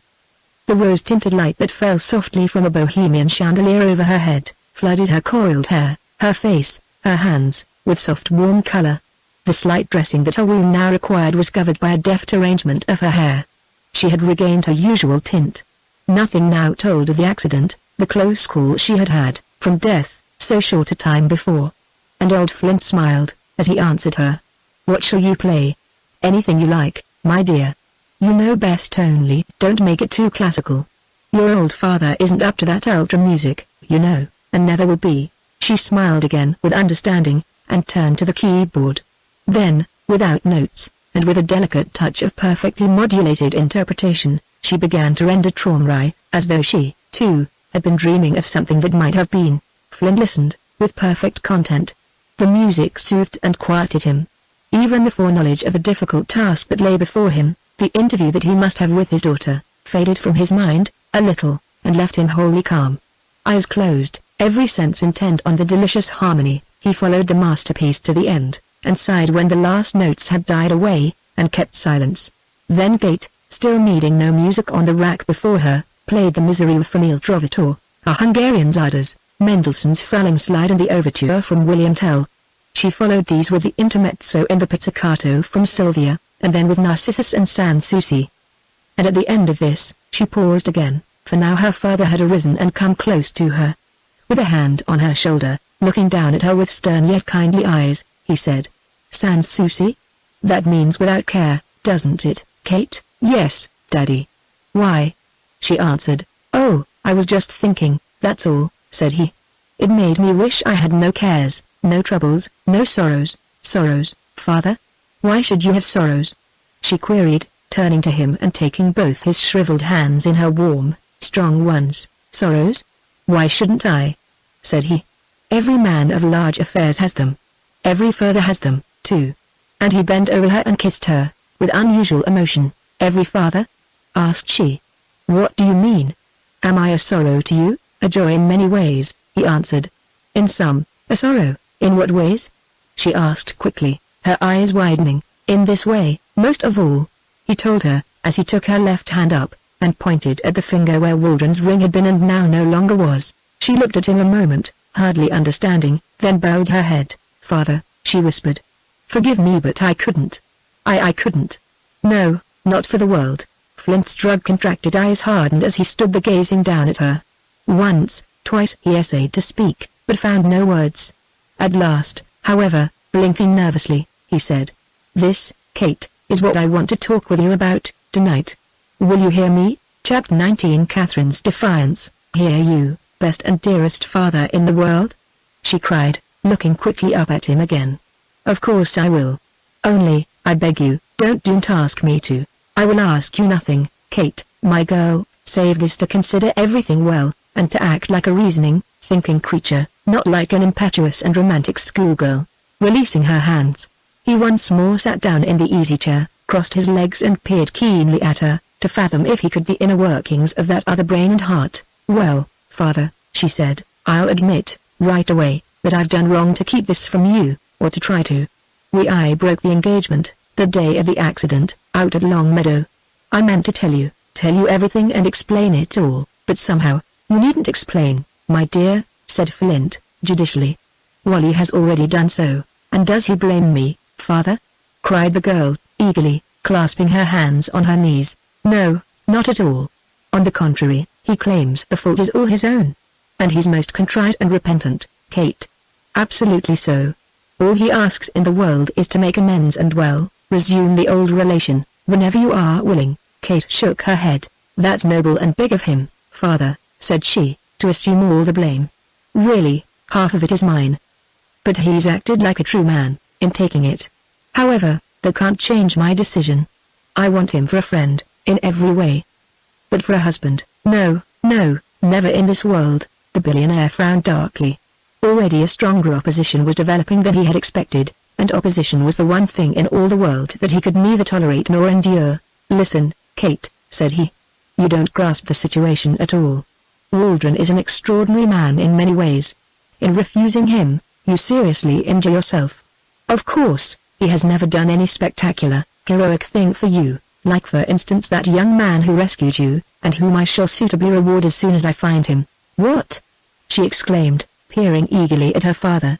What do you mean? Find him? Reward him, eh? Why, naturally, the billionaire replied, scowling at the interruption. His game of refusing his identity was, of course, just a clever dodge on his part. He certainly must expect something out of it. I have set certain forces at work to discover him, and, as I say, when I've done so, I will reward him liberally, and, you'd better not, ejaculated Kate, with animation. He isn't the sort of man you can take liberties with. What now? Said Flint, with vexation. What do you know about him? Oh, nothing, father, the girl answered quickly. Only, I think you're making a mistake to try and force a reward on a man who doesn't want it. But no matter, she added, her face tinged by a warmer glow which Flint was quick to see. Forgive my interruption. Now, about Wally? The old man peered intently at his daughter, a full minute, then with a peculiar sinking at his heart, made shift to say, about Wally, yes, you simply don't understand. That's all. Listen now, Kate, and be reasonable. I will, Daddy. Only don't ask me to marry a man I don't and can't love, ever, so long as I live. That isn't anything, my girl. Love isn't all, it is, to me. Without it, marriage is only. She shuddered. No, Daddy, 1,000 times better for me to be an old maid, and all that, than give myself to him. Flint set his teeth hard together. Kate, said he, his voice like wire, now hear what I have to say. I want you fully to understand the character and desirability of Maxim Waldron. Then in a cold, analytic voice, carefully, point by point, he analyzed the suitor, told of his wealth and power, his connections and his prospects, his culture, travel, political influence and worldwide reputation. Furthermore, he added, while Kate listened with an expression as cold as her father's tone itself, he is my partner. We are allied, in business. I hope we may be, too, in family. This man is one that any woman in the world might be proud to call her husband, proud and glad. Love flies away, in a few brief months or years. Wealth and power and respect remain. And, with these, love too may come. Be strong, Kate. Be sensible. You are no child, but a grown woman. I shall not try to force you. All I want to do is show you your own best interest. Think this all over. Sleep on it. Tomorrow, let us talk of it again. For your own sake, and mine, do as you should, and let folly be averted. Renew the engagement. Hush the breath of gossip and scandal. Conform. Play the game. Do right, be strong. She only shook her head, and now he saw the glister of teardrops in those beautiful grey eyes. Father, cried she, standing up and holding out both hands to him. Have mercy on me. I can't. My heart refuses and I cannot force it. All this, what is it to me? She swept her hand at the glowing luxury around her. Without love, what would such another home be to me? Worse than a prison cell, I swear. A living death, to one like me. Barter and sale, cold calculation, oh, horrible prostitution, horrible, unspeakable, poverty. With love, yes, I would choose it. Without love, I never can give myself. Never, as long as I live. The billionaire too, stood up. He was shaking, now, as in a palsy, striving to control his rage. His fingers twitched spasmodically, and his eyes burned like fire coals behind those gleaming lenses. Then, as he peered at her, he suddenly went even paler than before. Through his heart a stab of understanding had all at once gone home. The veils were lifted, and he knew the truth, her manner in speaking of that unknown, wandering rescuer. The blush that had burned from breast to brow, when he had mentioned the fellow, her aversion for Waldron and her reticence in talking of the accident, all this, and more, now surged on Flint's comprehension, flooding his mind with light and with terrible anger. And, losing all control, he took a step or two, and raised his shaking hand. His big-knuckled finger, shaken in denunciation, was raised almost in her face. Choking, stammering, he cried, "Ah! Now I know. Now I understand you." Terrified, she retreated toward the door of the music room. Father, what makes you look so?" she gasped. "Oh, you have never looked or spoken to me this way. What can it be? What can it be?" he mouthed at her. "You ask me, you hypocrite, when you well know." Suddenly she faced him, stiffening into pride and hard rebellion. "No more of that, father," she exclaimed, her eyes blazing. "I'm your daughter, but you can't talk to me thus. You must not. Who are you to say must not?" he gibed, now wholly beside himself. You who love a vagabond, a tramp, scum and offscouring of the gutter." A strange, half-choking sound was his only answer. Then, with no word, she turned away from him, biting her lip lest she answer and betray herself. "Go," he commanded, bloodless and quivering. "Go to your room. No more of this. We shall see, soon, who's master of this house." She was already gone. Old Flint stood there a moment, listening to her retreating footfalls on the parquetry of the vast hall. Then, as these died, he turned and groped his way, as though blind, back to his chair, and fell in it, and covered his eyes with both his shaking hands. For a long time he sat there, anguished and crucified amid all that unmeaning luxury and splendor. At last he rose and with uncertain steps sought his own suite, above stairs. Billionaire and world master though he was, the night he knew his heart lay dead within him. He realized that all the fruits of life were Dead Sea fruits, withered to dust and ashes on his pale and quivering lips. Chapter 20 The Billionaire's Plot. He was aroused from this bitter reverie by a rapping at the door. Opening, he admitted Slawson, his valet. The servile one handed him a letter with a special delivery stamp on it. "Excuse me for intruding, sir," said Slawson, meekly smiling. "But I knew this was urgent." "All right. Get out," growled Flint. When the man was gone, he fortified himself with a couple of morphine tablets, and ripped the long envelope. It was from Slade, he knew, of the Cosmos Agency. With a rapid eye he glanced it over. Then uttering a sudden oath, he studied it carefully, under the electric bulb beside his dressing table. "Gods and devils!" he ejaculated. "What next?" The letter read, 142A Park Row, New York City, June 28, 1921. Isaac L. Flint, Esquire. Idle Hour, Englewood, N.J. Dear Sir. Reporting in the matter of the young man who rescued your daughter, in the recent accident, let me say I have discovered his identity and some important facts concerning him. I take the liberty of thinking that your intention of rewarding him, when found, will be somewhat modified by this information. This man's name is Gabriel Armstrong, age 24. Occupation, expert electrical and chemical worker. A socialist and labor agitator, of the most dangerous type, because intellectual and well-read.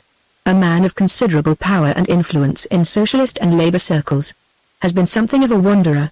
Is well known to union men and socialists, all over the country. A powerful speaker, and resourceful.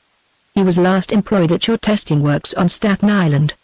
Discharged by your Mr. Herzog, about 2 weeks ago for having, I understand, been in possession of a certain red-covered notebook, which Mr. Herzog found in his pocket.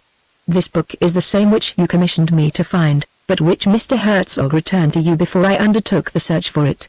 The inference is that this Armstrong is in possession of some private information about your work, which may make him even more dangerous.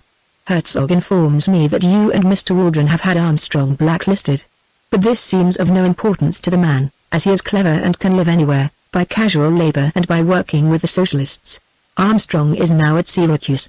He has been tramping the roads.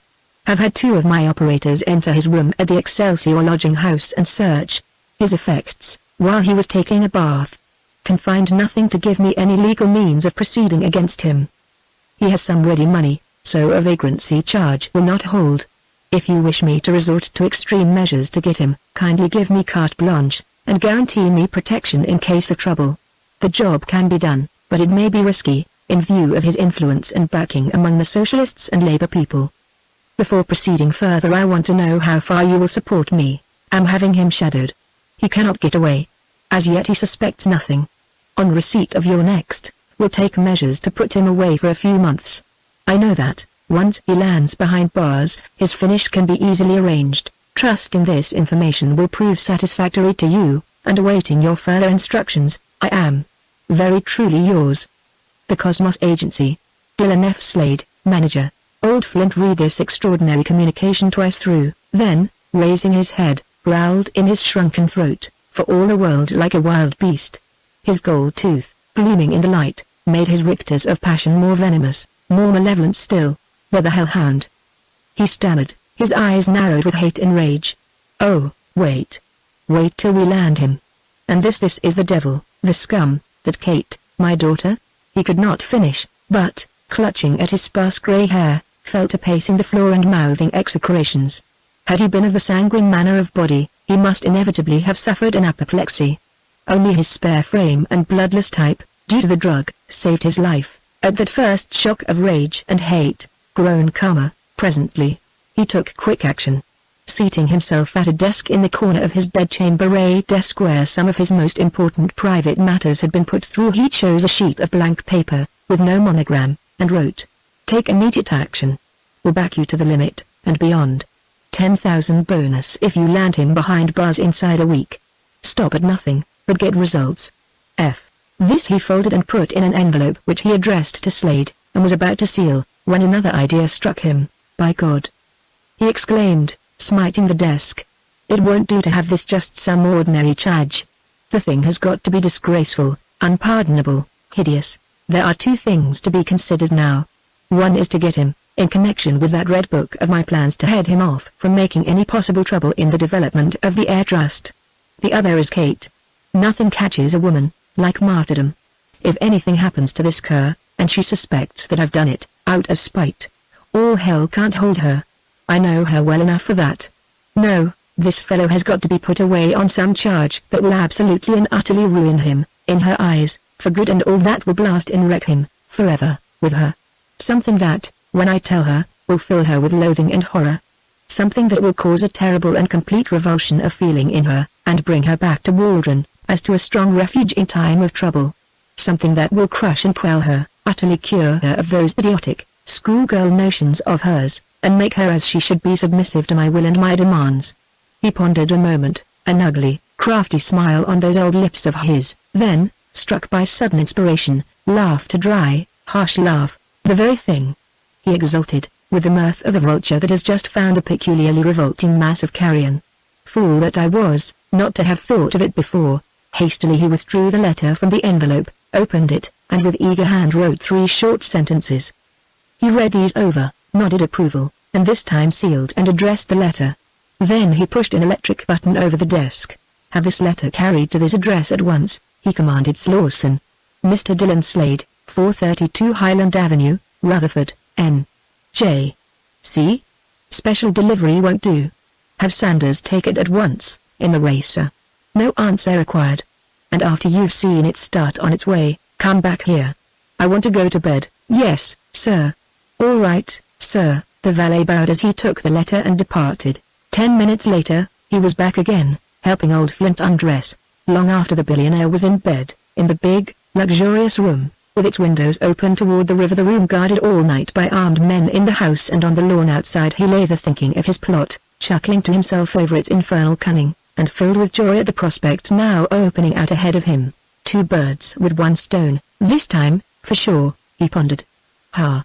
They'll try to beat old Isaac Flint at this or any other game, will they? Man or woman, I don't care which, they'll never get away with it, never, so long as life and breath remain in me. Then, soothed by these happy thoughts, and by a somewhat increased dosage of his drug, the billionaire gradually and contentedly fell asleep, to dream of victory, and vengeance, and power. Not in weeks had he slumbered so peacefully. But for many hours after her father was asleep, Catherine sat at her window, in a silk kimono, and with fevered pulses and dry eyes, with throbbing heart and leaping pulses, thought long thoughts. Sleepless she sat there, counting the hours tolled from the church spire in the town. Below, morning still found her at the window, her brain afire, her heart laid desolate and waste by the consuming struggle which, that night, had swept and ravaged it. Chapter 21 Gabriel, Good Samaritan. On the evening of July 3rd, a week later, Gabriel Armstrong found himself at Rochester, having tramped the 100 miles from Syracuse, by easy stages. During this week, old Flint took good care not to reopen the subject of the break with Waldron, and his daughter, too, avoided it. They too were apparently at an impasse regarding it. But Flint inwardly rejoiced, knowing full well the plot now underway. And though Waldron urged him to take some further action and force the issue, Flint bade him hold his peace, and wait, telling him all would yet be well. Outwardly calmer, the old man was raging, within, more and ever more bitterly, against Armstrong. On July 1st, Slade had reported in person that his operators who were trailing the quarry had in the night discovered in one of his pockets a maple leaf wrapped in a fine linen handkerchief marked C.J. F. Flint. Recognizing his daughter's initials, well-nigh burst a blood vessel for wrath. But he instructed Slade not to have the handkerchief abstracted from Armstrong's possession. By no sign or hint must the victim be made aware that he was being spied upon. When the final blow should fall, then, reflected the billionaire, with devilish satisfaction, all scores would be paid in full, and more than paid. July 3rd, then, found Gabriel at Rochester, now 75 or 80 miles from Niagara Falls, his goal, where he had already heard ground was being actually broken for the huge new power plant of which he alone, of all outsiders, understood the meaning. Gabriel counted on spending the 4th at Rochester where a socialist picnic and celebration had been arranged. Ordinarily, he would have taken part in the work and volunteered as a speaker, but now, anxious to keep out of sight, he counted merely on forming one of the crowd.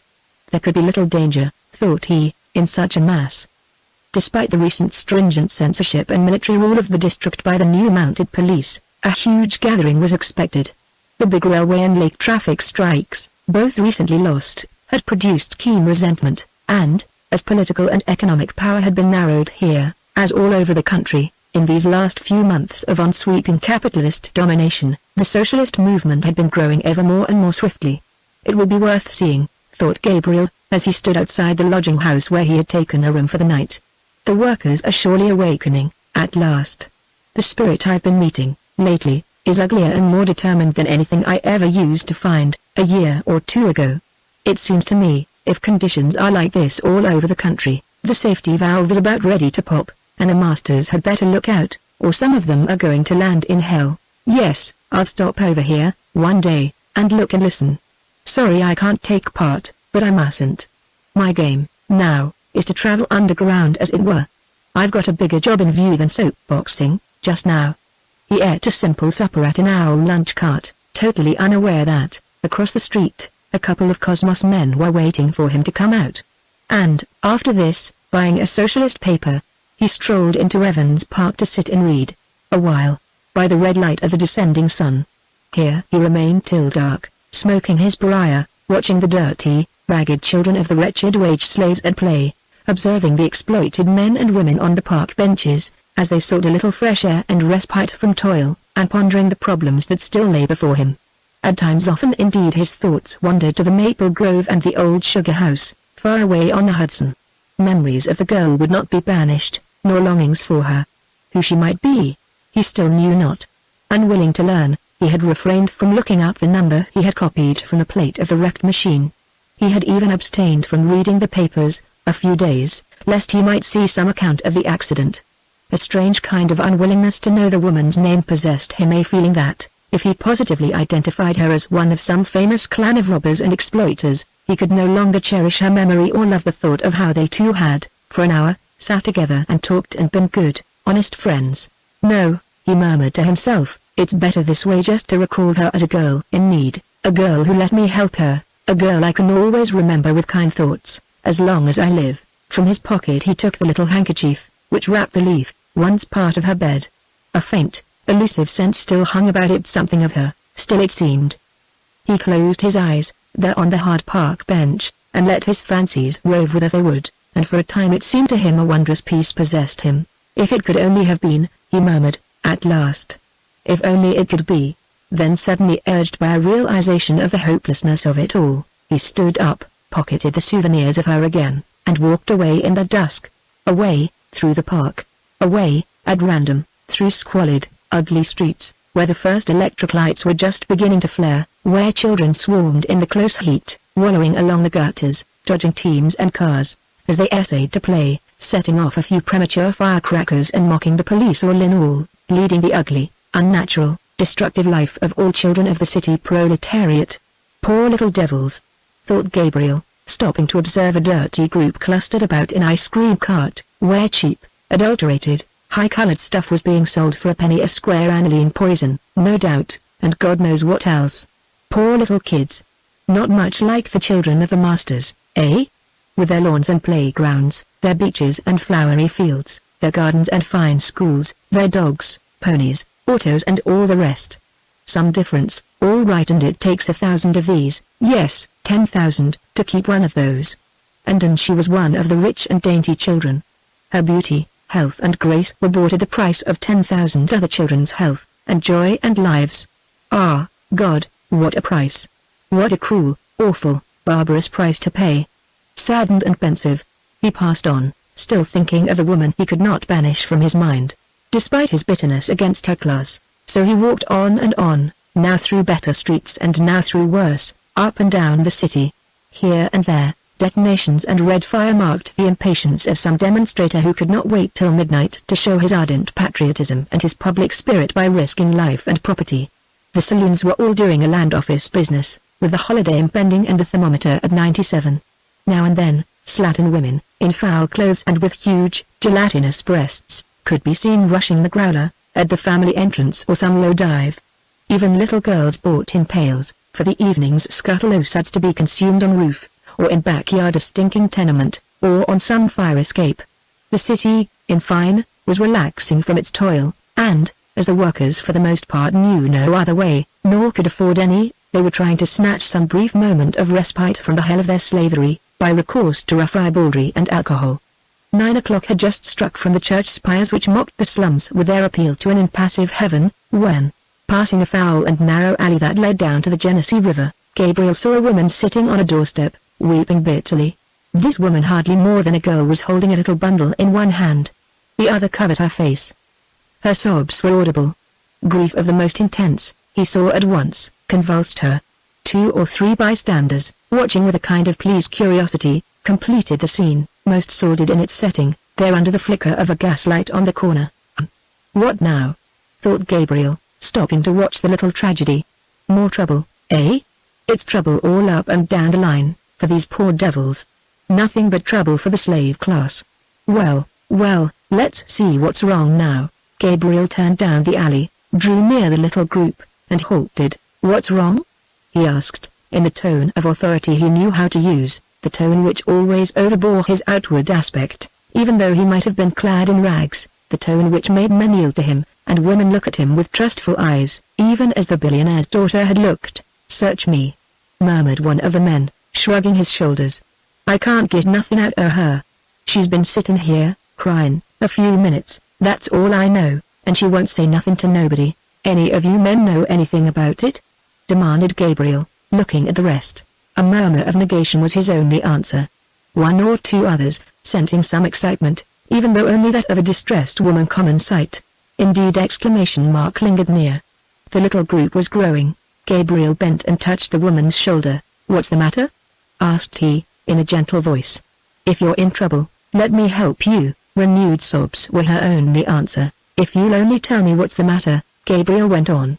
I'm sure I can do something for you. You can't, choked the woman, without raising her head from the corner of the ragged shawl that she was holding over her eyes. Nobody can't. Bill, he's gone, and Eddie's gone, and Mr. Miklo says he won't let me in. So there ain't nothing to do. Let me alone, oh dear, dear. Fresh tears and grief. The little knot of spectators, still growing, nodded with approval, and figuratively licked its lips, in satisfaction. Somewhere a boy snickered. Come, said Gabriel, bending close over the grief-stricken woman, pull together, and let's hear what the trouble is. Who's Bill, and who's Eddie, and what about Mr. Miklo? Come, tell me. I'm sure I can do something to straighten things out. No answer. Gabriel turned to the increasing crowd, again. Any of you people know what about it? He asked. Again no answer, save that one elderly man, standing on the steps beside the woman, remarked casually, I guess she's got fired out of her room. That's all I know. Gabriel took her by the arm, and drew her up. Come, now, said he, a sterner note in his voice.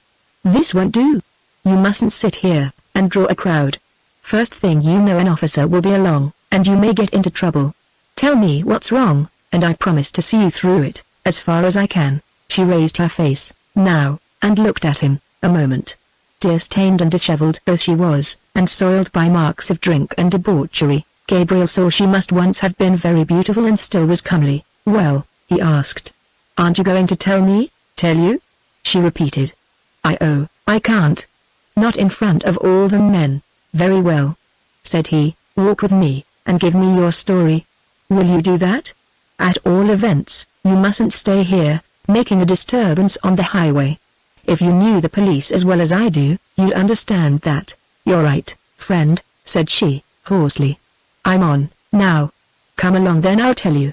It ain't much to tell, but it's a lot to me. She glanced at the curious faces of the watchers, then turned and followed Gabriel, who was already walking up the alley, toward the brighter lights or Stewart Street.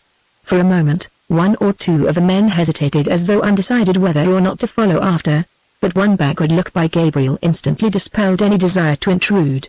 And as Gabriel and the woman turned into the street, the little knot of curiosity seekers dissolved into its component atoms, and vanished. Chapter 22 The trap is sprung. It is all along that they're Mr. Michelot. The woman suddenly exclaimed, him and his rent bill. If he'd let me in, there, tonight, I could got Ed's things and then started to my sister's, out to Scottsville. But he wouldn't. He claimed they was $2.75 still owing, and I didn't have but about 50 cents, so I couldn't pay it. So he wouldn't let me in. Naturally, anybody'd feel bad, like that, especially when a man told them he'd hold their kids' clothes and things till they paid, which they couldn't. Naturally, of course, answered Gabriel, rather dazed by this sudden burst of details, with which she seemed to think he should already be quite familiar, details all sordid and commonplace, through which he seemed to perceive, dimly as in a dark glass, some mean and ugly tragedy of poverty and ignorance and sin. Are you hungry? He asked, all at once. If so, come in here, where we can talk quietly and get things straight. He pointed at a cheap restaurant, across the street. Hungry? God, yes, she exclaimed. Only I wouldn't ask, if I fell on the sidewalk. 50 cents, yes, I got that much, but I've been trying to get enough to pay Mr. Michelot, and get hold of Ed's things, and, all right, forget that, now, commanded Gabriel. He took her by the arm and piloted her across the thoroughfare, then into the dingy hash house and to a table in a far corner. A few minutes later, pretty much everything on the bill of fare was before them on the greasy table. Not a word till you're satisfied, directed Armstrong. I'll just take a little bread and coffee, to keep you company. The woman adequately proved her statement that she was hungry. Rarely had Gabriel seen anybody eat with such ravenous appetite. He watched her with satisfaction, and when she could consume no more, smiled as he asked, Now, then, feel better? If so, let's tackle the next problem. What's your grief? The woman stared at him a long moment before she made reply. Then she exclaimed suddenly, You ain't no kind of bull, are you? Nor plainclothes man? Gabriel shook his head. No, said he, nothing of that kind. You can trust me. Let's have the story. It ain't much, I suppose, she answered still half suspiciously. Bill and me was living together, that's all. No, not married, nor nothing but, all right. Go on. That was last winter.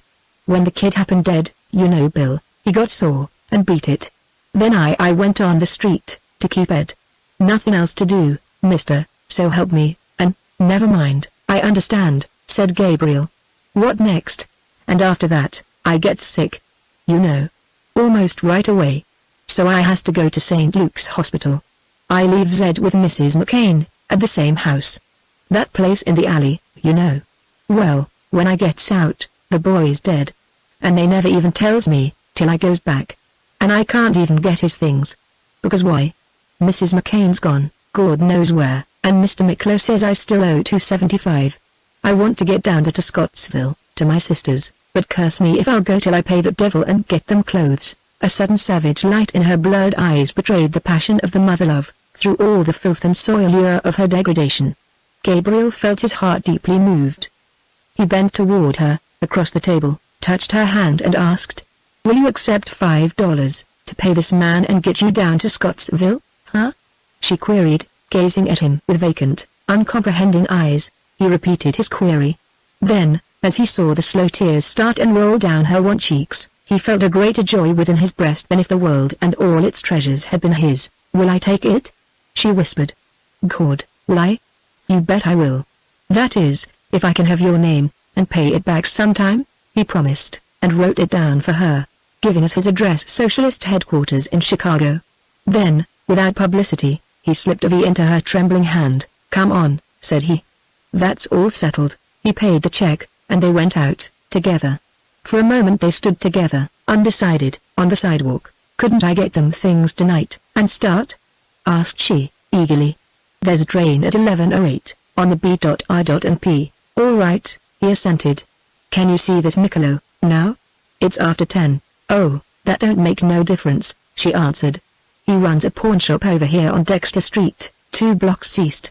He'll be open till midnight, easy. Tomorrow been the 4th. "Come on, then," said Gabriel. "I'll see you through the whole business, and onto the train. Maybe I can help you, all along." Without another word she started, with Gabriel at her side. They traversed the main street, 2 blocks, then turned to the left down a narrower, darker one. "Here's Miccolo's," said she, pausing at a doorway. Gabriel nodded. "All right," he answered. He had not noted, nor did he dream, that, at the corner behind them, 2 slinking, sneaking figures were now watching his every move. The woman turned the knob, and entered. Gabriel followed. "It's on the 2nd floor," said she. Gabriel saw a sign, on the landing, "S.L. Miccolo, pawnbroker," and motioned her to precede him. In a minute they had reached the upper hallway. The woman opened another door.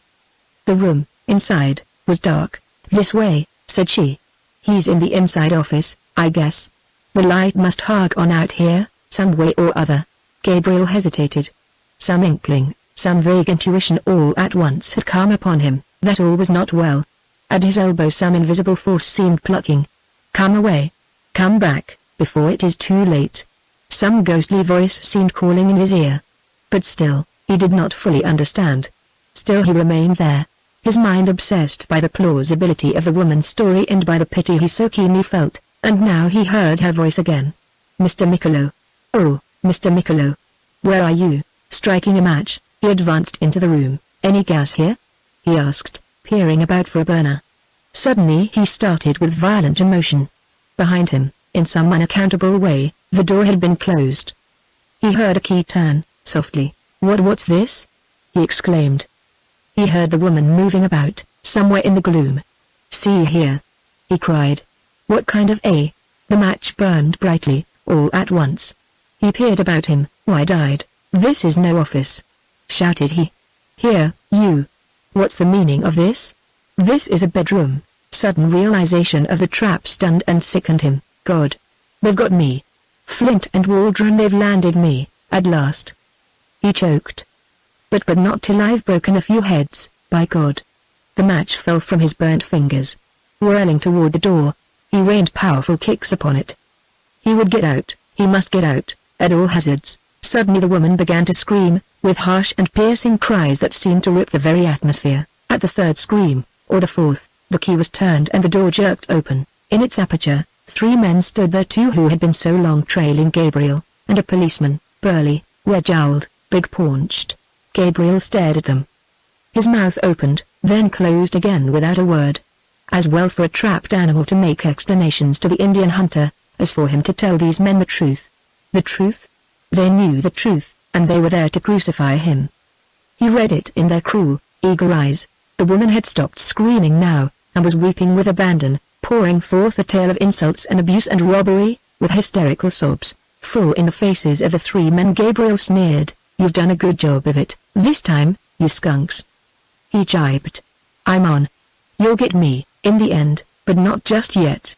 The first man through this door gets his head broken, and that goes, too, with a snarl of 'you damned white slaver.'" The officer raised his nightstick and hurled himself at Gabriel. Gabriel ducked and planted the terrific left-hander on the bull's ear.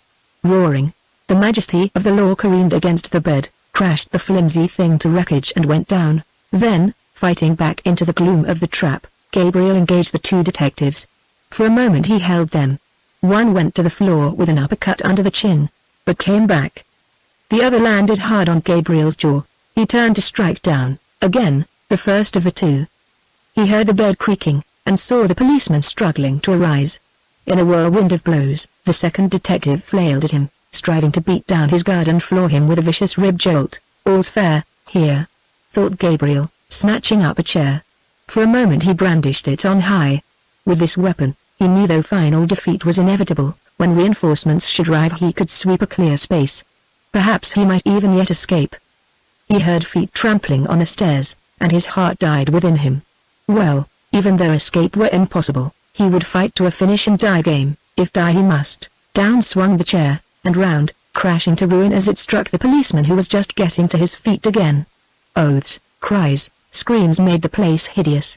Dust rose, and blood began to flow. Armed now with one leg of the chair, Gabriel retreated, and as he went, he hurled the bitterness of all his scorn and hate upon these vile conspirators, and as he flayed them with his tongue, he struck, and like Samson against the Philistines, he did great execution. Like Samson, too, he lost his power through a woman's treachery. For, even as the attackers seemed to fall back, shattered and at a loss before such fury and tremendous strength, behind Gabriel the woman rose, a laugh of malice on her lips. The policeman's long and heavy nightstick in her hand. A moment she poised it, crouching as he seeing her not swung his weapon and hurled his defiance at the baffled men in front. Then, aiming at the base of the skull, she struck. Sudden bright lights spangled the darkness, for Gabriel. Everything whirled about, in dizzying confusion. A strange, far roaring sounded in his ears. Then he fell, and oblivion took him to its blessed peace and rest, and all grew still and black. Chapter 23 The beast gloats. "For God's sake, let's have a light here, somebody," panted the disheveled policeman. Outside, the ringing of a gong became audible. Then came a clattering of hoofs, as the police patrol, nicely timed by the conspirators, and summoned by a confederate, drew up at the box on the corner. Somebody struck another match, and a raw gaslight flared. From the hallway, 2 or 3 others crowded into the wrecked room. Disjointed exclamations, oaths and curses intermingled with harsh laughter. The woman Lillian Rafter, probably the finest actress and stool pigeon in the whole detective world of graft and crookedness, lighted a cigarette at the gas burner, and laughed with triumph. "Some makeup, eh kid?" she demanded of the taller detective, who was now nursing a bad shiner, as a black eye is known in the underworld, and whose face was battered to a bleeding pulp. "Believe me, as a job, this is some job. From start to finish, a pippin. He was bound to fall for it though. No help for him. Even if he hadn't butted into the plant we fixed for him in the alley, there, I could have braced him in the street with my tail and woe. He was just bound to be it, this time. We had him going, always for Sunday." Scornfully the woman Gabriel had befriended in her seeming misery, spat at him as he lay there stunned and scarcely breathing on the dirty floor. "And just pipe this, will you, too?" she exulted, holding out the $5 bill he had given her. "And this?" She exhibited his name and address, written on a card. In his own writing, "Boys. As evidence to hold him on a white slave charge." "Is this some evidence or isn't it?" "Oh, we'll hold him, all right," growled the other detective, whose right arm dangled limp, where the chair had struck him. "There, dash, of a dash. He'll go up for a finiff, a 5-spot, or I'm a liar. And once we get him behind bars, good night." He deliberately drew back his heavy boot and kicked Gabriel full in the face. "You, dash," he cursed. "Try to bin me, will you? Damn you. You've made your last soapbox spiel. Come on, now, boys, out with him, and no more ag chewing," the policeman exclaimed. "Get him in the wagon, and away, before a gang piles in here. You, Caffery, take his feet. I'll manage his head. Jesus, but he's some big guy, though." There, dash, of a dash. Together, the battered policeman and the detective, who still had some strength left in him, raised Gabriel's limp body and carried it from the room. The woman, meanwhile, stood there inhaling cigarette smoke and laughing viciously to herself. "You easy mutt," she exclaimed. "Dead baby, room rent due, wanted to get home to sister and you fell for that old gag with whiskers on it. You're some wise guy all right, I don't think. Well, as a stall it was apt. And I must say I never screamed better in all my life. And that wallop I handed out was a peach. If I don't pull down 500 for this night's work, shut up, you dash, snarled Caffery, as he turned into the stairway. Keep that lip of yours quiet, will you, or... The woman stared at him a moment, then laughed insolently and snapped her smoke-yellowed fingers at him in defiance. Mind you show up in court, in the morning, panted the officer, staggering downstairs under the weight of Gabriel's huge shoulders. Better arrest her now, suggested Caffery, and hold her, you will, like hell, retorted the woman. SHHH. In one door and out the other, the second detective whispered in her ear, as she stood there in the doorway. I'll see to it you get 50 extra for that. Oh, if that's the game, fine business. She smiled. Go to it, I'm your huckleberry. Thus it befell that, while a large and growing crowd observed, under the arc light on the corner, a crowd where no fewer than 6 reporters, all duly tipped off in advance, were taking notes. Gabriel Armstrong, the socialist speaker and leader, was bundled, unconscious, into a patrol wagon of the city of Rochester, and with him, a drunken acting harlot, babbling charges of white slave extortion and violence against him, and with them both, several witnesses, who would have sworn that heaven was hell, for $5 cash in hand. Thus was the stage set, for the next session of the Honorable Court. Thus were the wires pulled. Thus, the prison doors were swung wide open, and, above all, the honor and the reputation of a man swept to the garbage heaps of life. True, at the morrow's great mass meeting, there were destined to be protests and calls for investigation. The socialist press was destined to take it up, defend him and demand the truth. But, swamped by a perfectly overwhelming capitalist press, not only naturally hostile but in this case already heavily subsidized, shattered by the close-knit, circumstantial evidence, hamstrung and hampered in every way by the power of unlimited money and Tammany pull, the socialists might as well have tried to sweep back the sea with a broom as save this man from legal crucifixion. Worse still, they themselves, and the beaten strikers with whom they had been fraternizing, got a black eye in the affair, and many an editorial column, many a pulpit, unctuously discoursed thereon. Many an anti-socialist thug and grafter, loud-mouthed and blatant, bellowed revamped platitudes of immorality and breaking up the home, and the nation of fatherless children, pointing at Gabriel Armstrong as a shining example of socialist hypocrisy and filth. Press, law, church, capitalism itself nailed this man and the movement he stood for, to the cross. And the pimps and parasites of the private detective agency chuckled in their well-paid glee. The woman, Gabriel's betrayer, counted her 30 pieces of silver and laughed in the foul dark. The police cut a fine melon secretly handed them by Flint, and so, too, did the local papers and more than one local pulpit. So, in Gabriel's grief and woe and desolation, as he sat in his grim cell with aching head, bruised face and bleeding heart, with all his plans now broken, with the very soul within him dead in this grief and anguish, I say, the foul harpy brood of capitalism reveled and rioted like maggots in carrion, none more viciously than old Flint, himself. None with more brutal joy, more savage satisfaction.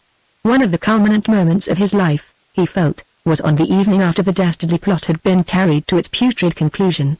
Opening the Rochester News Intelligencer which Slade had sent him, his glittering eyes seemed to sparkle joy as a blue-penciled column met his gaze. Eagerly he read it all, every word, and weighed it, and reread it, as men do when news is dear to their souls. Already, through the New York papers he had got the essentials of the affair. Already, by long-distance phone he had received the outlines of the news from Slade, as well as a code telegram of more than 500 words, giving him additional details. But this paper especially pleased him. The other Rochester sheets, which Slade would send as fast as they appeared, he already was looking forward to, with keenest pleasure. Ah!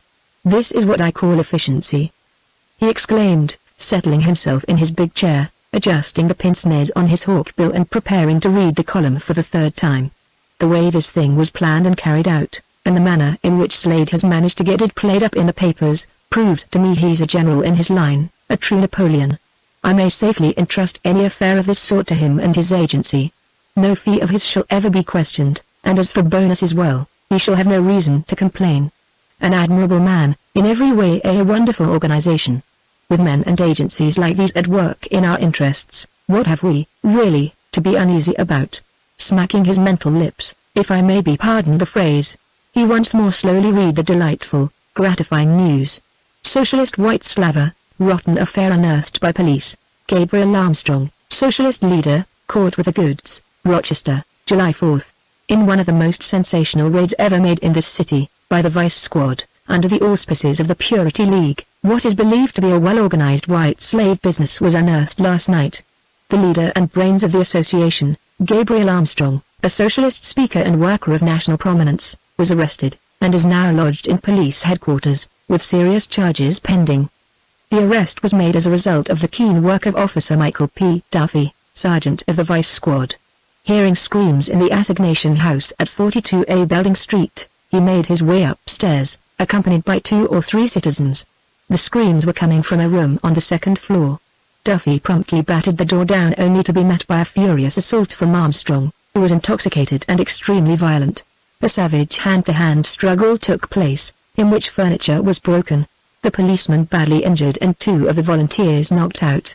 Armstrong was finally subdued, however, by the jiu-jitsu method, in which Duffy is an expert, and was lodged in the central station, together with a woman. According to her statement, the man, Armstrong, had not only been guilty of grossly immoral practices with her, but had also been trying to force her to share with him the proceeds of her life of shame, thus making out against him a clear case under the man-white slave traffic law. She has material evidence of this fact: money which he had given her, to finance her till she could begin bringing in revenue to him, and also his name and address, written by his own hand. A significant fact is that the address given by this white slaver is Socialist headquarters, in Chicago. The police are now working on the theory that the entire socialist organization is honeycombed with this traffic, and that the socialist movement is only a blind to cover a wholesale distribution of women for immoral purposes. Drastic federal action against the Socialist Party is now being considered. Still further and more sensational facts are expected to develop at the preliminary hearing, which will take place tomorrow morning. In case Armstrong is bound over to the grand jury, and convicted, he may get a heavy fine and as much as 5 years in a federal penitentiary. He is described as being a surly, low type, reticent and vindictive, of vicious characteristics and mentally defective. The local socialists have already taken up arms in his defense, as was to be expected. Interest is added to the case by the fact that Armstrong is known to be the man who, at the time of the recent automobile accident to Miss Catherine Flint, daughter of Isaac Flint, of Englewood, and J. gave the alarm. A theory is now being formed that he was, in some way, involved in a plot with Miss Flint's chauffeur to wreck the machine and share a big reward for rescuing the girl. The plot, however, evidently miscarried, for the chauffeur was killed, and Armstrong, after giving the alarm, feared to divulge his identity but fled in disguise. Public interest is greatly aroused in this matter, and if, as now seems positively certain, this arrest and forthcoming conviction break up the vicious white slave gang for some time operating in Rochester and Ontario Beach, the public will have a still greater debt of gratitude toward the Purity League, the Vice Squad and the untiring efforts and bravery of Sergeant Duffy. That, remark told Flint, as he finished his last reading, is what I call literature.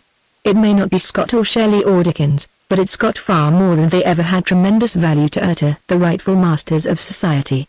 I dare say that this article and also others like it that are bound to be printed during the trial and after, will do more to secure our position in society than a whole army with machine guns. Socialism, eh? After this campaign gets through, by God, we'll sweep up the leavings in a dustpan and throw them out the window. Again he surveyed the article, smiling thinly. Literature, yes, he repeated. The writer of those lines, and the masterminds who engineered the whole affair, must and shall be liberally rewarded. Editors, preachers, writers, they're all on our side. All safe and sane, that is, nearly all enough, at any event, to assure our safety. I rejoice that I have lived to see this day. He turned the sheets of the paper, to see if any other notice of the affair was printed, and as he looked, he pondered. Imagine the effect of this, on Kate. Thought he. It will be just as I planned it. Nothing will be left in her mind now, but loathing, hate and rage against this man. In 2 days, she and Waldron will have patched up their little difference, and all will be well. A master stroke on my part, eh? Yes, yes indeed, a master stroke. His eye caught another blue penciling. Editorial, eh? Said he, adjusting his glasses. Better and better. This affair will sweep those troublemakers off the map, or I'm a beggar. Then, with the keenest of satisfaction, he focused his attention on the sapient editorial, Socialism Unveiled.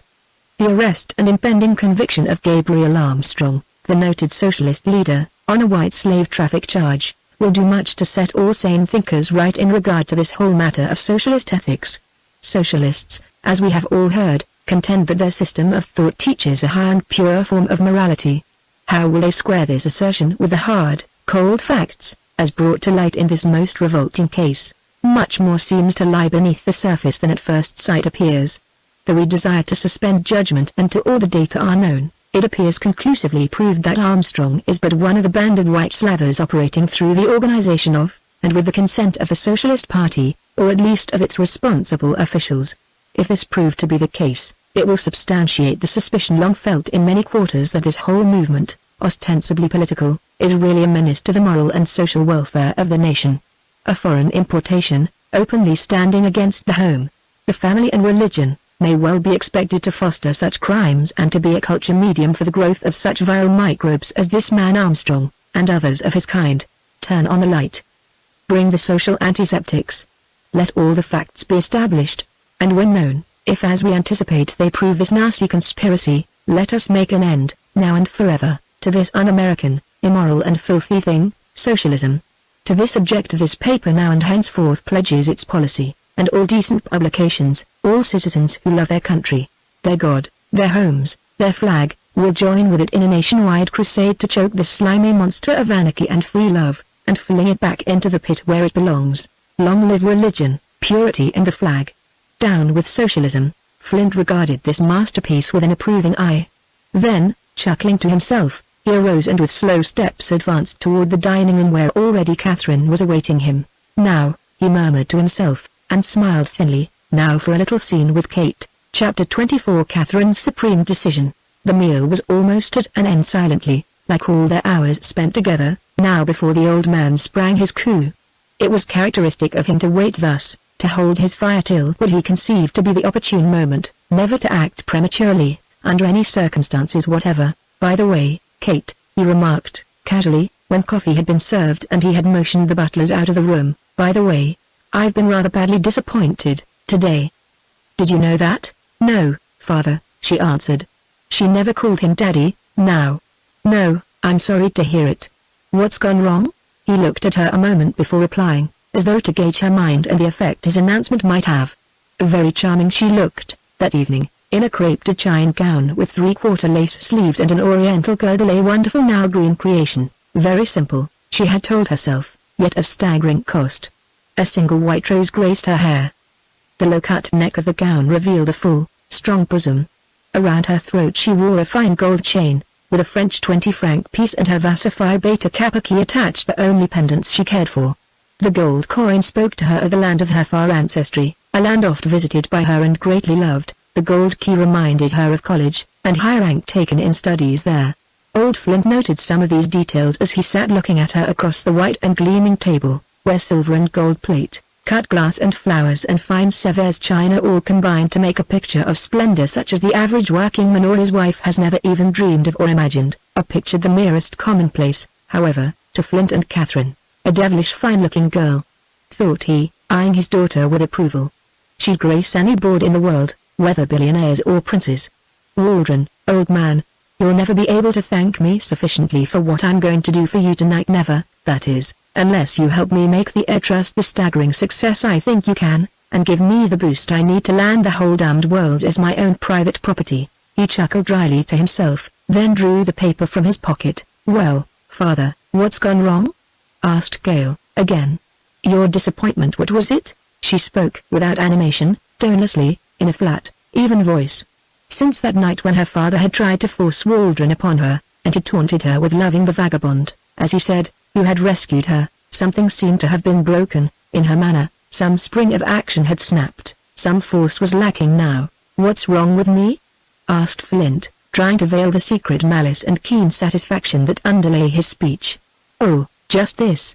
You remember about a week ago, when we had that little talk in the music room? Don't, father, please. She begged, raising one strong, brown hand. Don't bring that up again. It's all over and done with, the matter is. I beg you, don't reopen it. You misunderstand me, my dear child, said Flint, trying to smile, but only flashing his gold tooth. At the time I told you I was looking for, and would reward, if found, the man who had been so brave and quick-witted as to rescue you. You remember? Really, father, I beg you not to. Why not, pray? Requested Flint, gazing at her through his pince-nez. My intentions, I assure you, were most honest and philanthropic. If I had found him then I'd have given him. Oh, but he wouldn't have taken anything, you see. The girl interrupted, with some spirit. I told you that, at the time. It's just as true, now. So please, father, let's drop the question altogether. I'm sorry not to be able to grant your request, my dear, said the old man, with hidden malice. But really, this time, you must hear me.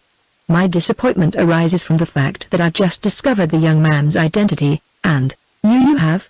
Kate exclaimed, grasping the edge of the table with a nervous hand. Her father smiled again, bitterly. Yes, I have, said he, with slow emphasis, and I regret to say, my dear child, that my diagnosis of his character is precisely what I first thought. Any interest you may feel in that quarter is being applied to a very unworthy object. The man is one of my discharged employees, a thorough rascal and hard ticket in every way, one of the lowest bred and most villainous persons yet unhung, I grieve to state. The fact that he carried you in his arms, and that I owe your preservation to him, is one of the bitterest facts in my life. Had it been any other man, no matter of what humble birth, father, she cried, bending forward and gazing at him with strange eyes. Father, by what right and on what authority do you make these accusations? That man, I know, was all that innate gentleness and upright manhood could make any man. His nobility was not of well-thought title, but of nonsense. Flint interrupted. Nobility, eh? Read that, will you, leering. Despite himself, he handed the paper across the table to his daughter. Those marked passages, said he. And remember, this is only the beginning. Wait till all the facts are known, the whole conspiracy laid bare and everything exposed to public view. Then tell me, if you can, that he is poor but noble. Bah. Sunday school dope, that. Noble, yes. Catherine sat there staring at the paper, a minute, as though quite unable to decipher a word. Through a kind of wavering mist that seemed to swim before her eyes, she vaguely saw the words, Socialist White Slaver. But that these bore any relation to the man she remembered, back there at the sugar house, had not yet occurred to her mind. She simply could not grasp the significance of the glaring headlines. And, turning a blank gaze on her father's face, she stammered. Why do you give me this? What has this got to do with me? With him? Everything, snarled the billionaire, violently irritated by his daughter's seeming obtuseness. Everything, I tell you. That man, that strong and noble hero of yours, is this man. This white slaver. This wild beast, this socialist, this anarchist. Do you understand now, or don't you? Do you grasp the truth at last, or is your mind incapable of apprehending it? He had risen, and now was standing there at his side of the table, shaking with violent emotion, his glasses awry, face wrinkled and drawn, hands twitching. His daughter, making no answer to his taunts, sat with a paper spread before her on the table. A wine glass, overset, had spilled a red stain for all the world like the workers' blood, spilled in war and industry for the greater wealth and glory of the masters out across the costly damask, but neither she nor Flint paid any heed, for he was staring only at her, and she, now having mastered herself a little, though her full breast still rose and fell too quickly, was struggling to read the slanderous lies and foul libels of the blue-penciled article. Silently she read, paling a little but otherwise giving no sign to show her further how the tide of her thought was setting. Twice over she read the article, then, pushing the paper back, looked at old Flint with eyes that seemed to question his very soul, eyes that saw the living truth. Below, it is a lie, said she, at last, in a grave, quiet voice. What? Blurted the old man. A lie? She nodded. Yes, said she. A lie. Furious, he ripped open the paper, and once more shoved it at her. Fool! Cried he. Read that. And his shaking, big-knuckled finger tapped the editorial on Socialism Unveiled. No, she answered, I need read no more. I know, I understand. You know what? Choked Flint. This is an editorial, I tell you. It represents the best thought and the most careful opinion of the paper. And it condemns this man, absolutely, as a criminal and a menace to society. It denounces him and his whole gang of socialists or anarchists or white slavers. They're all the same thing as a plague to the world. That's the editor's opinion, and remember, he's on the ground, there. He has all the facts. You are at a distance, and have none. Yet you set up your futile, Childish opinion. No more, father. No more," cried Catherine, also standing up. She faced him calmly, coldly, magnificently. "You can't talk to me this way, anymore. Cannot, and must not. As I see this thing, and my woman's intuition tells me more in a minute than you can explain away in an hour. This fabrication here has all, or nearly all, been invented and carried out by you. For what reason? This to discredit this man. To make me hate and loathe him. To force me back to Waldron. To—" "Stop!" shouted the old man, in a well-assumed passion. "No daughter of mine shall talk to me this way. Silence. It is monstrous and unthinkable. It is horrible beyond belief. Silence, I tell you, and—" "No, father, not silence," she replied, with perfect poise. "Not silence now, but speech. Either this thing is true or it is false. In either case, I must know the facts." "The papers? No truth in those. The finding of the courts? Today, they are a byword and a mockery. All I can trust is the evidence of my own senses, what I hear, and feel, and see." "So then," gulped the billionaire, holding the back of his chair in a trembling grasp, "just this, father. I'm going to Rochester, myself, to investigate this thing, to see this man, to hear his side of the story, to know—" "Do that," cried Flint in a terrible voice, "and you never enter these doors again. From the minute you leave Idle Hour on that fool's errand, my daughter is dead to me, forever." Swept clean off his feet by rage, as well as by the deadly fear of what might happen if his daughter really were to learn the truth. He had lost his head completely. With quiet attention, the girl regarded him, then smiled inscrutably. "So it be," she replied. "Even though you disinherit me or turn me off with a penny, my mind is made up, and my duties clear. While things like these are going on in the world, outside, I have no right to linger and to idle here. I am no child, now. I have been thinking of late, reading, learning. Though I can't see it all clearly, yet, I know that every bite we eat, means deprivation to some other people, somewhere. This light and luxury mean poverty and darkness elsewhere. This fruit, this wine, this very bread is ours because some obscure and unknown men have toiled and sweat and given them to us. Even this cut glass on our table, see. What tragedies it could reveal, could it but speak. What tales of coughing, consumptive glass cutters, bending over wheels, their lungs cut to pieces by the myriad spicules of sharp glass, so that we of our class, may enjoy beauty of design and coloring. And the silken gown I wear that too has cost, no more. No more of this," gurgled old Flint, now nearly in apoplexy. "I deny you. I repudiate you, anarchist that you are. Go. Never come back, never, never." Stumbling blindly, he turned and staggered out of the room. She watched him go, nor tried to steady his uncertain steps. In the hallway, outside, she heard him ring for Slauson, heard the valet come, and both of them ascend the stairs. "Father," she whispered to herself, a look of great and pure spiritual beauty on her noble face. "Father, this had to come. Sooner or later, it was inevitable. Whatever you have done, I forgive you, for you are my father, and have surely acted for what you think my interest. But nonetheless, the end is here and now. Between you and me, a great gulf is fixed. And from tonight I face the world, to battle with it, learn from it, and know the truth in every way. Enough of this false, easy, unnatural life. I cannot live it any longer, it would crush and stifle me. Enough. I must be free, I shall be free, to know, and dare, and do." That night, having had no further speech with old Flint, Kate left Idle Hour, taking just a few necessities in a suitcase, and a few dollars for her immediate needs. Giving no explanation to maid, valet or anyone, she let herself out, walked through the great estate and down Englewood Avenue, to the station, where she caught a train for Jersey City. The midnight special for Chicago bore her swiftly westward. No sleeping car she took, but passed the night in a seat of an ordinary coach. Her ticket read Rochester. The old page of her book of life was closed forever. A new and better page was open wide, chapter 25 through steel bars. True to her plan, Catherine ended her journey at Rochester. She engaged a room at a second-rate hotel, marveling greatly at the meanness of the accommodations, the like of which she had never seen, and, at 10 o'clock of the morning, appeared at the Central Police Station. The bundle of papers in her hand indicated that she had read the latest lies and venom poured out on Gabriel's defenseless head.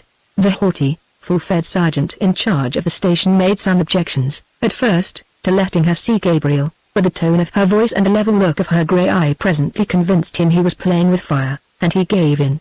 Summoning an officer, he bade the man conduct her. Iron doors opened and closed for her. She was conscious of long, ill-smelling, concrete-floored corridors, with little steel cages at either side, cages where hopeless, sodden wrecks of men were standing, or sitting in attitudes of brutal despair, or lying on foul bunks, motionless and inert as logs. For a moment her heart failed her. Good Lord! Can such things be? She whispered to herself. So this is a police station? And real jails and penitentiaries are worse. Oh, horrible.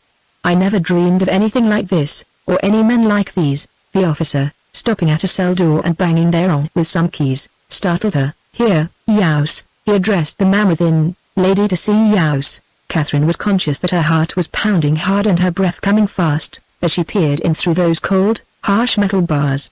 For a minute she could find no thought, no word. Within, her eyes still unaccustomed to the gloom vaguely perceived a man's figure, big and powerful, and different in its bearing from those other cringing wretches she had glimpsed. Then the man came toward her, stopped, peered in for a second, drew back. And then she heard his voice, in a kind of startled joy. Oh, is it you? Yes, she answered. I must see you. I must talk with you, again, and know the truth. The officer edged nearer. Yaus can talk all I want to, he dictated, hoarsely, but don't you pass nothing in. No dope, nor nothing, see? I'll stick around and watch, anyhow, but don't try to slip him no dream powders or no snow. 'Cause if you do, what on earth are you talking about? The girl demanded, turning on the officer with absolute astonishment. But he, only winking wisely, repeated. You heard me, didn't you? No dope. I'm wise to this whole game, at a loss for his meaning, yet without any real desire to fathom it. Kate turned back toward Gabriel.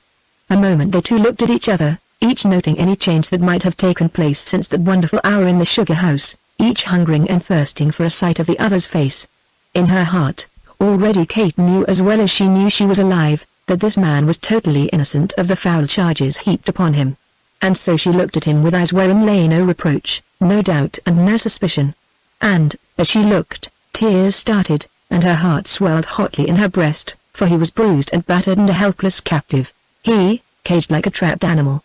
Her thought was, he, so strong, and free, and brave. Oh, horrible, horrible, he must have read something of this feeling, in her face, for now, coming close to the bars, he said in a low tone. Girl, your name I don't know, even yet girl, you mustn't pity me. That's one thing I can't have. I'm here because the master class is stronger than my class. The working class. Here, because I'm dangerous to that master class. This isn't said to make myself out a martyr. It's only to make you see things right. I'm not complaining at this plight. I've richly earned it under capitalism. So, then, that's settled. And now, what's more important, tell me how you are. And did your wound cause you much trouble? I confess I've passed many an anxious hour, thinking of your narrow escape and of your injury. It wasn't too bad, was it? Tell me. No, she answered, still holding to the bars, for she somehow felt quite unaccountably weak. It wasn't very bad. There's hardly any scar at all, or won't be, when it's fully healed. But all this is trifling, compared to what you've suffered and are suffering. Oh, what a horrible affair. What frightful accusations. Tell me the truth, boy. How, why could? He looked at her a moment, in silence, noting her splendid hair and eyes and mouth, the firm, well-molded chin, the confident and self-reliant poise of the shapely head, and as he looked, he knew he loved this woman. He understood, at last, how dear she was to him, dearer than anything else in all the world save just his principles and stern life work. He comprehended the meaning of all, his dreams and visions and long thoughts. And, caring nothing for consequences, unskilled in the finesse of dealing with women, acting wholly on the irresistible impulses of a heart that overflowed, he looked deep into those grey eyes and said in a tone that set her heartstrings vibrating. Listen. The truth? How could I tell you anything else? I know not who you are, and care not. That you are rich and powerful and free, while I am poor and in captivity, means nothing. Love cares not for such trifles. It dares all, hopes all, trusts all, believes all, and is patient in adversity. Love? She whispered, her face paling. How do you dare to? Dare? Because my heart bids me. And where it bids, I care not for conventions or consequences. He flung his hand out with a splendid gesture, his head high, his eyes lustrous in the half-light of the cell. Where it leads, I have to follow. That is why I am a socialist. That is why I am here, today, outcast and execrated, a prisoner, in danger of long years of living death in the pestilential tomb of some foul penitentiary. You're here because you are a socialist? She asked. He nodded. Yes, said he. I tried to help a suffering, outcast woman or one who posed as such. And she betrayed me to my enemies.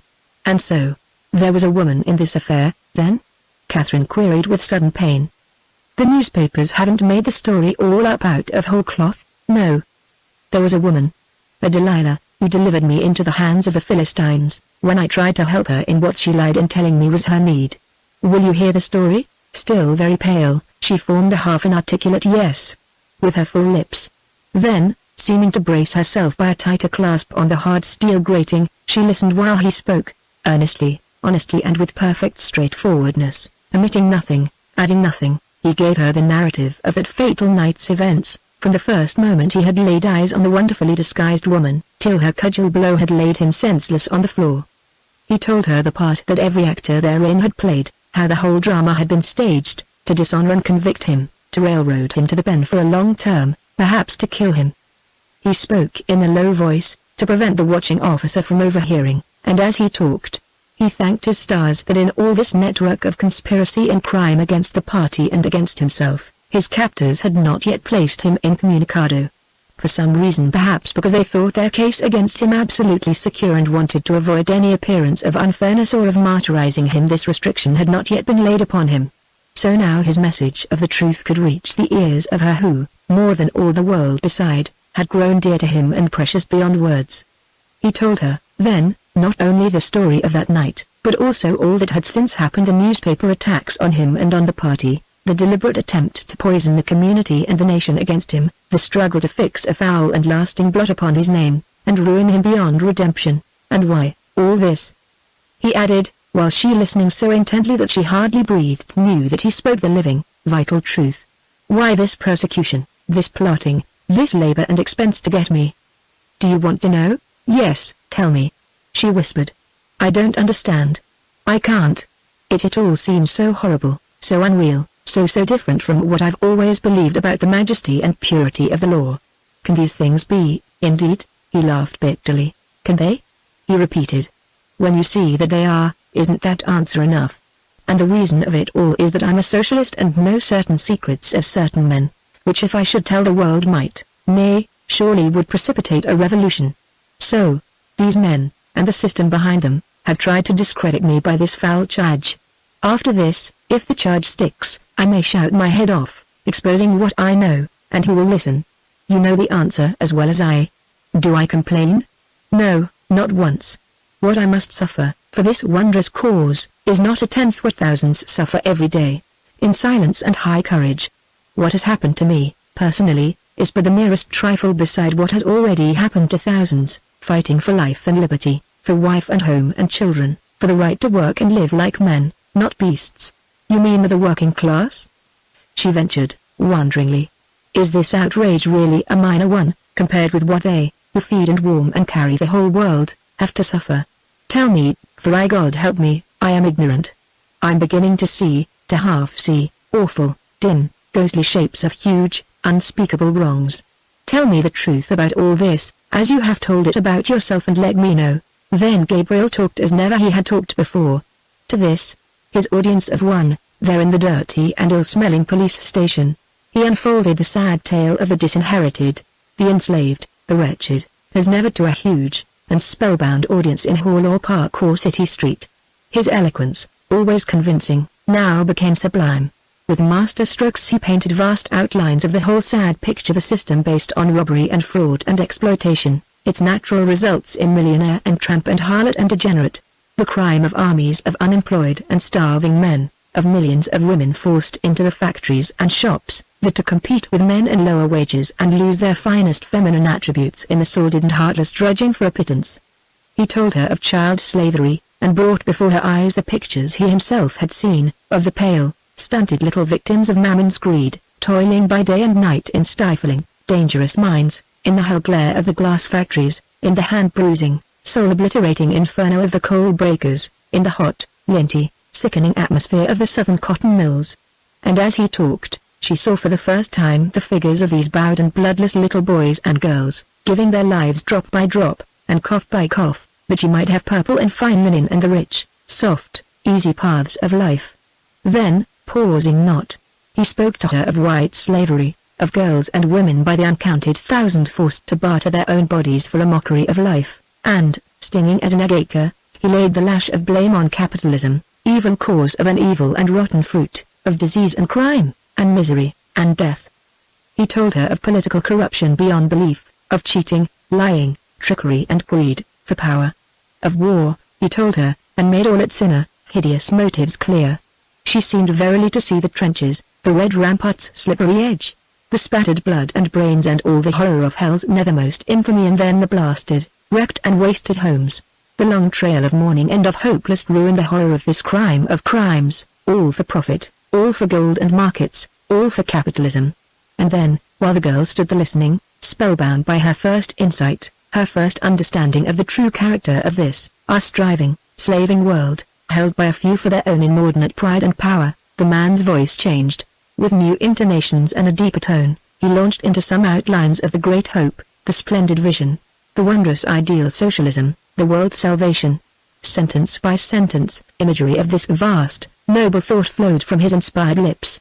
Clearly he showed this woman all the causes of the world's travail and pain, and clearly made her see that only in one way, only through the ownership of the world by the world's children as a whole, could peace and justice, life and joy and plenty and the new time come to pass, dreamed of and yearned for by many sages and prophets, and now close at hand on the very threshold of reality, socialism. It leapt from his spirit like a living flame, consuming dross and waste and evil, lighting up the future with its shining beacon, its message of hope to the hopeless, of rest and cheer and peace to all who labored and were heavy laden. Socialism.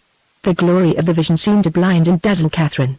In its supernal light, things grievous to be understood and borne were now made clear.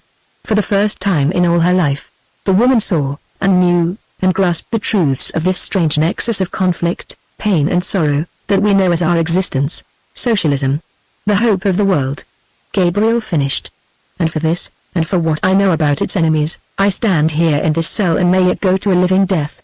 This is my crime, and nothing else, this battle for the freedom and the joy of the world, this struggle against the powers of ignorance and darkness, priestcraft and greed, lust, treachery and foulness, cruelty and hate and war. This, and this only. You have heard me.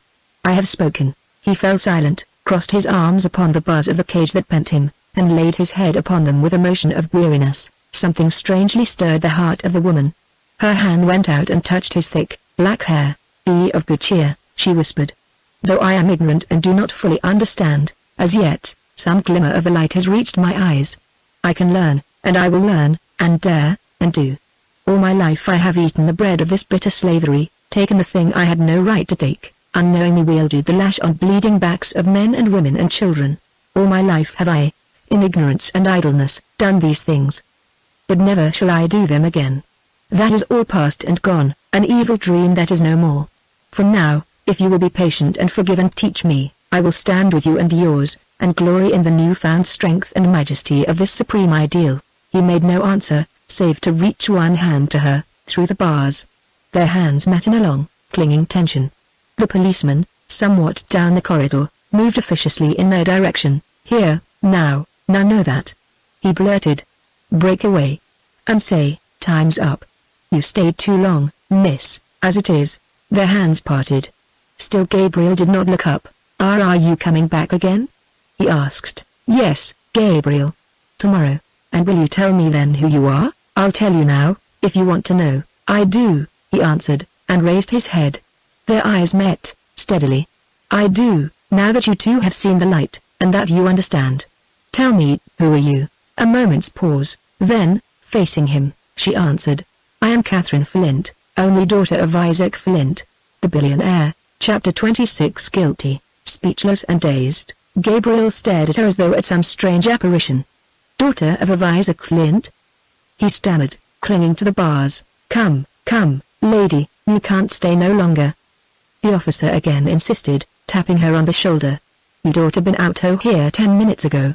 No, nothing doing. He concluded, as she turned to him appealingly. Not today. Time's up and more than up. Catherine stretched out her hand to Gabriel, in farewell. He took it, silently. "Goodbye," said she. "Until I come again, goodbye. Keep up a stout heart, for I am with you. We can't lose. We shall win, we must win. Don't condemn me for being what I am and who I am, Gabriel. Only think what with your help I may yet be. And now again, goodbye." Their hands parted. Gabriel, still silent, stood there in his cell, watching her till she vanished from his sight down the long corridor of grief and tears. The officer, winking wisely to himself, thrust his tongue into his cheek. "Daughter of Isaac Flint, th billionaire," he was thinking, with derision. Oh, yes, billionaires' daughters would be visiting socialists and bums and red light con workers like this geezer. Oh yes, sure they would. I should worry. Which mental attitude was fortunate, indeed, for it, and it alone, preserved the girl from a wild blare of newspaper notoriety. Had the truth been known, who could have imagined the results? For a long time after the girl had departed, Gabriel sat there in his cell, motionless and sunk in deepest thought. His emotions past recording.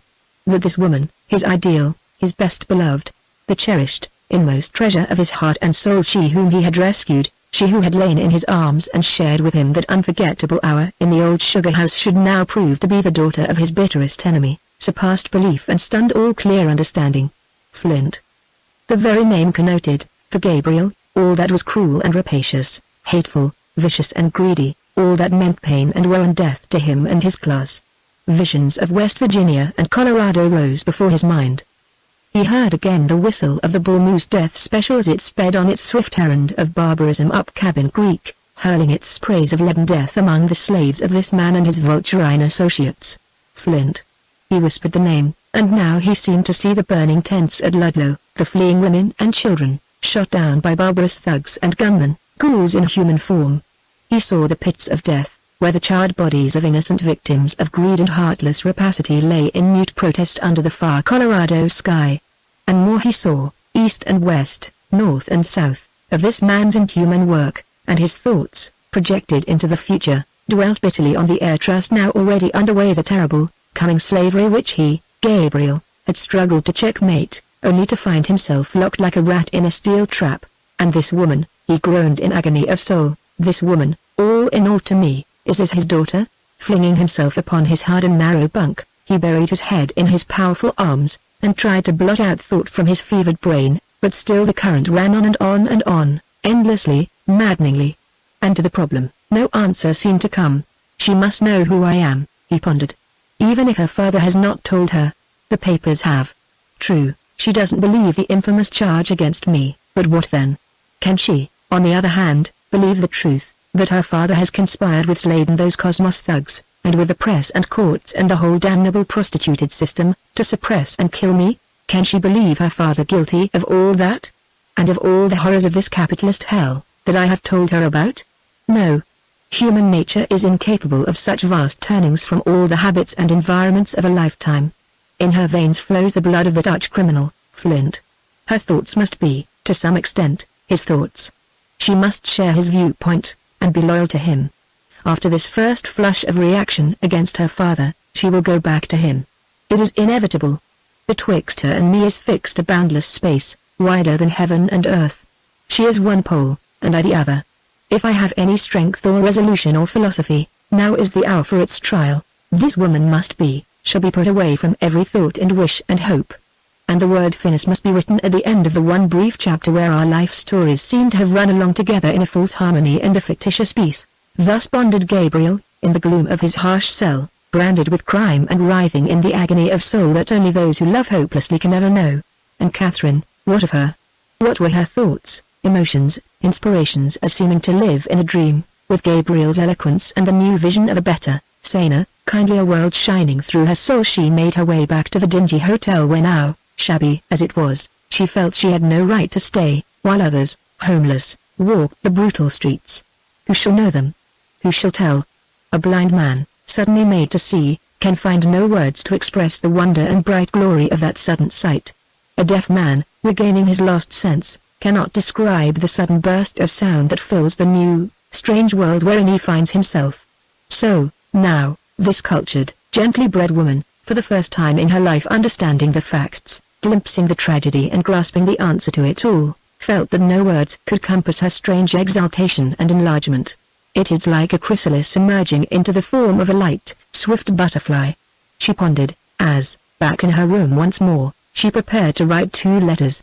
Just for the present, I can't understand it all. I don't know, yet, whether I'm worthy to be a socialist, to be one of that company of earnest, noble men and women striving for life and liberty and joy for all the world. But with the help of the man I trust and honor and believe in, and love, perhaps I may yet be. God grant it may be so, she thought, a few minutes more, her face lighted by an inner radiance that made its beauty spiritual and pure and calm. Then, having somewhat composed her thoughts, she wrote this letter to Maxim Waldron. My dear Wally, I am writing you without date or place, just as I shall write my father, because whatever happens, I insist that you two let me go my way in peace, without trying to find, or hamper, or importune me. My mind is fully made up. Nothing can change it. We have come to the parting of the ways, forever. Though I may feel bitterly toward you for what I now understand as your harsh and cruel attitude toward the world, and the role you play as an exploiter of human labor, I shall not reproach you. You simply cannot see these things as I have come to see them since my feet have been set upon the road toward socialism. Don't start, Wally, that's the truth. Perhaps I'm not much of a socialist yet, because I don't know much about it. But I am learning, and shall learn. My teacher is the best one in the world, I'm sure, and added to this, all my natural energy and innate radicalism have flamed into activity with this new thought. So, you see, the past is even more effectively buried than ever. How could anything ever be possible, now, between you and me? Cease to think of me, Wally. I am gone out of your life, for all time, as out of that whole circle of false, insincere, wicked and parasitic existence that we call society. That other world, where you still are, shall see me no more. I have found a better and a nobler kind of life, and to this, and to all it implies, I mean to be forever faithful. I beg you, never try to find me or to answer this. Goodbye, then, forever, Catherine. After having read this over and sealed it, she wrote still another. Dear Father, it is hard to write these words to you. I owe you a debt of gratitude and love, in many ways, yet, after all, your will and mine conflict. You have tried to force me to a union abhorrent and impossible to me. My only course is this independence to think, and act, and live as I, no longer a child but a grown woman, now see fit. I shall never return to you, Father. Life means one thing to you, another to me. You cannot change, I would not, now, for all the world. I must go my way, thinking my own thoughts, doing my own work, living up to my own ideals, whatever these may be. Your money cannot lure me back to you, back to that old, false, sheltered, horrible life of ease and idleness and veiled robbery. The skill you have given me as a musician will open out a way for me to earn my own living and be free. For this I thank you, and for much else, even as I say goodbye to you for all time. I have written Wally. He will tell you more about me, and about the change in my views and ambitions, which has taken place. Do not think harshly of me, Father, and I will try to forgive you for the burden I now know you have laid upon the aching shoulders of this sad, old world. And now, goodbye. Though you have lost a daughter, you may still rejoice to know that that daughter has found peace and joy and vast outlets for the energies of her whole heart and soul and being, in working for socialism, the noblest ideal ever conceived by the mind of man. Farewell, Father, and think sometimes, not too unkindly, of your Kate. 1 week after these letters were mailed, Tiger Waldron, fanning the fires of the old man's terrible rage, had decided Flint to disinherit Catherine and to name him, Waldron, as his executor. Gabriel's fervent wish that she might be penniless, was granted. On the very day this business was put through, practically delivering the Flint interests into Waldron's hands in the case of the old man's death, a verdict was reached in Gabriel's case, at Rochester. This case, crammed through the calendar, ahead of a large jam of other business, proved how well unlimited funds can grease the wheels of law. It proved, also, that in the face of infinitely subsidized witnesses, lawyers, judge and jurymen, black becomes white, and a good deed is written down a crime. Catherine, working incognito, cooperated with the socialist defense, and did all that could be humanely done to have the truth made known, to overset the mass of perjury and fraud enmeshing Gabriel, and to force his acquittal. As easily might she have bidden the sea rise from its bed and flood the dry and arid wastes of old Sahara. Her voice and that of the socialists, their lawyers and their press, sounded in vain. A solid battery of capitalist papers, legal lights, Private detectives and other means, particularly including the majority of the priests and clergy, swamped the man and damned him and doomed him from the first word of the trial. Money flowed in floods. Perjury overran the banks of the river of corruption. Herzog branded the man a thief and fire-eater. Dope fiends and harlots from the red light district, madams and pimps and hangers-on, swore to the white slave activities of this man, who never yet in all his 24 years had so much as entered a brothel. Forged papers fixed past crimes and sentences on him. By innuendo and direct statement, dynamitings, arsons, violence and rioting in many strikes were laid at his door. His socialist activities were dragged in the slime of every gutter, and his party made to suffer for evil deeds existing only in the foul imagination of the prosecuting attorneys. The finest kept brains in the legal profession conducted the case from start to finish, and not a juryman was drawn on the panel who was not, from the first, sworn to convict, and bought and paid for in hard cash. After 3 days in which Gabriel plumbed the bitterest depths of hell and drank full draughts of gall and wormwood, the verdict came, and was flashed from seat to sea by an exulting press, and preached on, and editorialized on, and gloated over by Flint and Waldron and many others of that ilk, while Catherine wept tears that seemed to drain her very heart of its last drops of blood. At last she knew the meaning of the class struggle and her terrible father's part in it all. At last she understood what Gabriel had so long understood and now was paying for, the fact that hell hath no fury like capitalism when endangered or opposed. The price. Gabriel now must pay it, to the full. For that foul verdict, bought with gold wrung from the very blood and marrow of countless toilers, opened the way to the sentence which Judge Harpies regretted only that he could not make more severe, the sentence which the detectives and the prison authorities, well fixed, counted on making a death sentence, too. Gabriel Armstrong, stand up. He arose and faced the court. A death-like stillness hushed the room, crowded with socialists, reporters, emissaries of Flint, private detectives and hangers-on of the system. Heavily veiled, lest some of her father's people recognize her, Catherine herself sat in a back seat, very pale yet calm. Prisoner at the bar, have you anything to say, why sentence should not be pronounced upon you? Gabriel, also a little pale, but with a steadfast and fearless gaze, looked at the legal prostitute upon the bench, and shook his head in negation. He deigned not, even, to answer this kept puppet of the ruling class. Judge Harpies frowned a trifle, cleared his throat, glanced about him with pompous dignity, and then, in a sonorous and impressive tone, his best asset on the bench, for legal knowledge and probity were not his, announced. It is the judgment of this court that you do stand committed to pay a fine of $3,000 into the Treasury of the United States, and to serve 5 years at hard labor in the federal penitentiary at Atlanta. Chapter 27. Back in the sunlight. 4 years and 2 months from the day when this iniquitous verdict fell from the lips of the bought and paid for judge, a sturdily built and square-jawed man stood on the steps of the Atlanta penitentiary and, for the first time in all these weary months and years, faced the sun. Pale with the prison pallor that never fails to set its seal on the victims of a diseased society, which that society retaliates upon by shutting away from God's own light and air, this man stood there on the steps, a moment, then advanced to meet a woman who was coming toward him in the august glare. As he removed his cheap, convict-made cap, one saw his finely shaped head, close cropped with the infamous prison badge of servitude.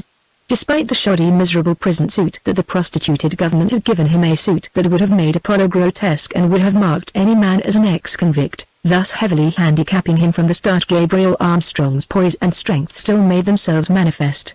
And the smile as they two, the woman and he, came together and their hands clasped, lighted his pale features with a ray brighter than that of the blistering southern sunshine flooding down upon them both. I knew you'd come, Catherine, said he, simply, his voice still the same deep, vibrant, earnest voice which, all that time ago, had thrilled and inspired her at the hour of her great conversion.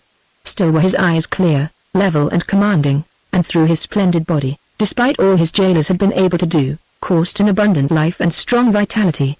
Gabriel had served his time with consummate skill, courage and intelligence. Like all wise men, he had recognized force majeure, and had submitted. He had made practically no infractions of the prison rules, during his whole bit. He had been quiet, obedient and industrious. His work, in the brush factory, had always been well done, and though he had consistently refused to bear tales, to spy, to inform or be a stool pigeon, the quickest means of winning favor in any prison, yet he had given no opportunity for savagery and violence to be applied to him. Not even Flint's eager wish to have his jailers force him into rebellion had succeeded. realizing to the full the sort of tactics that would be used to break, and if possible to kill him. Gabriel had met them all with calm self-reliance and with a generalship that showed his brain and nerves were still unshaken. On their own ground he had met these brutes, and he had beaten them at their own game. Their attempt to make a dope out of him had ignominiously failed. He had detected the morphine they had cleverly mixed with his water, and, after his drowsiness and weird dreams had convinced him of the plot, had turned the trick on it by secretly emptying this water out and by drinking only while in the shop, where he could draw water from the faucet. The cell guard's intelligence had been too limited to make them inquire of the brush shop guards about his habits. Also, Gabriel had feigned stupefaction while in the cell. Thus he had simulated the effects of the drug, and had really thrown his tormentors off the track. For months and months they were convinced that they were weakening his will and destroying his mentality, while as a matter of fact his reasoning powers and determination never had been more keen. By bathing as often as possible, by taking regular and carefully planned calisthenics, by reading the best books in the prison library, by attention to every rule of health within his means, and by allowing himself no vices, not even his pipe, Gabriel now was emerging from the bastille of capitalism in a condition of mind and body so little impaired that he knew a few weeks would entirely restore him. The good conduct allowance, or copper, which they had been forced to allow him for exemplary conduct, had cut 10 months off his sentence. And now in mid-August of 1925, there he stood, a free man again, with purpose still unshaken and with a woman by his side who shared his high ambition and asked no better lot than to work with him toward the one great aim, socialism. Now, as these two walked side by side along the sun-baked street of the sweltering southern town, Gabriel was saying, "So I haven't changed as much as you expected? I'm glad of that, Kate. Only superficial changes, at most. Just give me a little time to pull together and get my legs under me again, and forward march. Charge the forts. Eh, Catherine?" She nodded, smiling. Smiles were rare with her, now. She had grown sober and serious, in these years of work and battle and stern endeavor. The Catherine Flint of the old times had vanished, the Catherine of country club days, and golf and tennis, and the opera, the Catherine of Newport, of the horse show, of Paris, of society. In her place now lived another and a nobler woman, a woman known and loved the length and breadth of the land, a woman exalted and strengthened by new, high and splendid race aspirations, by a vision of supernal beauty, the vision of the world for the workers, each for all and all for each. She had grown more mature and beautiful, with the passing years. No mark of time had yet laid its hand upon her face or figure. Young, still she was now but 25, and Gabriel only 28. She walked like a goddess, lithe, strong and filled with overflowing vigor. Her eyes glowed with noble enthusiasms, and every thought, every impulse and endeavor now was upward, onward, filled with stimulus and hope and courage. Thus, a braver, broader and more splendid woman than Gabriel had known in the other days of his first love for her, the days when he had wished her penniless, the days when her prospective millions stood between them. She walked beside him now. And they two, comrades, understood each other, spoke the same language, shared the same aspirations, dreamed the same wondrous dreams. Their smile, as their eyes met, was in itself a benediction and a warm caress. "Charge the forts," Gabriel repeated. "Yes, Kate, the battle still goes on, no matter what happens. Here and there, soldiers fall and die. Even battalions perish, but the war continues. When I think of all the fights you've been in, since I was put away, I'm unspeakably envious. You've been through the Tuana Valley strike, the big consolidated Western lockout and the Imperial Mills massacre. You were a delegate to the 1923 Revolution Congress, in Berlin, and saw the slaughter in Unter den Linden, helped nurse the wounded comrades, inside the Treptow Park barricades. Then, out in California," she checked him, with a hand on his arm. "Please don't, Gabriel," she entreated. "What I have done has been so little, so terribly, pitiably little, compared to what needs to be done. And then remember, too, that in and through all, this thought has run, like the red thread through every cable of the British Navy, the thought that in my every activity, I am working against my own father, combating him, being as it were a traitor and—" "Traitor?" exclaimed the man. "Never. The bond between you two is forever broken. You recognize in him, now, an enemy of all mankind. Waldron is another. So is every one of the Air Trust Group, that is to say, the small handful of men who today own the whole world and everything in it. Your father, as president of that world corporation which potentially controls 2,000 millions of human beings and which will, tomorrow, absolutely control them, is no longer any father of yours. He is a world emperor, and his few associates are princes of the royal house.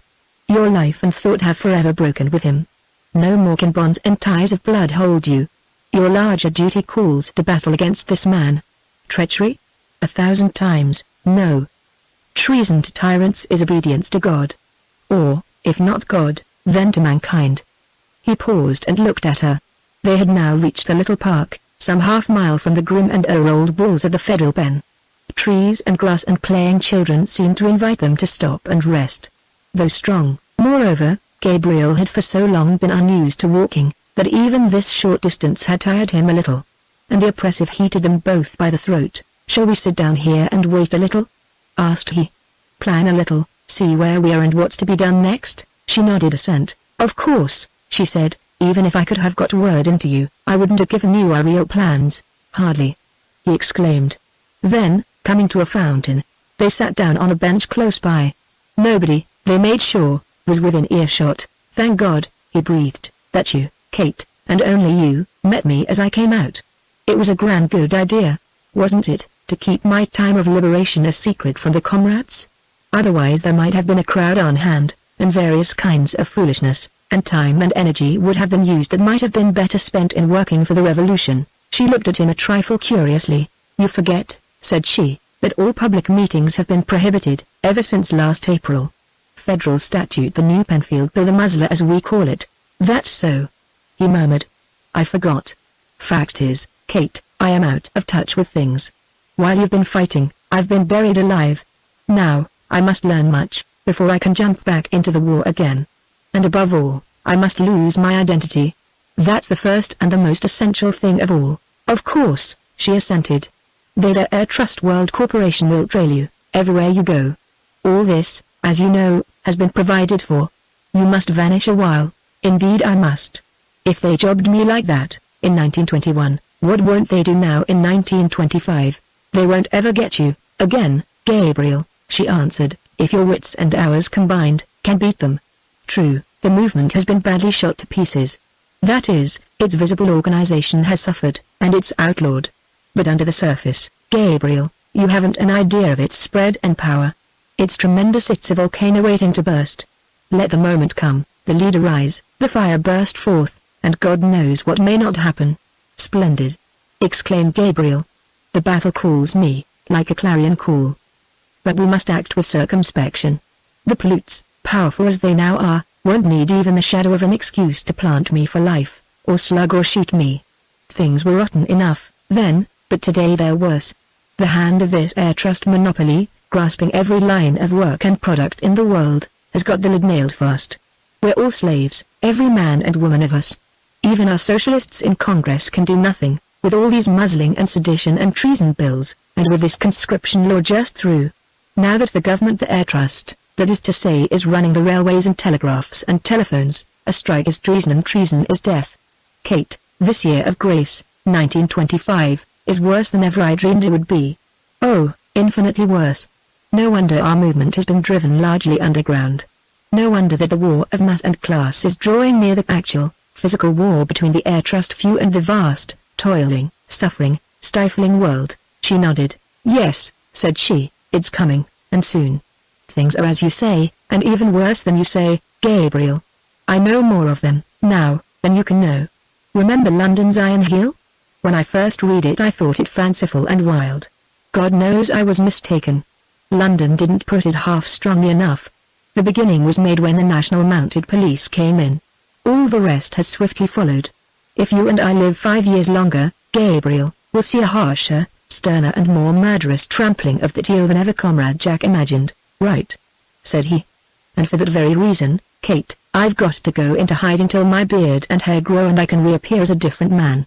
Don't look, just now, but in a minute take a peek. Over on that third bench, on the other side of the park, see that man? Well, he's a shadow. There were 3 waiting for me, at the prison gates. You couldn't spot them, but I could. One was that Italian banana seller that stood at the curb, on the first corner. Another was a taxi driver. And this one, over there, is the third. From now till they get me again, they'll follow me like bloodhounds. I can't go free, to do my work and take part in the impending war, till I shake them. Look, now, do you see the one I mean? Cautiously the girl looked round, with casual glance as though to see a little boy playing by the fountain. "Yes," she murmured. "Who is he? Do you know his name?" "No," answered Gabriel. "His name, no. But I remember him, well enough. He's the larger of the two detectives I knocked out, in that room in Rochester. Beside his pay, he's got a personal motive in landing me back in stir, or sending me up the escape, as prison slang names a penitentiary and a death. So then," he added, "what's the first thing? Where shall I go, and how, to hide and metamorphose? I'm in your hands, now, Kate. More than 4 years out of the world, remember, makes a fellow want a little lift when he comes back." She smiled and nodded comprehension. "Don't explain, Gabriel," said she. "I understand. And I've got just the place in mind for you. Also, the way to get there. You see, comrade, we've been planning on this release. When can you go?" "When? Right now," exclaimed Gabriel, standing up. "The quicker, the better. Every minute I lose in getting myself ready to jump back into the fight, is a precious treasure that can never be regained." "Go, then," said she, with pride in her eyes. "I will wait here. Don't think of me, leave me here, I am self-reliant in every way. Go to the Cuthbert house, on Des Plaines Street. Everything has been arranged for your escape. Every link in the chain is complete. Remember, we are working more underground, now, than when you were sentenced. And our machinery is almost perfect. Register at the hotel and take a room for a week." "Then, register, under my own name?" asked he. "Under your own name. Stay the 2 days. You won't be molested so soon, and things won't be ready for you till the 3rd day. On that day, well, what then? A message will come for you, that's all. Obey it. You have nothing more to do." He nodded. "I understand," said he. "But, Kate, who's paying for all this? Not you?" I can't have you paying, now that every dollar you have must be earned by your own labor." She smiled a smile of wonderful beauty. "Foolish, rebellious boy," said she. "Have no fear. All expense will be borne by the party, just as the party paid your fine. It needs you and must have you, and with a cost 10 times as great, would bear it to get you back. Remember, Gabriel, the party is far larger than when you were buried alive in a cell. Even though in some ways outlawed and suppressed, its potential power is tremendous. All it needs is the electric spark to cause the world-shaking explosion. All that keeps us from power now is the iron heel that, and the clutch of the air trust already crushing and mangling us. Go, now," she concluded. "Go, and rest a while, and wait. All shall be well. But first, you must get back your strength completely, and find yourself, and take your place again in the ranks of the great, subterranean army. And shall I see you soon, again?" he asked, his voice trembling just a little as their hands clasped once more, and once more parted. "You will see me soon," she answered. "Where? In a safe place, where we can plan, and work, and organize for the final blow. Now, you shall know no more. Goodbye." One last look each gave the other. Their eyes met, more caressingly than many a kiss, and, turning, Gabriel took his way, alone, toward Des Plaines Street. At the exit of the park, he looked around. The Catherine sat, on the bench. But, seemingly quite oblivious to everything, she was now reading a little book. Though he lingered a moment, hoping to get some signal from her, she never stirred or looked up from the page, sighing, with a strange feeling of sudden loneliness and a vast, empty yearning in his heart. Gabriel continued on his way, toward what? He knew not. The detective on the other side of the park, no longer sat there. Somehow, somewhere, he had disappeared. Chapter 28. In the Refuge. Far on the western slopes of Clingman Dome in the Great Smoky Mountains of North Carolina, a broad, low-built bungalow stood facing the setting sun. Vast stretches of pine forest shut it off from civilization and the prying activities of plutocracy. The nearest settlement was Ravens, 20 miles away to eastward, across inaccessible ridges and ravines. Running far to southward, the railway left this wilderness untouched. High overhead, an eagle soared among the thunderheads that presaged a storm up Sevier Pass. And, red through the haze to westward, the great huge sunball slid down the heavens toward the tumbled, jagged mass of peaks that rimmed the far horizon. Within the bungalow, a murmur of voices sounded, and from the huge stone chimney a curl of smoke, arising, told of the evening meal, within, now being made ready. On the wide piazza sat a man, writing at a table of plain boards roughly pegged together. Still a trifle pale, yet with a look of health and vigor, he sat there hard at work, writing as fast as pen could travel. Hardly a word he changed. Sheet by sheet he wrote, and pushed them aside and still worked on. Some of the pages slid to the porch floor, but he gave no heed. His brow was wrinkled with the intensity of his thought, and over his face, where now a disguising beard was beginning to be visible, the light of the sinking sun cast as it were a kind of glowing radiance. At last the man looked up, and smiled, and eyed the golden mountain tops far off across the valley. Wonderful eyrie in the hills, he murmured. Wonderful retreat and hiding place, wonderful care and forethought to have made this possible for me. How shall I ever repay all this? How, save by giving my last drop of blood, if need be, for the final victory. He pondered a moment, still half thinking of the poem he had just finished, half reflecting on the strange events of the past week, the secret ways, by swift auto, by boat, by monoplane which had brought him hither to this still undiscovered refuge. How had it all been arranged, he wondered, and who had made it possible? He could not tell, as yet. No information was forthcoming. But in his heart he understood, and his lips, murmuring the name of Catherine, blessed the name and tenderly revered it. At last Gabriel bent, picked up the pages that had fallen, and arranged them all in order. Tomorrow this shall go out to the world, said he, and to our press such of it as still remains. It may inspire some fainting heart and thrill some lagging mind. Now, that the final struggle is at hand, more than guns we need inspiration. More than force, to meet the force that has ravished our every right and crushed constitution and law, alike, we need spiritual insight and integrity. Only through these, and by these, come what may, can a true, lasting victory be attained. In the doorway of the bungalow a woman appeared, her smile illumined by the sunset warmth. Come, Gabriel, said she. We're waiting the Grantams, Craig, and Brevard. Supper's ready. Not one of them will sit down, till you come. Have I been delaying you? Asked Gabriel, turning toward the woman, with a smile that matched her own. I'm afraid so, just a little, she answered. But no matter, I'm glad. When you get to writing, you know, nothing else matters. One line of your verse is worth all the suppers in the world. Nonsense, he retorted. I'm a mere scribbler. We won't argue that point, she answered. But at any rate, you're done, now. So come along, boy, or the comrades will begin dividing up without us, for this mountain air won't brook delay. Gabriel took a long breath, stretched his powerful arms out toward the mountains, and raised his face to the last light of day. Nature, he whispered, ever beautiful and ever young. Ah, could man but learn thy lessons and live close to thy great heart. Then, turning, he followed Catherine into the bungalow. Beautiful and restful though the outside was, the interior was more restful and more charming still. In the vast fireplace, to left, a fire of pine roots was crackling. The room was filled with their pitchy, wholesome perfume, with the dancing light of their blaze and with the warmth made grateful by that mountain height. Simple and comfortable all the furnishings were, hand-wrought for use and pleasure. Big chairs invited. Broad couches offered rest. No hunting trophies, no heads of slaughtered wild things disfigured the walls, as in most bungalows, but the flickering firelight showed pictures that inspired thought and carried lessons home, pictures of toil and of repose, pictures of life, and love, and simple joy, pictures of tragedy, of reality and deep significance. Here one saw millets sower, and gleaners and the man with the hoe. There, Freytels the conquerors, and Stuck's war. A large copy of Bernard's Labor, the sensation of the 1922 Paris Salon, hung above the mantelpiece, on which stood Rodin's Minor in bronze.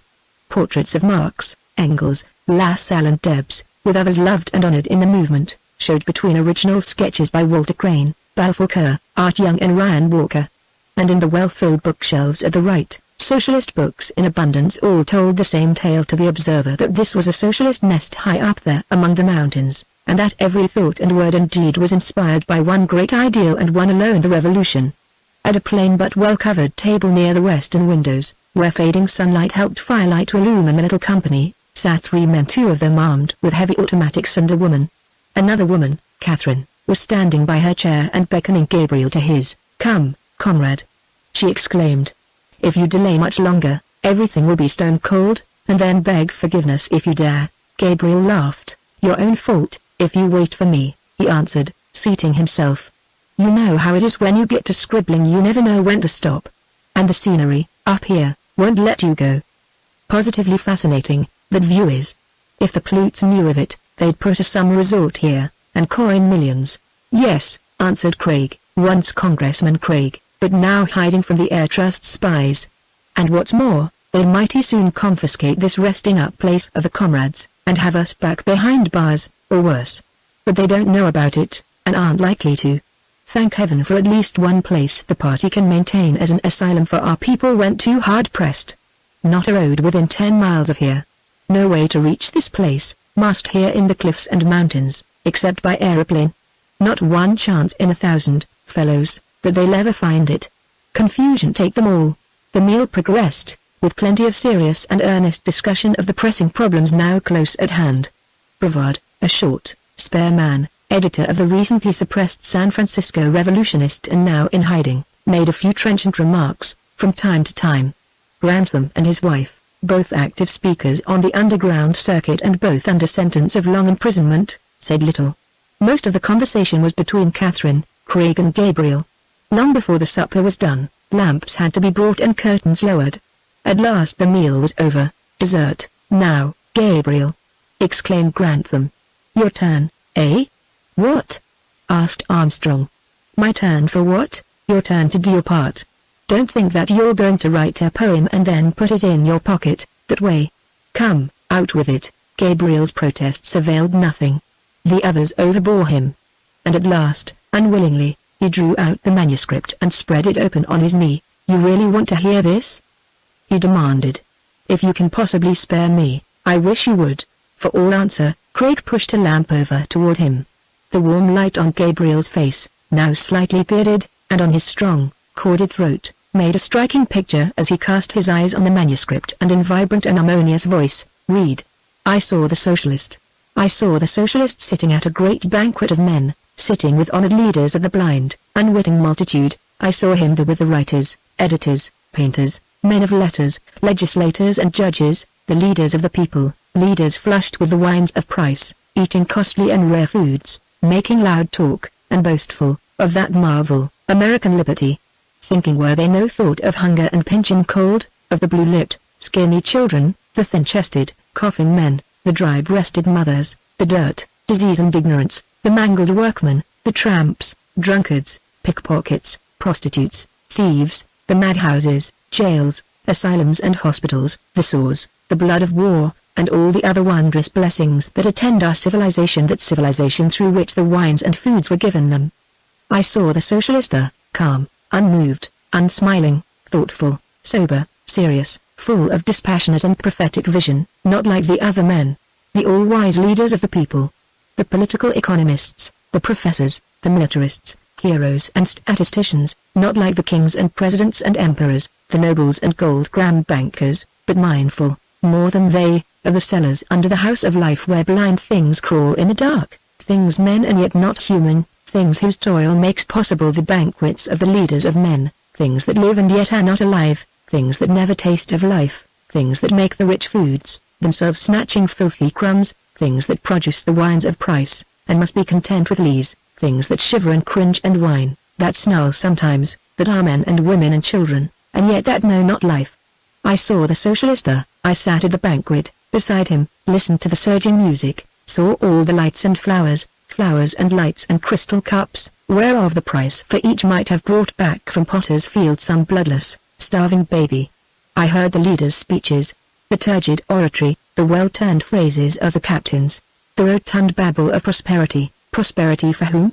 Nay, ask not troublesome questions. The captains vaunting I heard, their boasts of glory and victory, while red their hands dripped red with the blood of the butchered workers. I heard the judges' self-glorification, quixotic fighting of windmills, heard also the unclean jests that those respected leaders told.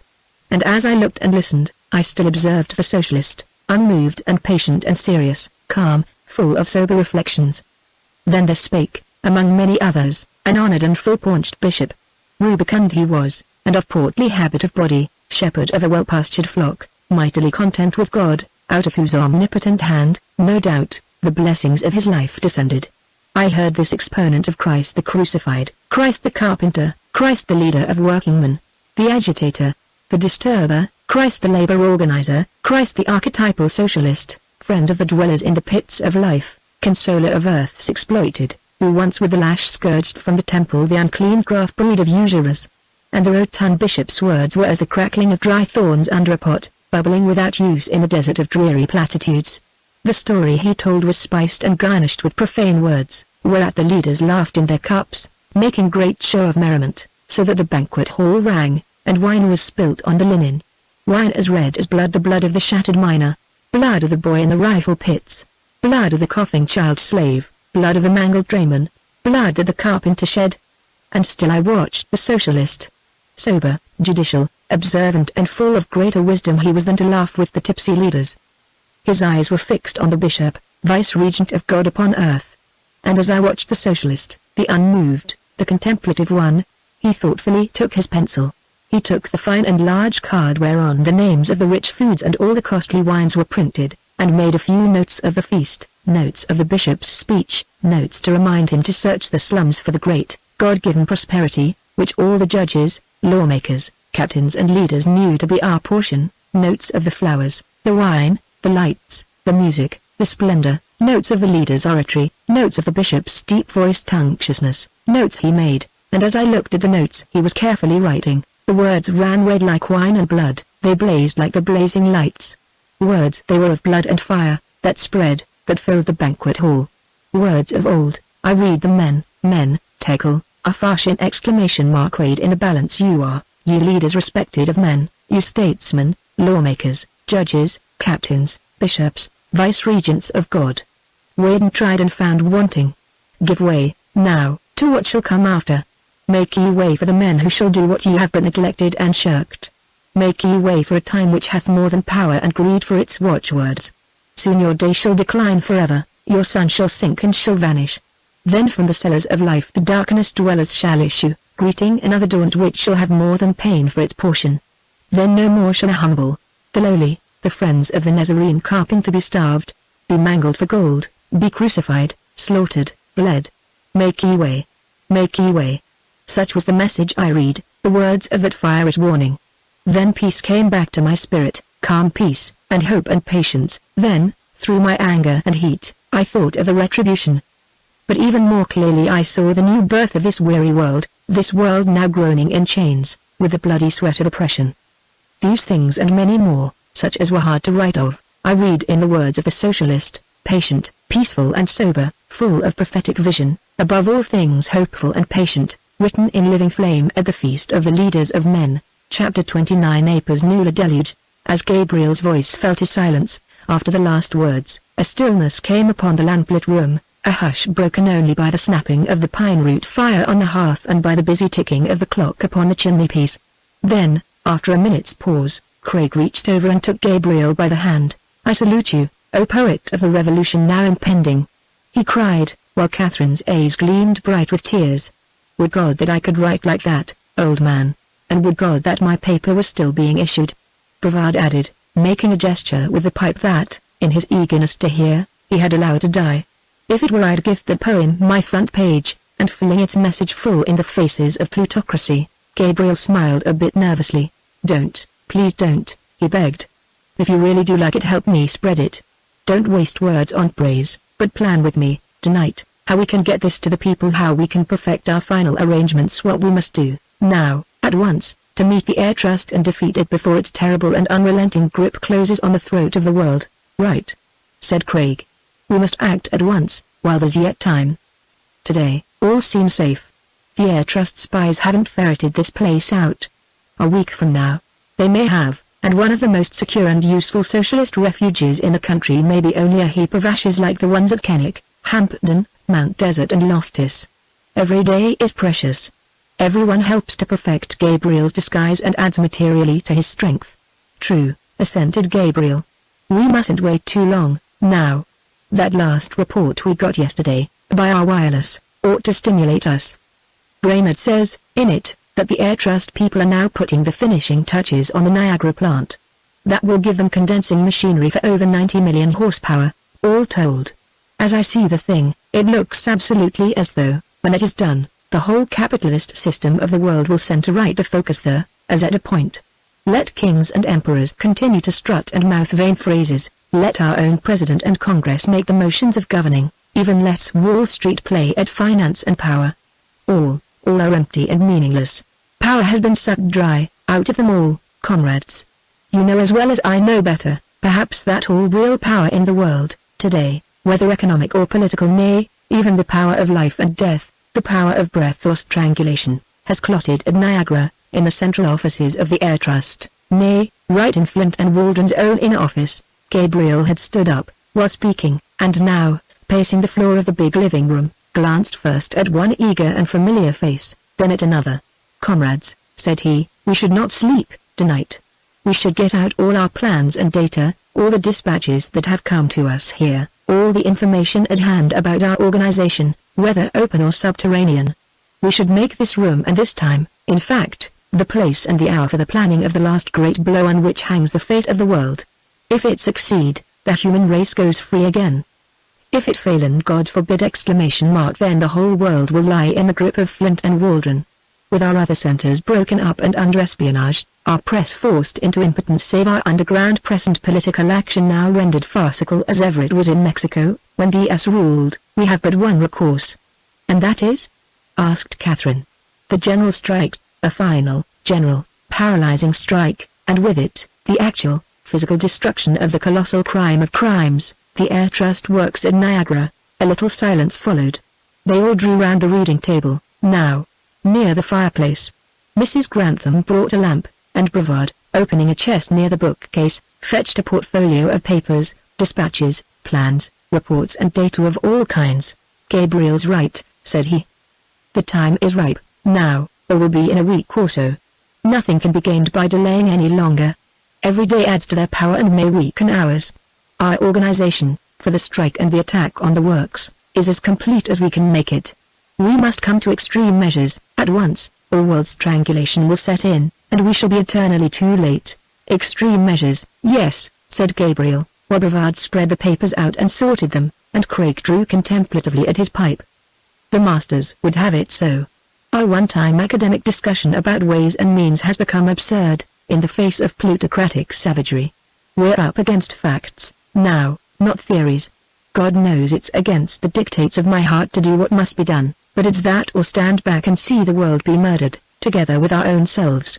And in a case of self-defense, no measures are unjustifiable. Whatever happens, our hands are clean.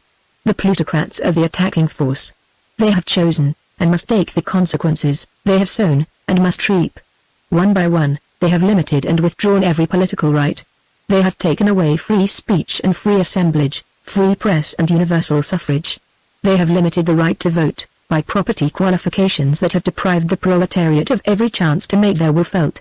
They have put through this national censorship outrage, and still worse the National Mounted Police Bill, making Cossack rule supreme in the United States of America, as they have made it in the United States of Europe. Before they elected that tool of tools, President Supple, in 1920, on the anti-socialist ticket, we still had some constitutional rights left, a few. But now, all are gone. With the absorption and annexation of Canada, Mexico and Central America, slavery full and absolute settled down upon us. The Union simply crumbled to dust, as you know, in face of all those millions of Mexican peons swamping the labor market with starvation wage labor. Then, as we all remember, came the terrible series of strikes in 1921 and 1922, and the massacres at Hopedale and Boulder, at Los Angeles and Pittsburgh, and, worst of all, Gary. That finished what few rights were left, that killing did. And then came the army of spies, and the prescriptions, and the electrocution of those 111 editors, speakers and organizers. Why bring up all these things that we all know so well? We were willing to play the game fair and square, and they refused. Say that, and you say all. No need to dwell on details, comrades. The Air Trust has had its will with the world, so far. It has crushed all opposition as relentlessly as the car of Juggernaut used to crush its blind, fanatical devotees. True, our party still exists and has some standing and some representatives, but we all know what power it has in the open. Not that much. And he snapped his fingers in the air. In the open, none. Said Craig, blowing a cloud of smoke. I admit that, Gabriel. But, underground. Gabriel took up the word. Forces are now at work that can shatter the whole infernal slavery to dust. This way of working is not our choice, it is theirs. They would have it so, now let them take their medicine. Yes, yes, eagerly exclaimed Catherine, her face flushed and intense. I'm with you, Gabriel. To work. To work, yes, put in Craig, but with system, order and method. My experience in Congress has taught me some valuable lessons. The universal, all-embracing trust made marionettes of us, everyone. Our strength was, to them, no more than that of a mouse to a lion. Their system is perfect, their lines of supply and communication are without a flaw. The Prussian army machine of other days was but a bungling experiment by comparison with the efficiency of this new mechanism. I tell you, Gabriel, we've got to give these tyrants credit for being infernally efficient tyrants. All that science has been able to devise, or press and church and university teach, or political subservience make possible, is theirs. And back of that, military power, and the courts and the prisons and the electric chair. And back of all those, the power to choke the whole world to submission, in a week. Gabriel thought, a moment, before replying. Then said he, I know it, Craig. All the more reason why we must hit them at once, and hit hard.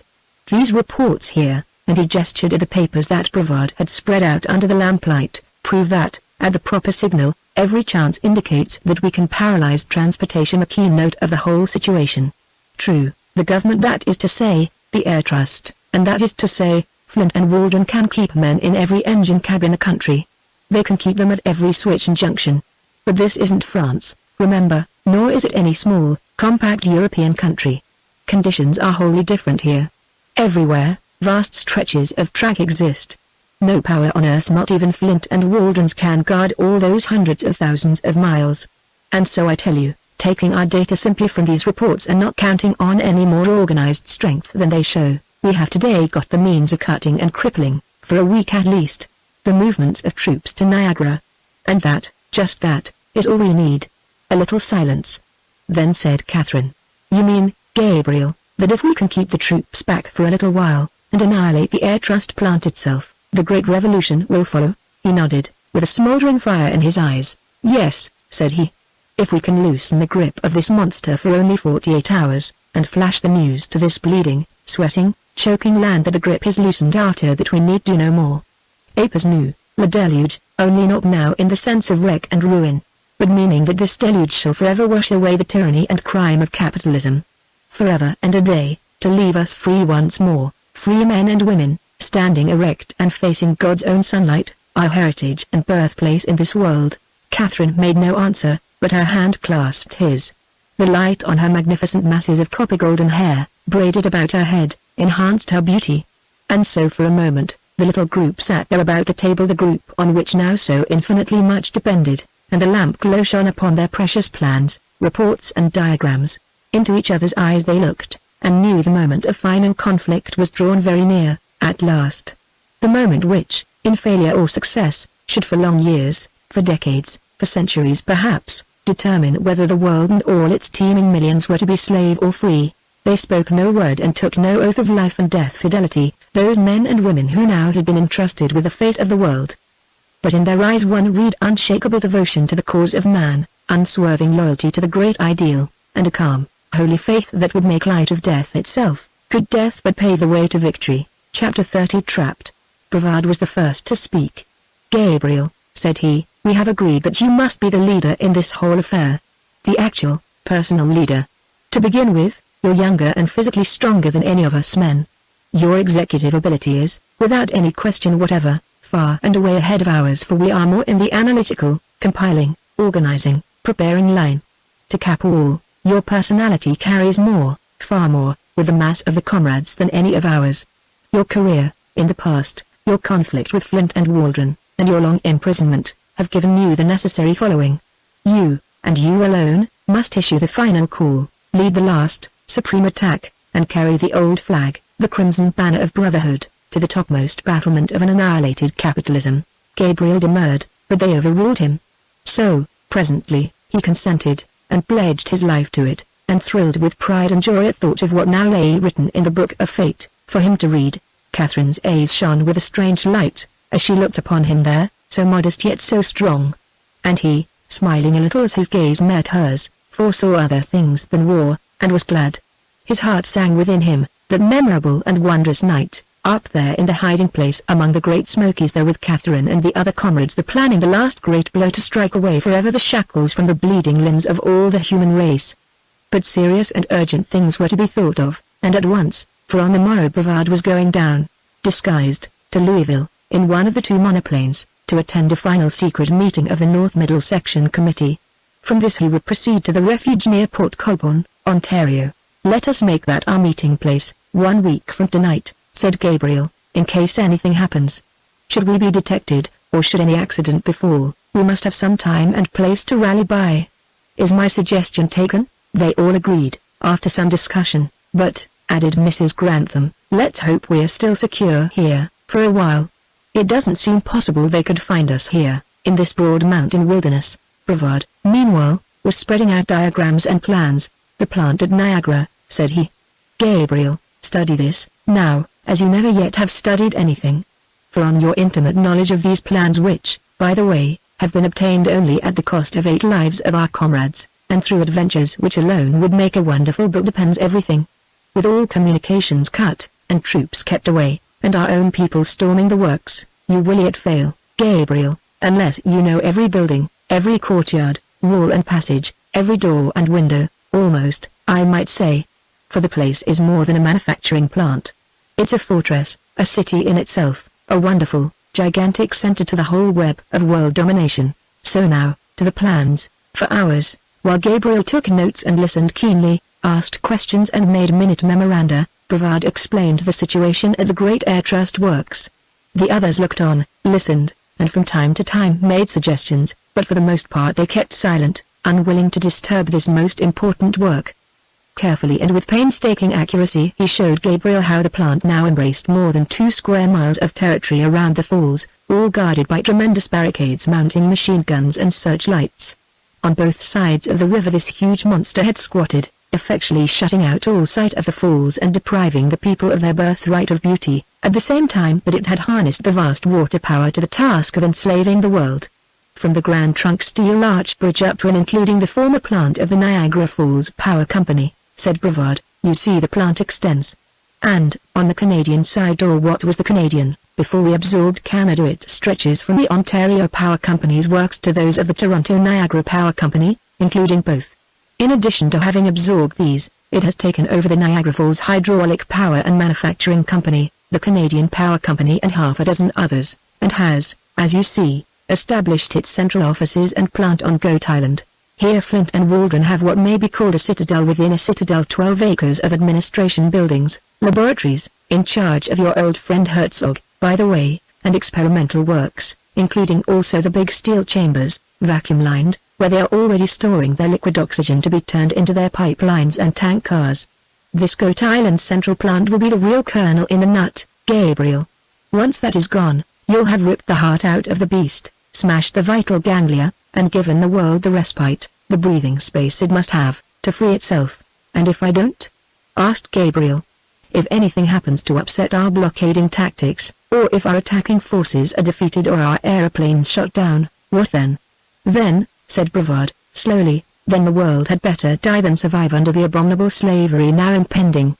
Already the pipelines have been laid to Buffalo, Cleveland, Albany and Scranton. Already they're underway to New York City itself, and to Cincinnati. Already other plants have been projected for Chicago, Denver, San Francisco and New Orleans, to say nothing of half a dozen in the old world. At this present moment, as we all sit here in this quiet room on this remote mountain slope, the world's air is being cornered. All the atmospheric nitrogen is planned for, by Flint and Waldron, to pass under their control, and with it, every crop that grows. All the oxygen will follow. They're already having their domestic service apparatus manufactured, their cold pipe radiators, meters, evaporators and respirators. I tell you, comrades, this thing is close upon us, not as a theory, now, but as a terrible, an inconceivably ghastly reality. Even as we talk this thing over, those devils in human form are at work impoverishing the atmosphere, the very basis of all life. My oximeter, today, showed a diminution of 0.047%. In the amount of free oxygen in the air right on this mountain. And their plant is hardly running yet. Wait till they get it under full swing, wait till their pipelines and tanks and instruments and all their vast, infernal apparatus of exploitation and enslavement are in operation. Even in a week from now, or less, by the time you issue the call, Gabriel, you may see wretches gasping in vain for breath, in some dark alley of Niagara where the air is being drained. Oh, devilish and infernal plot against the world," said Gabriel, bitterly. Yet in essence, after all, no different from the system of 10 years ago, which kept food and shelter, light and fuel, under lock and key and made the dollar the only key to fit the lock. Yet this seems worse, somehow, and though I die for it, my last supreme blow shall be against such unutterable, such murderous villainy. So then, comrades," he paused, suddenly, as Kate laid a hand on his arm. "Hark! What's that?" she whispered. Outside, somewhere, a sound had made itself heard. Then on the porch, a loose board creaked. Gabriel sprang to his feet. The others stood up and faced the door. "In heaven's name, what's that outside?" demanded Craig. On the instant, a heavy foot crashed through the panels of their door. The door, burst open, flew back. In the aperture, stood a man, in aviator's dress, with another dimly visible behind him. Both these men held long, blue-nosed, oxygen bullet-shooting revolvers leveled at the little group around the table. "My God! Air Trust spies!" cried Grantham, pale as death. "Hands up, you!" shouted the man in the doorway, with a wild triumph in his voice. "You're caught, all of you. Not a move, you, dash. Hands up." Chapter 31 Escape. Quick as thought, at sound of the imperative summons and sight of the leveled weapons, Gabriel swept up most of the papers and crammed them into the breast of his loose flannel shirt, then dashed the lamp to the floor, extinguishing it. The room grew dark, for now the fire had burned down to hardly more than glowing coals. There was no panic. The men did not curse, neither did the women scream. As through the tactic had already been agreed on, Craig tipped the table up, making a kind of barricade, and over it Grantham's revolver, snatched from his belt, spat viciously. It all happened in a moment. The foremost spy grunted, coughed and plunged forward. As he fell, he fired his terrible weapon. The bullet, a small, thin metal shell, filled with a secret chemical and liquid oxygen, went wild. It struck the wall, some feet to the left of the fireplace, and instantly the wood burst into vivid flame. Flesh would crisp to nothing, solid stone would crumble, metal would gutter and run down, under that awful incandescence. Again Grantham's revolver barked, while Brevard tugged at his own, which had unaccountably got stuck in its holster. But this second shot missed. And even as Grantham's bullets nicked a long splinter from the door jamb, the second spy fired. Brevard's choking cry died as the gushing flame enveloped him. He staggered, flung up both arms and fell stone dead, the life seared clean out of him, as a lamp sears a moth, gasping, blinded. The others scattered, and for the third time while the room now glowed with this unquenchable blossoming of flame Grantham shot, the spy's body burst into a sheaf of fire. Up past the lintel streamed the burning swirl. Mute and annihilated, his charred body dropped beside that of his mate. The total time from challenge to complete victory had not exceeded 10 seconds. "I exploded some of his cartridges," choked Grantham, shielding his wife from the glare, while Gabriel protected Catherine. His cartridge belt," gasped Craig. "Yes. And now, out of here, Brevard. We must save his body," cried Gabriel, pointing. "Impossible," shouted Grantham. "That hellish compound will burn for hours. And in 3 minutes this whole place will be a roaring furnace. Out of here, out away. We must save the hangar, at all hazards." Against their will, but absolutely unable to approach the now wildly roaring fire on the floor that marked the spot where Brevard had fallen in the battle with plutocracy, the comrades quickly retreated. Raging fire now hemmed them on 3 sides. Their only avenue of escape was through the eastern windows, 8 or 10 feet above the ground. Hastily snatching up such of the plans and papers as he had not already secured, and some of these already were beginning to smoke and turn brown, in the infernal heat Gabriel shielded Catherine's retreat. The others followed. Craig and Grantham first jumped from the windows, then caught Mrs. Grantham and Catherine as Gabriel helped them to escape. He himself was the last to leave the room, now a raging furnace.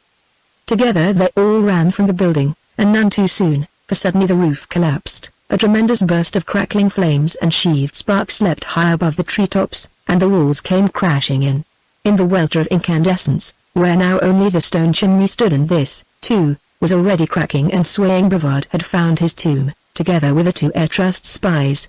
All that pleasant, necessary place was now a mass of white-hot ruin. All those books and pictures now had turned to ash. The 5 remaining comrades paused by the hangar, and looked mournfully back at the still leaping volcano of destruction. "Poor Brevard. Poor old chap," said Craig. He peered at the women. Neither one was crying, they were not that type, but both were pale. "I don't feel that way," said Gabriel. "Brevard is not to be pitied. He's to be envied. He died in the noblest war we can conceive, the war for the human race. And his last act was to take part in a battle that stamped out 2 vipers, Air Trust spies, who would have joyed to burn us all alive. Thank God, I got the hellhounds," muttered Craig. 2 less of Slade's infamous army, anyhow. Though Gabriel knew it not, the first one to fall was the same who had battled with him in the trap at Rochester, the same who had trailed him when he, Gabriel, had left the federal pen. So 1 score, at least, was settled. "They're gone, anyhow," said Gabriel, "and 5 of us still live, and I've still got the plans and all. Moreover, the monoplanes are safe. The quicker we get away from here, now, the better. Away, and to our last remaining refuge near Port Colborne, on the shores of Lake Erie. Other Air Trust forces may be here, before morning. We must get away." A frightful shock awaited them when, entering the hangar eager now to escape at once from the scene of the tragedy, they beheld their aeroplanes. By the ruddy light which shone in through the wide doors, from the fire, they saw long strips and tatters of canvas hanging from the planes, smashed, broken, wrecked, cried Gabriel, starting back aghast. The others stared. Only too true, the monoplanes were practically destroyed.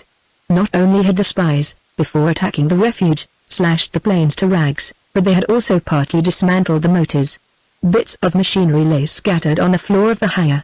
Stunned and unable to gather speech or coherent thought, the 5 socialists stood staring. Then, after a moment, Craig made shift to exclaim bitterly, "A good job, all right. The curs must have got in at the window, and spent an hour in this work.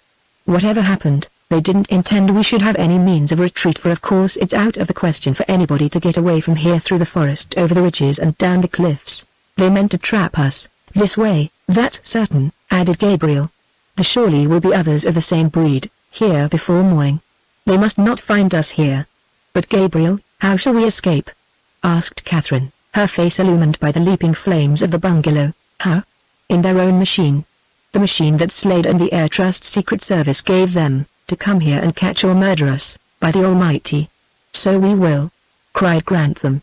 "Come on, let's find it." The little party hurried off toward the landing ground, a cleared and leveled space further up the mountainside.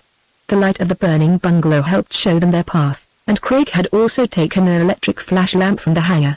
With this he led the way. "Right. There it is," suddenly exclaimed Gabriel, pointing.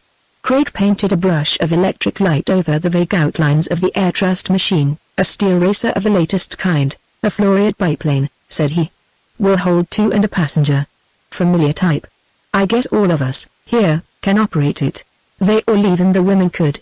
For you must understand that after the great massacres had foreshown the only possible trend the movement could take, practically all the leaders in the work had studied aeronautics, also chemistry, as most essential branches of knowledge in the inevitable war. 2, and a passenger," repeated Gabriel, as though echoing Craig's words. "Who goes first?" "You," said Grantham. "You and Catherine, with Craig to bring the machine back. You're needed, now, at the front, imperatively needed. Frida and I," gesturing at his wife, "will hold the fort. Here we'll keep watch over our dead, over poor old Brevard, the first to fall in this great, final battle." A spirited argument followed. Gabriel insisted on being left for the second trip. A compromise was made by having him get the 2 women out of danger, at once, leaving Craig and Grantham on the mountain. "I'll send Hazen or Keyes back with the plane, for you," said he, as he climbed into the driving seat, after the passengers had been stowed. "That will be tomorrow night. Of course, we don't fly by day. And mind," he added, adjusting his spark and throttle, "mind you meet me with this very same machine, safe and sound, at the Lake Erie refuge." "Why this same machine?" inquired Craig. "Why? Because I intend to use this, and no other, in the final attack. Could poetic justice be finer than that the Air Trust works be destroyed with the help of one of their own planes?" No more was said, save brief goodbyes. Those were times when demonstrativeness, whether in life or death, was at a discount. A hand clasp and a few last instructions as to the time and place of meeting, sufficed. Then Gabriel pressed the button of the self-starter and opened the throttle. With a sudden gusty chatter, the engine caught. A great wind sprang up, from the roaring, whirling blades. The Floriad rolled easily forward, speeded up, and gathered headway. Gabriel suddenly rotated the rising plane. The great gull soared, careened and took the air with majestic power. The watchers on the mountainside saw its hooded lights, that glowed upon its compass and barometric gauge, slowly spiraling upward, ever upward, as Gabriel climbed with his 2 passengers. Then the lights sped forward, northward, in a long tangent, and, as they swiftly diminished to mere specks, the echo of a farewell hail drifted downward from the black and star-dusted emptiness above. Craig turned to Grantham, when the last gleam of light had faded in a swift trajectory. "God grant they reach the last remaining refuge safely," said he, with deep emotion. "And may their flight be quick and sure. For the fate of the world, its hope and its salvation from infinite enslavement, are whirling through the trackless wastes of air, tonight." Chapter 32 Ominous Developments. The first intimation that Flint and Waldron had of any opposition to their plans, of any revolt, of any danger, was at 3:15 on the afternoon of October 8, 1925. All that afternoon, busy with their final plans for the immediate extension of their system, they had been going over certain data with Herzog, receiving reports from branch managers and conferring with the Congressional Committee that together with Dillon Slade, their Secret Service tool, now also President Supple's private secretary, they had peremptorily summoned from Washington to receive instructions. In the more than 4 years that had passed since they had put Gabriel behind bars, years fruitful in strikes and lockouts, in prostitutions of justice, in sluggings and crude massacres, both men had authored notably. Though the national censorship now no longer permitted any cartooning of a seditious nature, that is, representing any of the Air Trust notables, old Flint's features tempted the artist's pencil more than ever. Save for a little white fringe of hair at the back of his head, he had become almost bald, thus adding greatly to his strong suggestion of a vulture. His face was now more yellow and shrunken than ever, due to a rather heavier consumption of his favorite drug, morphine. His nose had hooked more strongly, and his one gold tooth of other days now had 2 more to bear it company. His eyes, too, behind his thick pince-nez, had grown more shifty, cold and cruelly calculating. If it be possible to conceive a fox, a buzzard and a jackal merged in one, old Isaac Flint today represented that unnatural and hideous hybrid. Now, as he stood facing Tiger Waldron, in the inner and sacrosanct office of the Air Trust plant at Niagara, the office that even the President of these United States approached with deference and due humility, the snarl on his face revealed the beast soul of the man. "Damnation," he was saying, as he shook a newly received aerogram at his partner.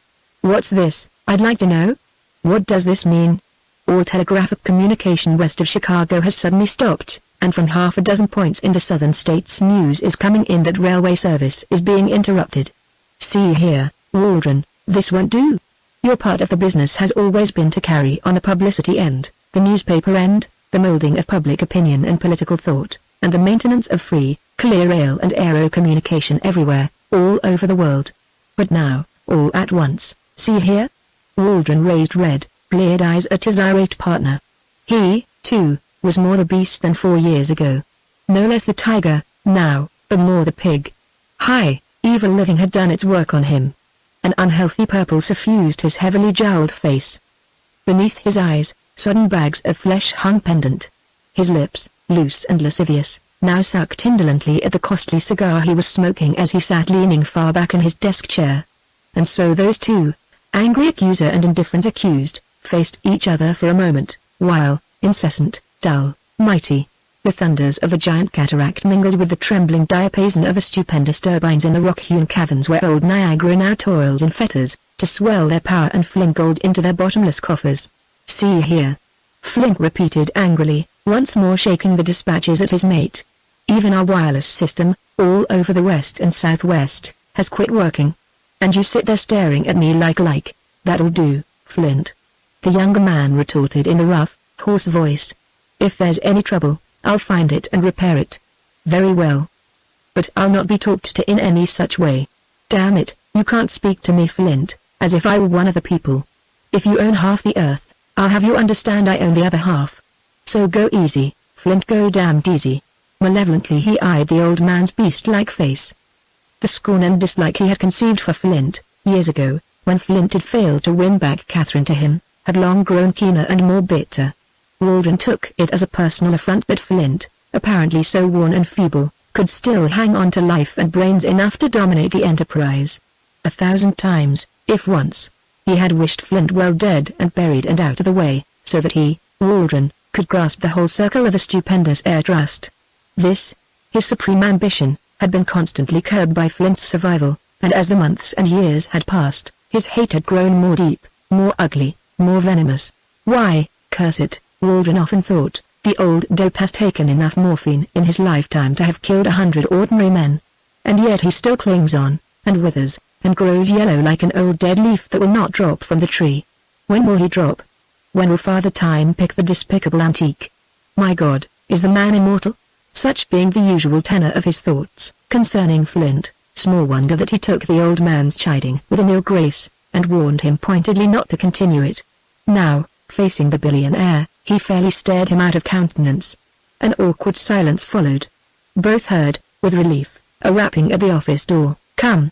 snapped Flint. A clerk appeared, with a yellow envelope in hand. "Another wireless, sir," said he. Flint snatched it from him.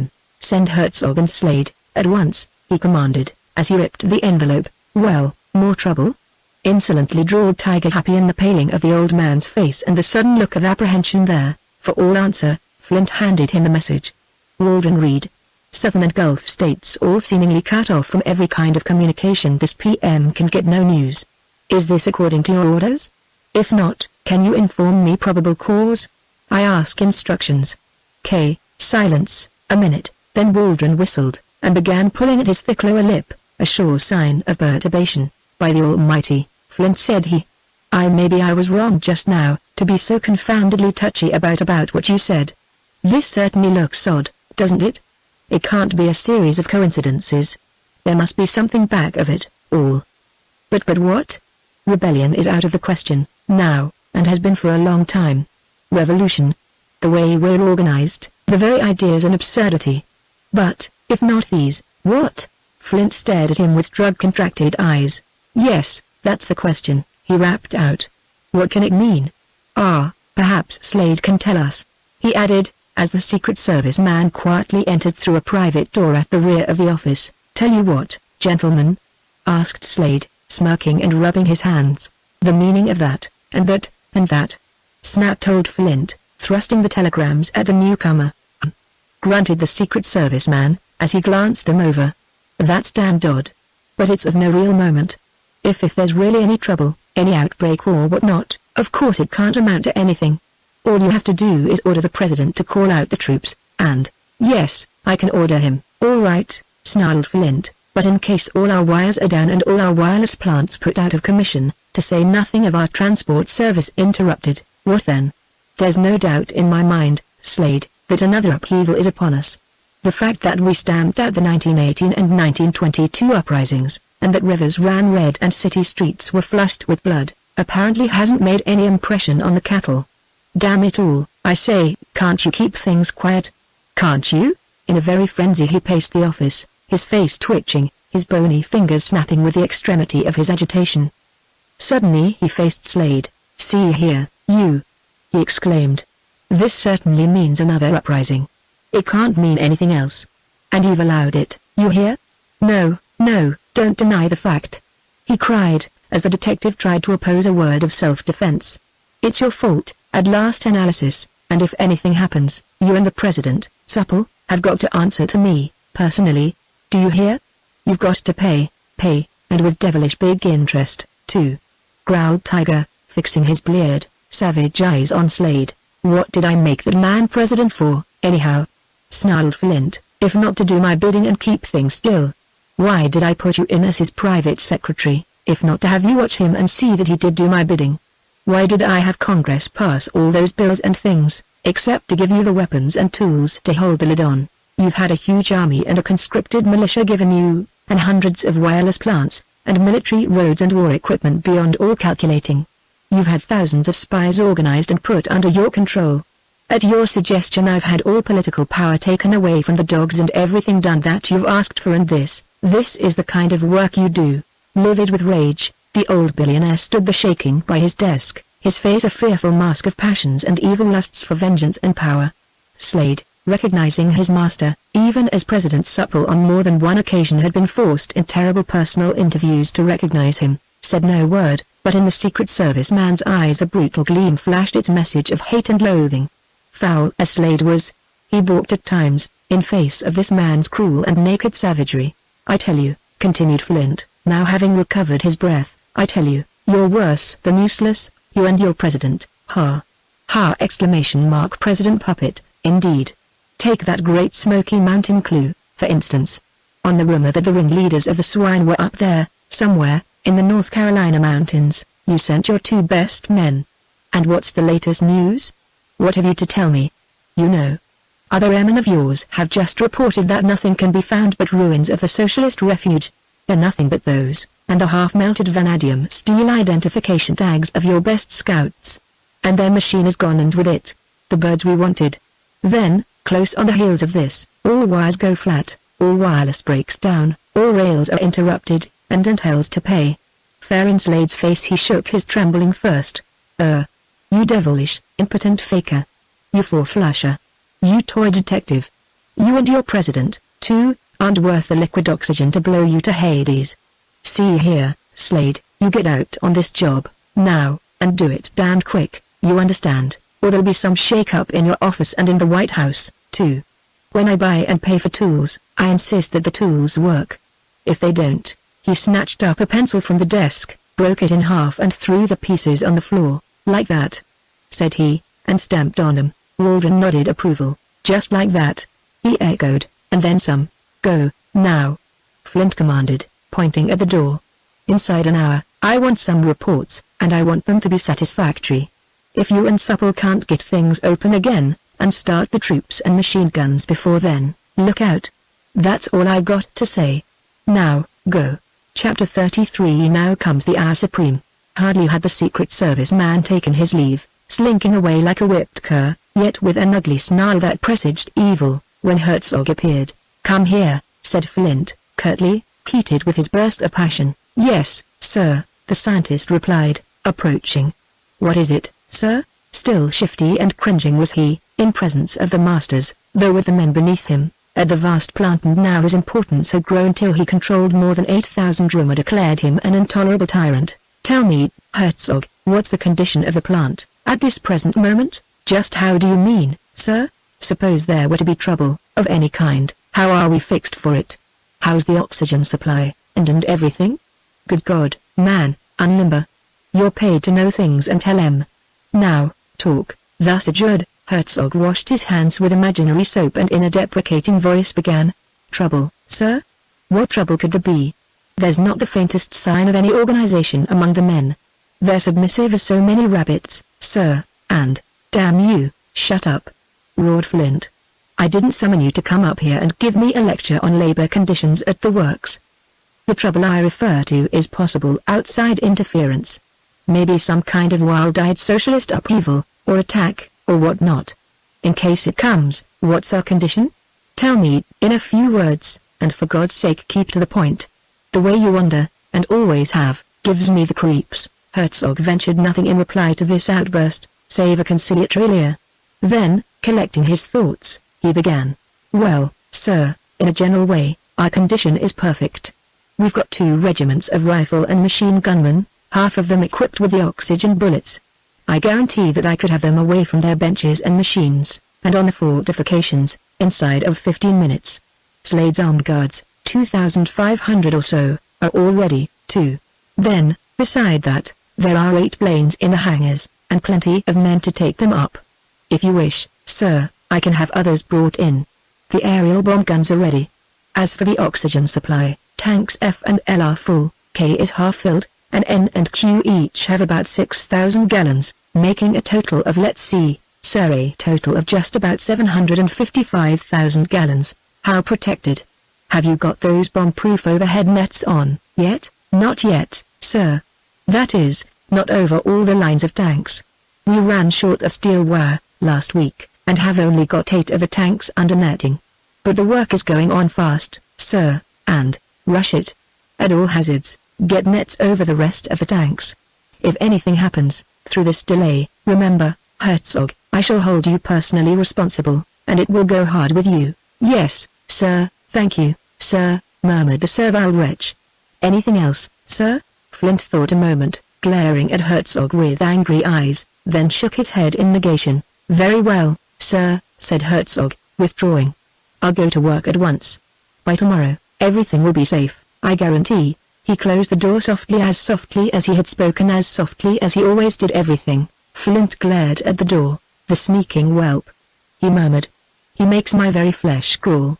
I wish to heaven he weren't so essential to us. We'll let him go, damned quick. You forget, put in Tiger, that he knows too much to be let go, ever. No, he's a fixture. And now, dismiss him from your mind, and let's go over those telegrams and radiograms again. If there is a new socialist revolt underway, and I admit it certainly begins to look like it, we've got to understand the situation. Slade will have some more reports for us, in an hour or so.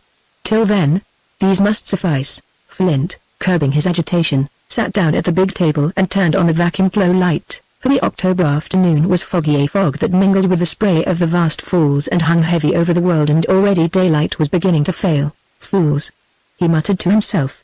Fools, to think they can rebel against us. Ants would have just as much show of success, charging elephants, as they have against the air trust. By tomorrow they'll be wiped out, smeared out, shattered and annihilated, whoever and wherever they are. By tomorrow, at the latest. Again I say, blind, suicidal fools. Right you are, assented Waldron, drawing up his chair. They don't seem to realize, even yet, that we own the whole round earth and all that is in it. They don't understand that their rebelling is like a tribe of naked savages going against a modern army with explosive bullets. Well, let them learn, let them learn. It takes a whip to teach a cur. Let them feel the lash, and learn. At this same hour, in the last retreat, near Port Colborne, in the state of Ontario, once a province of Canada, half a dozen grim and determined men were gathered together. We already recognize Craig, Grantham and Gabriel. The other three, like them, all wore the socialist button and a little tab of red ribbon that marked them as members of the fighting sections. Tonight, Gabriel was saying, as he stood there in the gathering dusk, they dared not show a light, even behind the drawn curtains of their refuge tonight. Comrades, the final die is cast.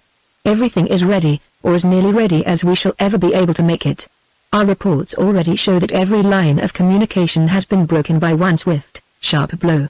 True, in a few hours all these avenues can be opened up again. By morning, the Niagara Works will be in receipt of messages, trains will be running, the troop planes will be carrying their hordes at the command of Flint. By morning, yes. But in the meantime. He spread his fingers, upward, with an expressive gesture. By morning, Craig mumbled, what will there be left to protect? A little silence followed. Each was busy with his own thoughts. All at once, one of the three newcomers spoke, a tall, light-haired fellow, he seemed, in that dim light, with a strong southern accent. Pardon me for asking, Gabriel, said he, removing a pipe from his mouth, or for discussing details familiar to you all. But, coming as I have come direct from the New Orleans refuge, they blew it up, last week. You know, of course I haven't got things as clearly in mind yet, as you all have. Now, as I understand it, while we maneuver over the plant, blow up the barricades and, if possible, get the oxygen tanks, our men on the ground will pour in through the gaps and storm the place, under the command of Edward Hargreaves. Is that the idea? Exactly, Comrade Marion, answered Gabriel. You've hit it to a T, Craig laughed grimly, as he drew at his pipe. Just as we're going to hit those big tanks, said he. It's tonight or never, comrades. They're putting steel nets over them, already. By tomorrow the whole place will be protected by huge grill work fully 100 feet above the tops of the tanks. Oh, they seem to have thought of everything, those plutes. But they'll be just a shade too late, this time, just a shade too late. Another silence, broken again by the tall southerner. Just let me get this thing quite clear, said he. We're to start at 5:30, you say? Walk past the Welland Canal feeder out to the Monk Aviation Grounds, and find everything ready there? Correct, said Gabriel. All 6 of us. That's our part of the program. Comrades, you don't know, out the comrades in the employ of the Air Trust itself will have 6 machines ready. One of them will be the very machine that they tried to get us with, in the Great Smokies. So you see, we're going to use the Air Trust equipment, their field and even their own telenite, to put them out of business forever and to free the world. Poetic justice, all right enough, laughed Marion. At the same time that we're attacking from an elevation of perhaps 3,000 feet, the lateral attack will be delivered. About how many men do you count on for that? Well, judged Gabriel, within a 10-mile radius of the plant, at least 100,000 men are waiting, this very instant, with every nerve keyed up to fighting tension. scattered in a vast variety of ingenious and cleverly devised hiding places, with their chlorine grenades and their revolvers shooting little hydrocyanic acid gas bullets. They're waiting the signal a rocket in mid-heaven. Hydrocyanic acid gas! Exclaimed Marion, forgetting to smoke. Why, one whiff of that is death. It is, agreed Gabriel. Remember, this is a war of extermination. It's a case of the Morus. And if we're worsted, the whole world loses, while if they are, then liberty is born. That's why this gas is justifiable. They'll try to use oxygen bullets on us, never fear. But where they can kill 10, with those, we can annihilate 100 with our kind. Swine, they have called us, and fools and apes. Well, we shall see, when it comes to an out-and-out fight between plutocrat and proletarian, who is the better man. Again came silence. And this time it was Grantham who broke it. Comrades, said he, after you've seen as many socialists shot down as I have shot down and burned, as bravado as you'll lose any lingering ideas of civilized warfare you may still retain. They hunt us like beasts, prison us in foul traps, ride us down, crush us, break and tear us, and burn us alive, because we struggle to be free men and women, not slaves. Now that our hour has struck, now that their lines of communication and defense are breached, and though they still don't fully understand it upend there in their heaven-offending, monstrous, horrible plant at the falls, no true man can hesitate to smash them down with no more compunction than as though they were so many rattlesnakes or scorpions. This isn't 1915, when political and civil rights still existed, and we weren't hunted outlaws. This is 1925, and conditions are all different.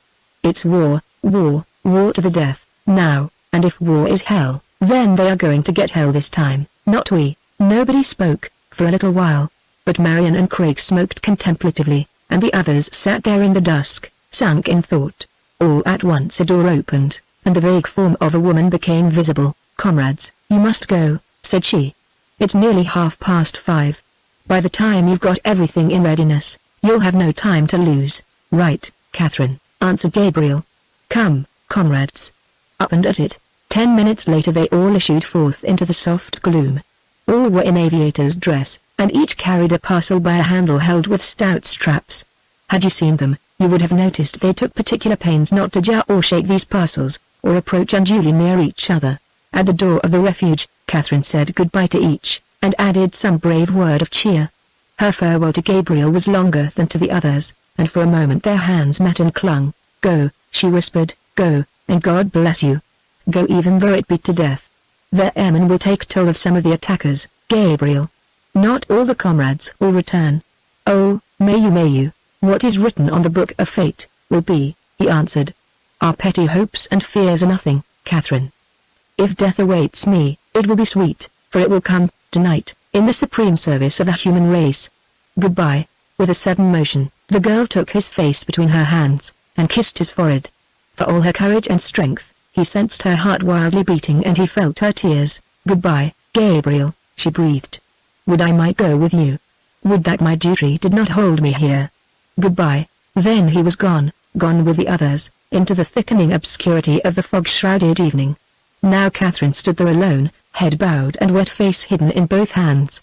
As the little fighting band disappeared, back to the girl drifted a few words of song, soft hummed through the dusk the deathless chorus of the International. Now comes the hour supreme. To arms, each in his place. The new dawn's International shall be the human race. Chapter 34 The Attack, Halt. Who goes there? The challenge rang sharply on the night air, outside a small gate in the barricade of the Monk Aviation Grounds. Liberty, answered Gabriel, pausing as he gave the password. All right, come on, said a vague figure at the gate. The little group approached. The gate opened. Silently they entered the enclosure. Another man stepped from a hangar. In his hand he held an electric flash, which he threw upon the newcomers, one by one. Right, he commented, and took Gabriel by the hand. This way. 10 minutes later, all of them were in the air, save only Gabriel, who insisted on staying till his entire squad had made a clean getaway. Then he too rose, and now in a long, swift line, the fighting squadron straightened away to northeastward, on the 20-mile run to Niagara. The night was foggy, chill and dark. All the aviators had instructions to fly not less than 2,500 feet high, to keep a careful lookout lest they collide, and to steer by the lights of the great Air Trust plant. For, misty though the heavens were, Still Gabriel could see the dim glow of the tremendous aerial searchlights dominating Goat Island, lights of 5 million candle power, maintained by current from the falls, incessantly sweeping the sky on the lookout for just such perils as now, indeed, were drawing near. Momently, as he flew, Gabriel perceived these huge lights growing brighter, through the mist, and apprehension won upon him, incredibly strong. He muttered to himself, as he glanced from his barometer to the shining fog ahead. Even though the mist will be thicker over the falls than anywhere else, there's a good possibility they may pierce it and pick us up, and then, look out for their planes and swift, fighting dirigibles. He rotated the rising plane, and now soared to 2,800 feet. Below and on either side of him, nothing but tenuous fog. Ahead, the swiftly approaching fan of radiance, white, dazzling, beautiful, that seemed to gush from earth so far below and to the eastward. Already the thunders of the falls were audible. Where are the others? Gabriel wondered, his thoughts seeming to hum and roar in his head, in harmony with the shuddering diapason of the muffler-deadened exhaust. No way of telling, now. Each man for himself and each to do his best. And then his thoughts reverted to Catherine, and round his heart a sudden yearning seemed to strengthen his stern, indomitable resolve, victory or death. But now there was scant time for thought. The moment of action was already close at hand.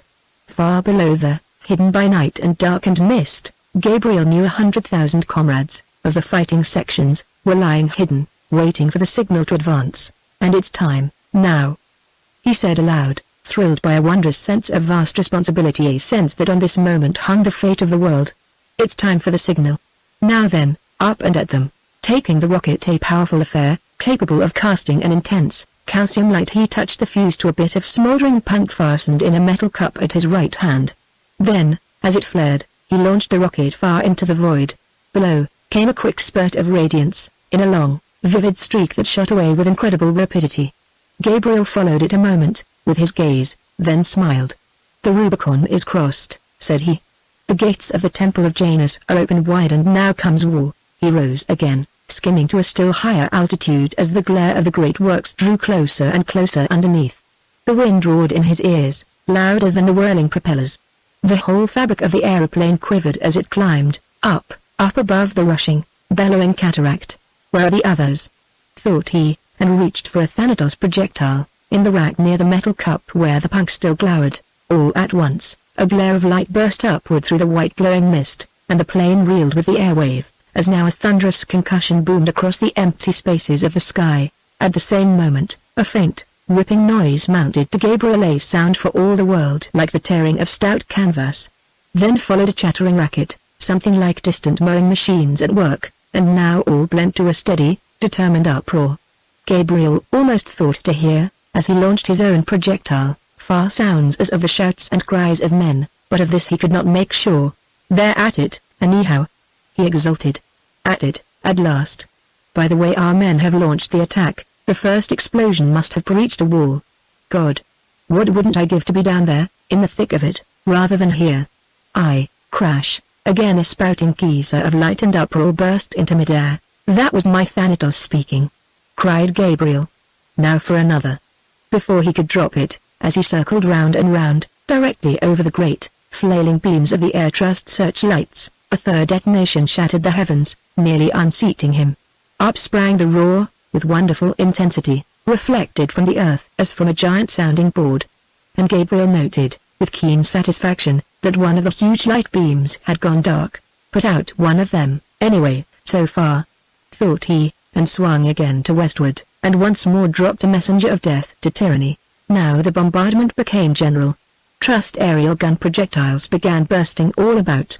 Every second or two, terrible concussions leapt toward the zenith, and the earth, hidden somewhere down below the fog blanket, seemed flaming upward like a huge volcano. One by one the searchlights, whipping the sky, went black, and now the glow of them was fast diminishing, only to be replaced by a ruddier and more intermittent glare. The plant's burning, at last, thought Gabriel. Heaven grant the fire may spread to the oxygen tanks. If we can only get those. Again he launched a projectile, and again he circled over the doomed plant. A swift black shape swooped by him. He had just time to exchange a yell of warning, when it was gone. The near peril gripped his heart, but did not shake it. Close call, said he. If that machine and his had met, goodbye forever. But after all, the danger of collision in midair, or of being struck by a projectile from some other machine, above, was no greater than his comrades on the ground were facing. Not so great, perhaps. Many a one would meet his death from the aerial attack. In a war like this, 1,000 perils threatened. Gabriel only hoped that Hargreaves, down below there, could hold them back. Away, till the walls should have been destroyed. Circling, ever circling, now hearing some echoes of the earth battle, some grenade volleys and rapid-fire clattering, now deafened and all but blinded by the vast, up-belching explosions of the Thanatos projectiles, Gabriel flew among the drifting mists and vapors. Still was he guided by one or two searchlights, but most of these were gone, now. Yet the glare of the conflagration, below, was luridly shuddering through the fog, painting it all a dull and awful red. Suddenly words came into Gabriel's mind, the words of his own poem. Red as blood, red as blood. The blood of the shattered miner, blood of the boy in the rifle pits, blood of the coughing child slave, blood of the mangled drayman, blood that the carpenter shed, for your sake. For the world's sake, this. He cried, and hurled another Thanatos. If ever war of liberation was holy, this is that war. Suddenly, through all the turmoil of shattering explosions, tossing air currents and drifting, acrid smoke, he became conscious of a sudden, swift-flying pursuer. By the light of the burning plant, down there somewhere in the vapors of the thunderous falls, he saw a hawk-like plane that swooped toward him with incredible velocity, savage and lean and black. Off to the right, a sudden spattering of shots in midair told him the battle in the sky was likewise being engaged. He saw vague, veiled explosions, there, then a swift, falling trail of flame. A pang shot through his heart. Had one of his companions fallen and been dashed to death? He could not tell. He had no time to wonder, even, for already the attacker was upon him, the swift air trust Hipovia, one of the dreaded air fleet of the world monopoly. Gabriel had just time to swerve from the attack, and swoop aloft, dropping his next to last projectile as he did so when the whirling shape zoomed past, swung round and once more charged. He saw, vaguely, two men sat in it. One was the pilot, a grey or cosmos mercenary. The other, could it be? Yes, there was no mistaking. The other was Slade himself, commander of the hireling army of plutocracy. Out from the attacking plane jetted sudden spurts of fire. Gabriel heard the zip-zip-zip of bullets, heard a ripping tear, as one of his canvas wings was punctured. God help him, had that explosive bullet struck a wire or a stay. Then, maddened to despair, and burning with fierce rage against this monster of the upper air that now was hurling death at him, he once more banked, brought his machine sharp round, and charged, full drive, at the attacker. This tactic for a second must have disconcerted the air trust mercenaries. Gabriel's speed was terrific. With stupefying suddenness, the Hipovia loomed up ahead of him. Now, he shouted. Take this, from me. Half rising from his seat, he hurled his last remaining projectile full at Slade, then wrenched his own plane off sharply to the left. A thunderous concussion and a dazzling burst of light told him his chance shot had been effective. He got a second's vision of a shattered black mass, a tangle of girders, wires, collapsed planes, that seemed to hang a moment in midair of whirling bodies of wreckage indescribable. Then the broken debris plunged with awful speed and vanished through the red glowing mist, even as he shuddered, sickened at the terrible, though necessary deed, the deed which alone could save him from swift death. An overwhelming air wave from the terrible explosion struck his speeding machine, the machine captured in the great smoke haze from the air trust itself. It heeled over like an unballasted yacht under the lash of a hurricane. Vainly Gabriel jerked at wheel and levers, he could not right it. As it seemed to come under control, a stay snapped. The plane swooped, yawned forward and stuck its nose into an air hole, caused by the vast, uprising smoke and heat of the huge conflagration beneath. Then, lost and beyond all guidance, it somersaulted, slid away down a long drop and, whirling wildly over and over, plunged with Gabriel into the glowing, smoking, detonating void. Chapter 35 Terror and Retreat. When, despite Flint's imperative orders, Slade failed to reopen the lines of communication for him, before nightfall, and when President Supple wired in code for a little more time in obeying Air Trust orders, the billionaire recognized that something of terrible menace now had suddenly broken in upon his dream of universal power. He summoned Waldron and Herzog for another conference, and together they feverishly planned to put the works under defense, until such time as troops could be got through to them. The plant regiment was mustered and the Cosmos mercenaries and scabs were made ready. The machine guns were unlimbered for action and large quantities of ammunition were delivered to them and to the aerial bomb guns, as nightfall lowered. Herzog set 800 men to work covering all the tanks possible, with wire netting of heavy steel. The searchlights were all ordered into use, steam and electrical connections were made, the air fleet was manned, and everything was done that unlimited wealth and bitter hate of the workers could suggest. With curses on the fog, which hid the upper air from view, the old man now stood at one of the west windows of his inner office, the office on the top floor of the main administration building, overlooking nearly the whole plant. Damn the weather! He snarled, his gold teeth glinting. In addition to all this mist from the falls, there's a regular cloud bank settling down, tonight. Under cover of it, what may not happen? Nothing could have been worse, Waldron. Though we shall soon control the air, that won't be enough, so long as fogs and mists escape us. Our next problem. Hello. Now what the devil's that? What's what? Retorted Waldron, testily. He had been drinking rather more heavily than usual, that day, both because of the dull weather and because the falls invariably got on his nerves, during his brief sojourns there. Away from New York and his favorite haunts, Waldron was lost. What's what? He repeated with an ugly look. This roaring, glaring, trembling place gives me, that light in the sky, cried Flint, excitedly pointing. See? No, it's gone now. But it looked like a rocket. A signal, of some kind, thrown from an aeroplane. Waldron laughed harshly. Seeing things, eh? He sneered, coming across to the window, himself, and peering out. I don't see anything. Nothing here to worry about, Flint. With all these walls and guns, and netting, and airships and a private army and all, what more do you want? Not getting nervous in your old age, are you, eh? He jibed bitterly. Or is your conscience beginning to wake up, as the graveyard becomes more a probability than enough? Flint snapped at him. When you drink, Waldron, you're an idiot. Now, forget all this, and let's get down to work. I tell you, I just now saw a signal light up there in the mist. There's trouble coming tonight, as sure as we own the earth.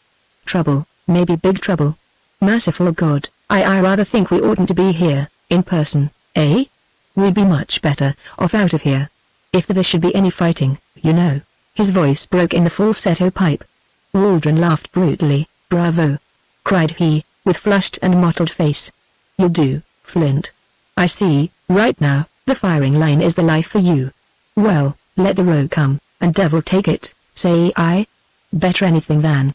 The sentence was never finished, for suddenly a shattering explosion hurled a vast section of the western encircling wall outward, out into the river, and, where but a moment before, the partners had been gazing at a high concrete and steel barrier, with electric lights on top. Now only a huge gap appeared, through which the foam-tossed current could be seen leaping swiftly onward toward the falls. Hurled back from the window by the force of the explosion, both men were struck dumb with terror and amaze.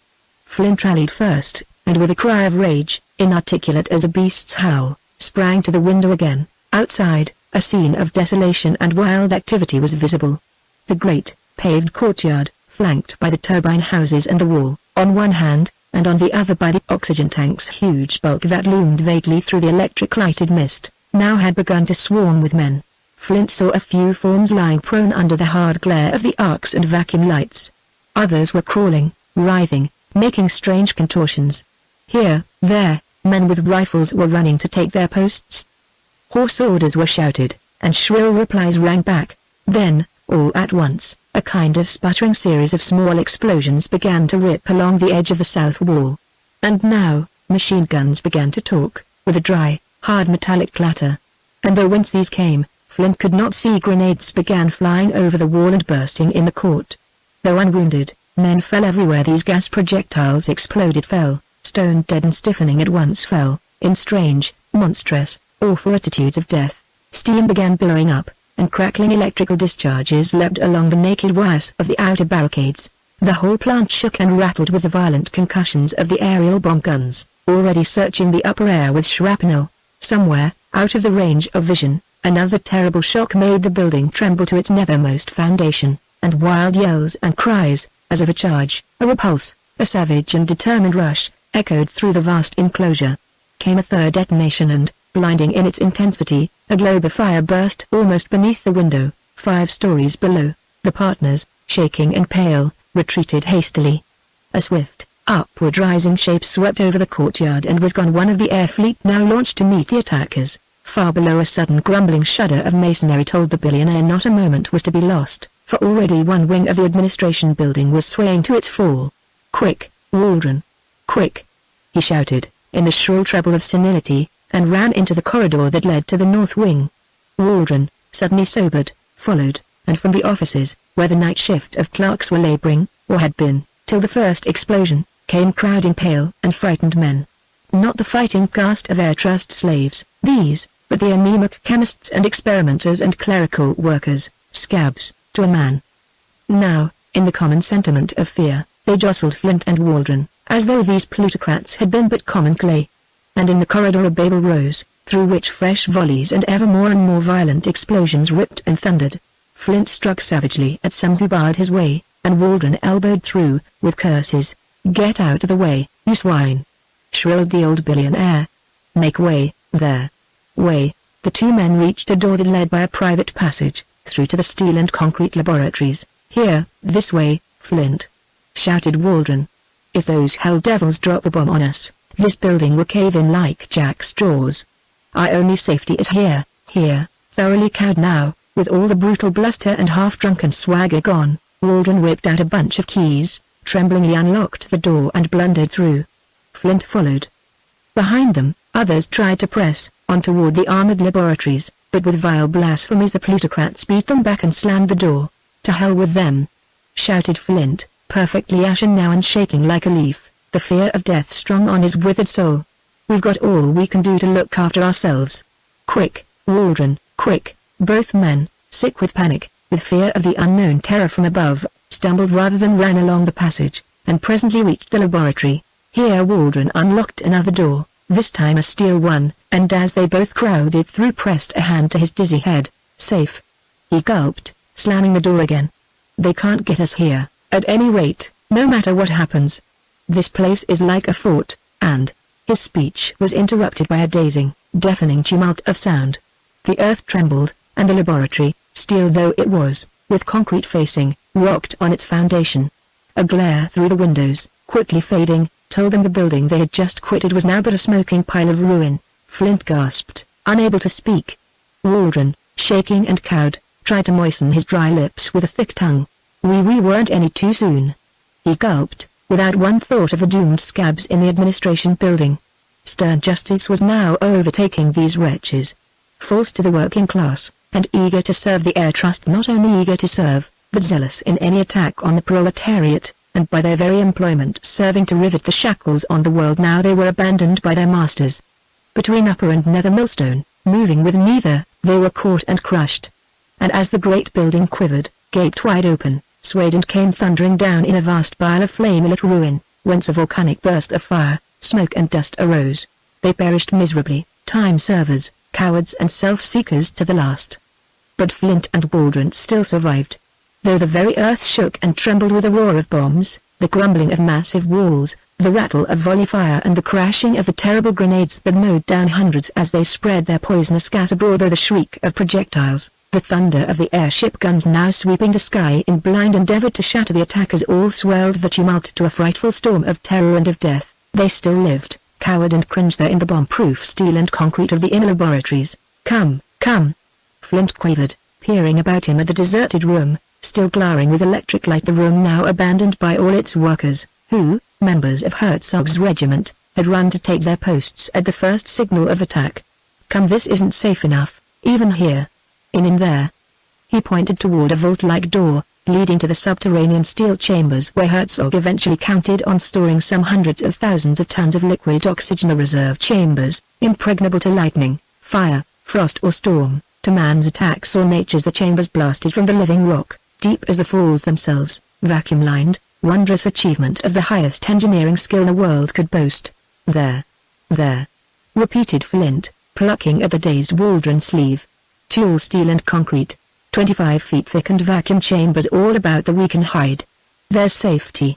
Come, come quick." Staring, white-faced, he who had been so red and dumb, Waldron yielded. Together, furtive as the criminals they were, these two world masters slunk toward the steel door, while without, their empire was crashing down in smoke, and flame, and blood. They had almost reached it when a smash of glass at the far end of the laboratory whipped them round. In keener terror, staring, wild-eyed, they beheld the crouching figure of Herzog. Running, even as he cringed, he had upset a glass retort, which had shattered on the concrete floor. And as he ran, he screamed. "They're in. They're coming. Quick, the steel vaults. Let me in, there. Let me in." The coward was now a maniac with terror, his face perfectly white, writhen with panic, and with staring eyes that gleamed horribly under the greenish vacuum lights. "Back, you! Get out!" roared a Waldron, raising a fist. A sudden belch of flame, outside, split the night with terrible violence. The whole steel building trembled and swayed. Some of its girders buckled, and the east wall, nearest the oxygen tanks, caved inward as a mass of many tons was hurled against it. A stunning concussion flung all three men to the floor, and, as they fell, a withering heat wave quivered through the place. "The oxygen tanks!" gasped Flint. "They're blown up, they're burning, God help us!" Scorching, yet still eager to live. He crawled on hands and knees toward the steel door. Waldron dragged himself along, half dead with terror. Now, dripping gouts of inextinguishable fire were raining on the roof of the building. A whirlwind of flame was sweeping all its eastern side, and a glare like that of hell itself seared the eyes of the fugitives. Quivering, trembling, slavering, the old man and Waldron wrenched the steel door open. Me. Let me in. Me. Save me," howled Herzog, dragging himself toward them. They only laughed derisively, with howls of demoniacal scorn. "You slave! You cur!" shouted a Waldron, and spat at him as he drew the vault door shut. "You cringing dog, stay there, now, and face it." The great door boomed shut. In the cool of the winding stairway of steel which led, lighted by electricity, to the trapdoor and the ladder down into the tremendous vaults, the world masters breathed deeply once more, respited from death. Herzog, screaming like a fiend in torment, clawed at the impenetrable steel door, raved, begged, entreated, and tore his fingers on the lock. No answer, save the muffled echo of a jeer, from within. Boom! What was that? Mad with terror though he was, he whirled about, and faced the room now quivering with heat. Even as he looked, a great gap yawned in the western wall, farthest from the flame-belching oxygen tank that had been struck. Through this gap, pouring irresistibly as the sea, swept a tide of attackers, storming the inner citadel of the infernal, world-strangling air trust. At the head of this victorious army, this flood triumphant of the embattled proletariat, Herzog's staring eyes caught a moment's glimpse of a dreaded face, the face of Gabriel Armstrong. Gasping, the coward and tool of the world masters made one supreme decision. Close by, a rack of vials stood. He whirled to it, snatched out a tiny bottle and waiting not even to draw the cork launched the bottle, glass and all, in his fang-like, uneven teeth. An instant change swept over him. His staring eyes closed, his head fell forward, his whole body collapsed like an empty sack. He fell, twitched once or twice, and was dead ere the attackers could reach the door of steel where his bestial masters had betrayed him. Thus perished Herzog, coward and tool, a victim of the very forces he himself had helped create. And at the moment of his death, the masters he had cringed to and had served, sneering with scorn at him even in their mortal terror, were tremblingly descending the long metal ladder to the impregnable vaults of steel below. Chapter 36 The storming of the works. Plunged into the abyss of mist and flame by the attack of the air trust Hypatia, Gabriel had abandoned himself for lost. Death, mercifully swift, he had felt could be his only fate, and with this thought had come no fear, but only a wild joy that he had shared this glorious battle, sure to end in victory. This was his only thought, this, and a quick vision of Catherine. Then, as he hurtled down and over, whirling drunkenly in the void, all clear perception left him. Everything became a swift blur, a rushing confusion of terrible wind, and lurid light, and the wild roar of myriad explosions. Came a shock, a sudden checking of the plunge, a long and rapid glide, as the dovetail and stabilizer of the machine, asserting its automatic action, brought it to a level keel once more. But now the engine was stopped. Gabriel, realizing that some chance still existed to save his life, wrenched madly at his levers. "If I can volplane down," he panted, sick and dizzy, "there may yet be hope." Hope? Yes, but how tenuous. What chance had he, coasting to Earth at that low level, to avoid the detonating bombs, the aerial shrapnel being hurled aloft, the poisonous gas, the surface fire? Here, there and yonder, terrific explosions were shattering the echoes, as the air trust batteries swept the fog with their aeroplane-destroying missiles. Whither should he steer? He knew not. All sense of direction was lost, nor could the compass tell him anything. A glance at the barometric gauge showed him an altitude of but 850 feet, and this was decreasing with terrible rapidity. Strive as he might, he could not check the swift descent. God send me a soft place to fall on, he thought, grimly, still clinging to his machine and laboring to jockey it under control. Close by, a thunderous detonation crashed through the mist. His machine reeled and swerved, then plunged more swiftly still. All became vague, to Gabriel a dream, a nightmare. Crash. Flung from the seat, he sprawled through treetops, caught himself, fell to a lower limb, slid off and landed among thick bushes, and through these came to earth. The wrecked plane, whirling away and down, fell crashing into the river that rushed cascading by, and vanished in the violet mist. Stunned, yet half-conscious, Gabriel presently sat up and pressed his right hand to his head. His left arm felt numb and useless, and when he tried to raise it, he found it refused his will. "Where am I, now, I'd like to know?" he muttered. "Not dead, anyhow, not yet." A continuous roar of explosions shuddered the air, mingled with the booming of the mighty falls. Shouts and cheers and the rattle of machine guns assailed his ear. The glare of the searchlights, through the mist and steam, was darkened momentarily by thick, greasy coils of smoke, shot through by violent flashes of light as explosions took place. Gabriel struggled to his feet, and peered about him. "Still alive," said he. "And I must get back into the fight. That's all that matters, now the fight." He knew not, yet, where he was, but this mattered nothing. His machine had, in fact, fallen near the river bank, in the eastern section of Prospect Park, beyond the Goat Island Bridge, this region of the park having been left outside the fortifications, in the extension of the Air Trust plant. The trees, here, had saved his life. Had he smashed to earth 100 yards further north, he would have been shattered against high walls and roofs. Still giddy, but sensing no pain from his injured left arm, Gabriel made way toward the scene of conflict.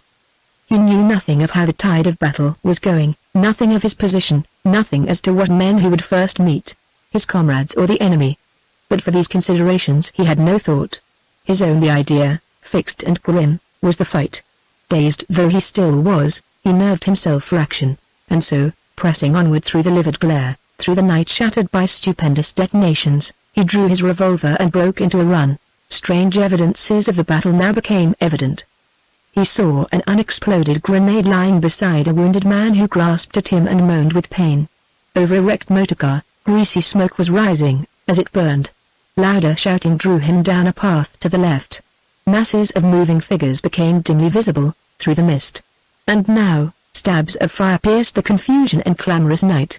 Gabriel jerked up his revolver, as he ran, the terrible weapon shooting bullets charged with hydrocyanic acid gas. A man rose before him, shouting. Gabriel leveled the weapon, but a glimpse of red ribbon in the other's coat brought it down again. "Comrade," cried he.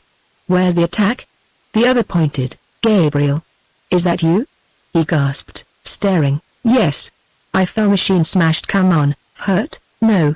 Arm, maybe. No matter. God.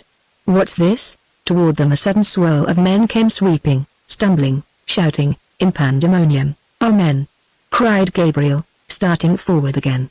"We're being driven. Rally, here. Rally, beyond." A louder crackling sounded. Here, there, men plunged down. The retreat was becoming a rout. Yelling, Gabriel flung himself upon the men. "Back there!" he vociferated. "Back, and at the walls. Come on, boys, now. Come on." His voice, well known to nearly all, thrilled them again with new determination. A shout rose up, it swelled, deepened, roared to majestic volume. Then the tide turned. Back went the fighting men of the Great Revolution. Back at the machine guns, mounted in the breached walls. Gabriel was caught and whirled along in that living tide. He found himself at its crest, its foremost wave. Behind him, a roaring, rushing river of men. Before the inner citadel, gathering speed and weight as it rolled up, the wave broke like an ocean surge over a crumbling dike. Down went the Air Trust gunners and the guns, down, down to annihilation. Through the breach, foaming and swelling with irresistible power, burst the tides of victory. Silence now were the Trust guns. The steam jets had none to man them. Far aloft, a last explosion told the death story of the final epopea. Here and there, from windows and corners of the wrecked and blazing plant, a little intermittent firing still continued, but now the hearts of these Air Trust defenders, scabs, thugs and scourings of the slum had turned to water, in face of the triumphant army of the working class. They fled, those mercenaries, and all the ways and inner strongholds such as still were left now lay open to Gabriel and his comrades.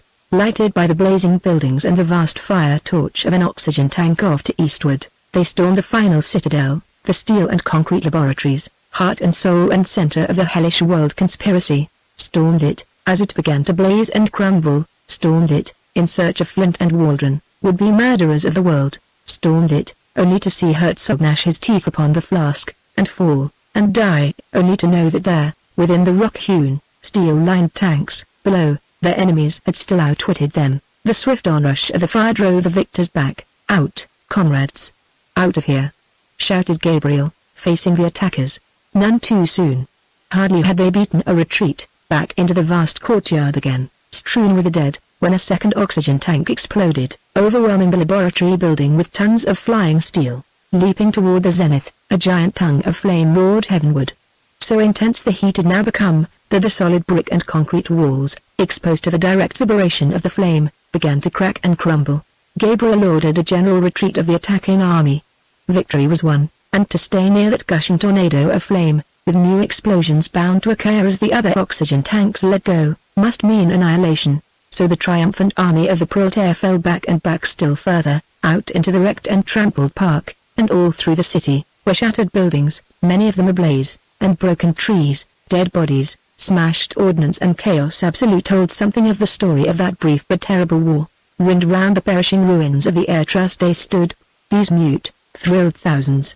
Silence fell, now, as they watched the roaring, ever-mounting flames that, whipped by the breeze, crashed upward in long and cadenced trillions of white, of awful incandescence.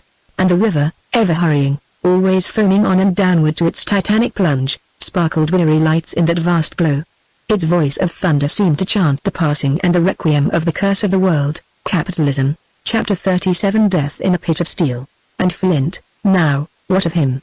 And Waldron? While the air trust plant was burning, crumbling, smashing down, what of its masters? The masters of the world. A sense of vast relief possessed them both.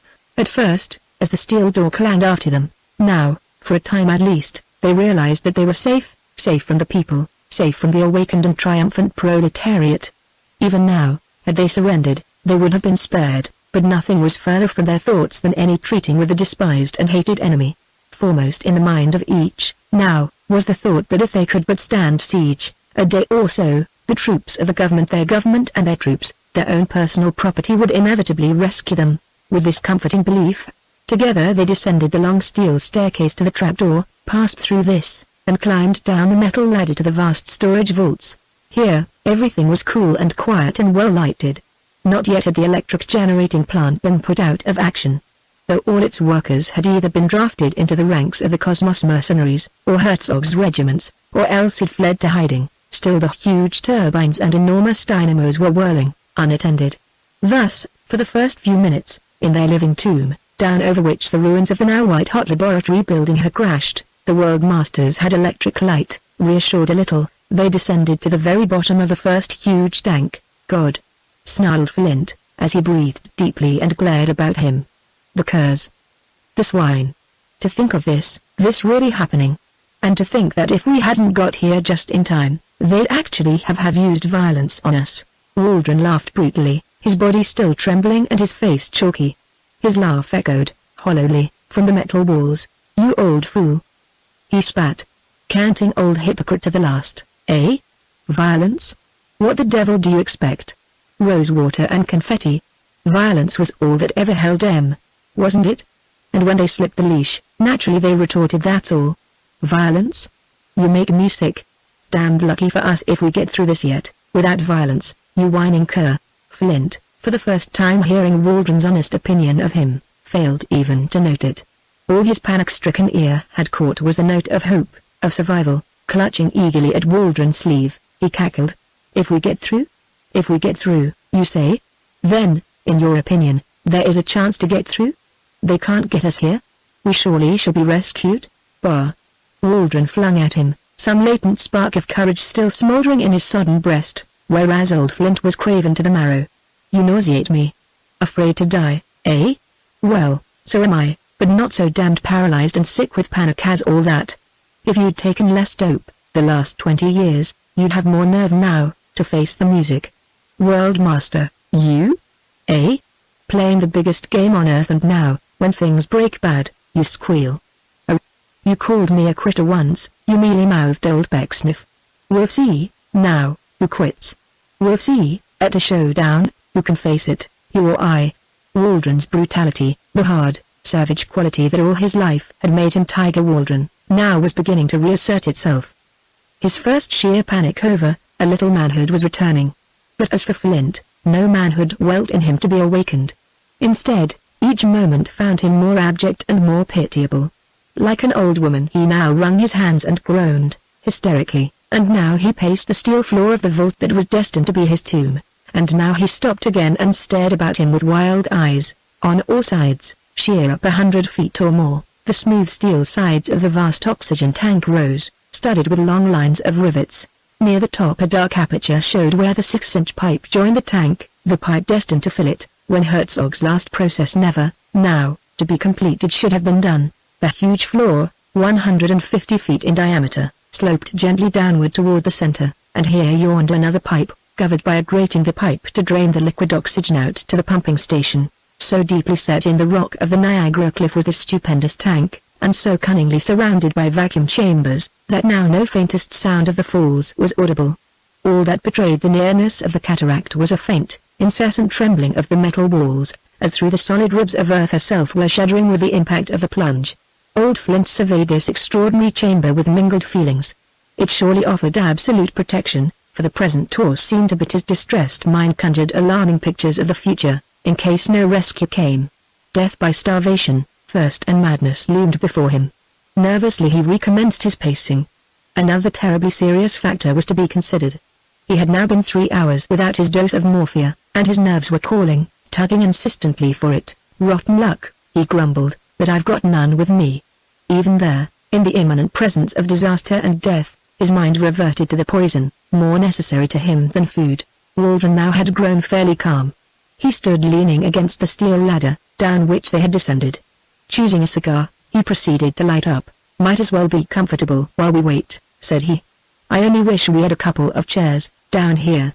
Oversight on our part that we didn't have some steel ones put in, and a line of canned goods and a few quarts of scotch. The floor's a bit damp and cold to sit on, and I want a drink damn bad. Flint swung about and faced him, pale and shaking, tortured with fear and with longing for his dope. You don't think it will be long, eh, do you? He demanded. Not long before we're taken out. Waldron shrugged his shoulders and blew a long, thin arrow of smoke athwart the brightly lighted air. Search me, he exclaimed. To judge by what was happening when we made our exit, the plant must be a mess, by this time. We seem to have been checked, even if not mated, Flint. I must admit they caught us by surprise. Caught us napping, damn them, after all. They were stronger than we thought, Flint, and cleverer, and better organized. And so, don't say we, curse you, snarled Flint. Blame yourself, if you want to, but leave me out. I knew there was trouble due, I tell you. I saw it coming. Who's been trying to crush the swine completely, if not I? Who's worked night and day to have those bills put through, and who had the army increased, and conscription started? Who's driven the president to back all sorts of things? Who's forced them? Who made the National Mounted Police a reality, if not I? Damn you, don't include me in your blame. Waldron shrugged his shoulders, and smoked contemplatively. Suit yourself, he answered. If we both die, down here, it won't matter much either way. Die? Quavered the old jackal, suddenly forgetting his rage and peering about with furtive eyes. Did you say die, Wally? No, no. You didn't say that. You didn't mean that, surely. Waldron smiled, evilly, joying in this abject fear of his hated partner. Oh, yes, I did, though, he retorted. It's quite possible, you know. In case our government, yours, if you prefer, can't get troops through here, or a big general revolution sweeps things, inside a day or two, we're done. We'll starve and stifle, here, sure as shooting. No, no, no. Not that, whimpered Flint, shuddering. I can't die, yet. I am not ready for it. There's all that missionary work of mine not yet done, and my huge international Sunday school league to perfect, and there's the tremendous $10 million Cathedral of St. Luke the Pious that I'm having built on Riverside Drive, and there's, cut it, jibed Waldron, spitting with very disgust. If your time's come, Flint, you'll die, cathedrals or no cathedrals. Your Sunday schools won't save you any more than my investments will, which have largely been wine, women and song. As a matter of fact, if it comes to starvation, if we aren't rescued and taken out from under the red-hot wreckage that's on top of us, I'll outlive you. I can exist on my surplus adipose tissue, for a while, but you're nothing but skin and bone. You'll starve far quicker than I will, old man. Don't, implored the shaking wretch, covering his eyes with both trembling hands.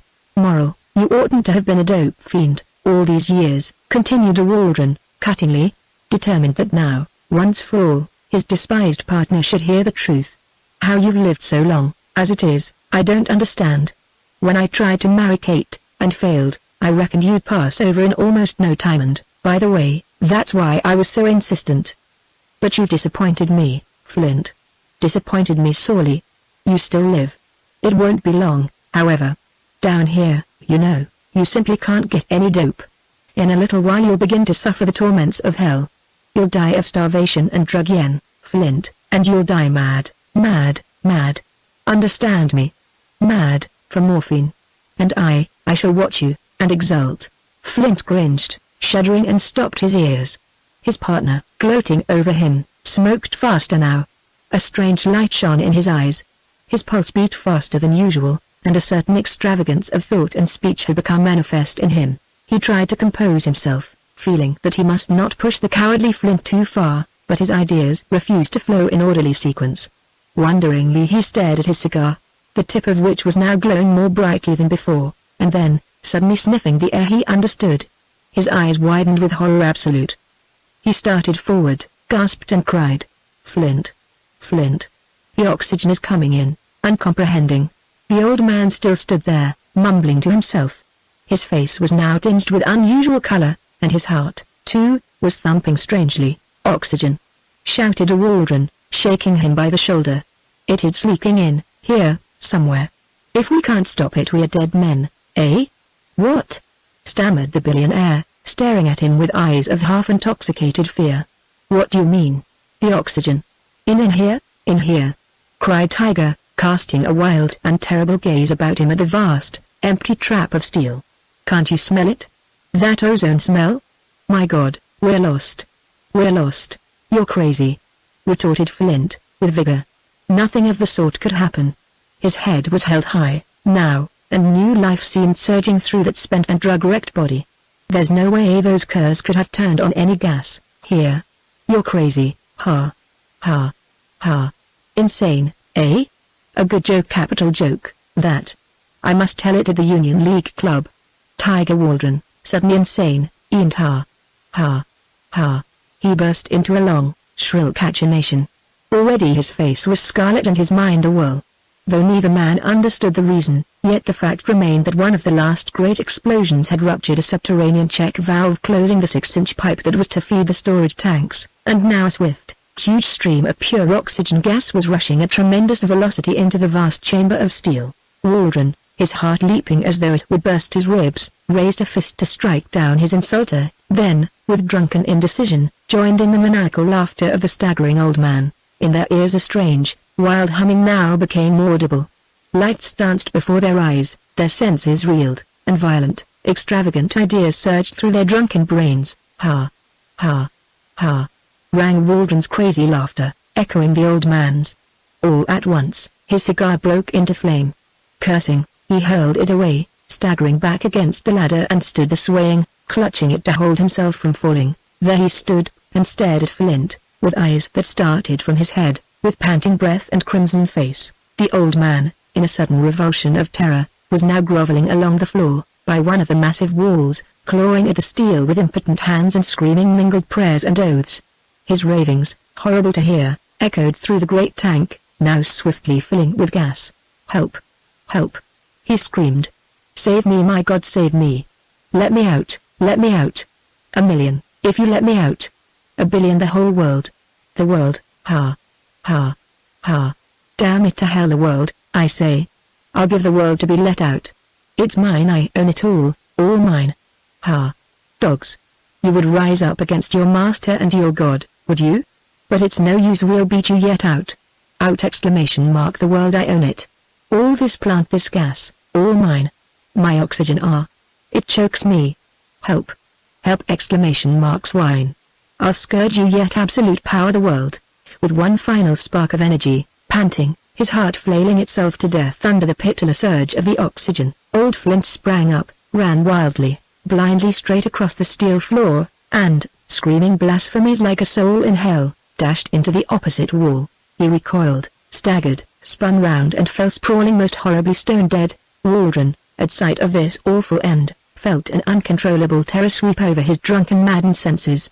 Though all his blood was leaping in his arteries, and his breath coming so fast it choked him, yet a moment's seeming sanity possessed his reeling brain. The door, up there!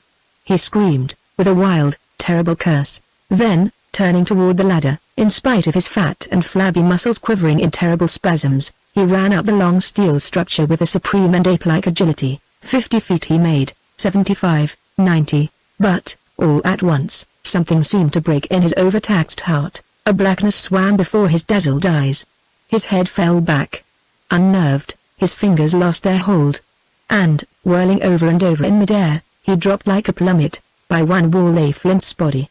At the foot of the ladder, like a crushed sack of bones, sprawled the corpse of Tiger Waldron, and still the rushing oxygen, with which they too had hoped to dominate the world, poured through the 6-inch main, far, far above senseless matter, blindly avenging itself upon the rash and evil men who impiously had sought to cage and master it. Chapter 38 Visions. Thus perished Flint and Waldron, scourges of the earth.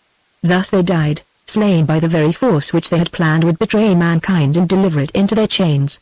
Thus vanished, forever, the most sinister and cruel minds ever evolved upon this planet, the greatest menace the human race had ever known, the evil masters of the world. And as they died, massed around their perished air trust plant, a throng of silent, earnest watchers stood, with faces illumined by the symbolic, sacrificial flames, a throng of emancipated workers, of toilers from whose bowed shoulders now forever had been lifted the frightful menace of a universal bondage.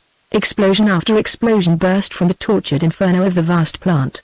Buildings came crashing, reeling, thundering down, walls fell, amid vast, belching clouds of dust and smoke, a white, consuming sheet of flame crackled across the sinister and evil place, and in its wake glowed incandescent ruins.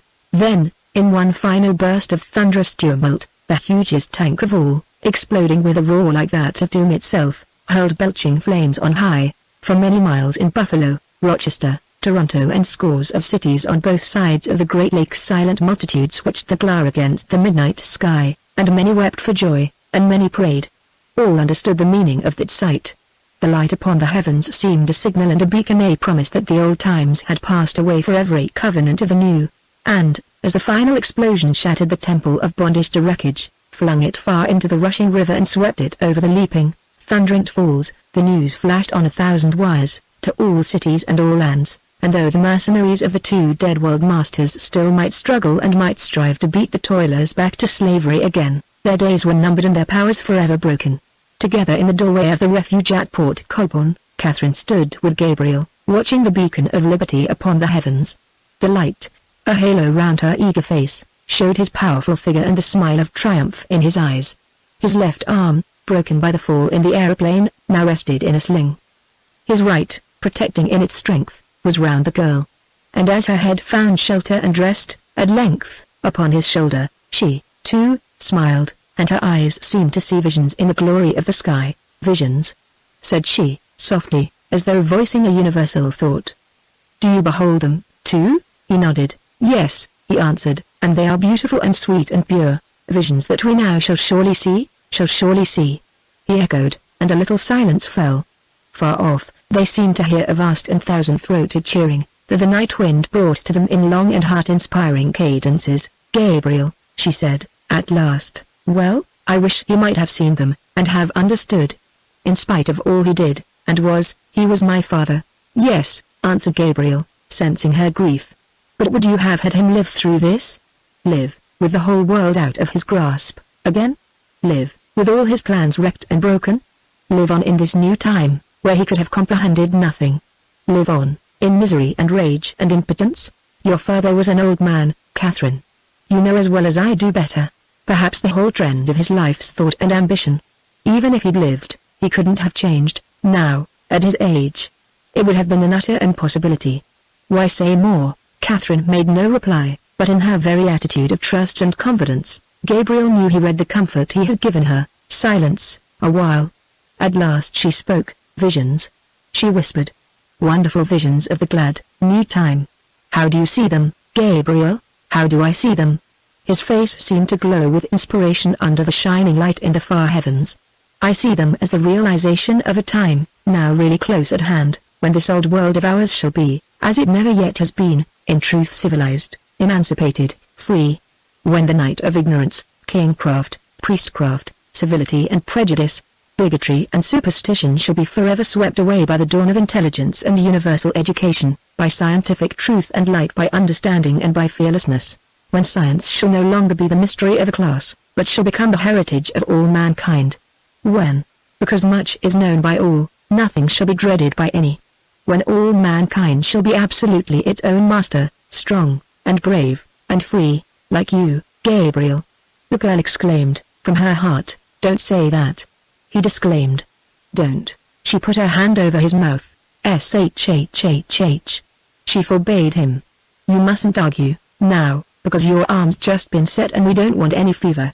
If my dreams include you, too, Gabriel, don't try to tell me I'm mistaken, because I'm not, to begin with, and I know I'm not." He laughed, and shook his head. "Do you realize," said he, "that when it comes to bravery, and strength, and the splendid freedom of an emancipated soul, I must look to you for light and leading?" "Don't," she whispered. "Look only to the future, to the newer, better world now coming to birth.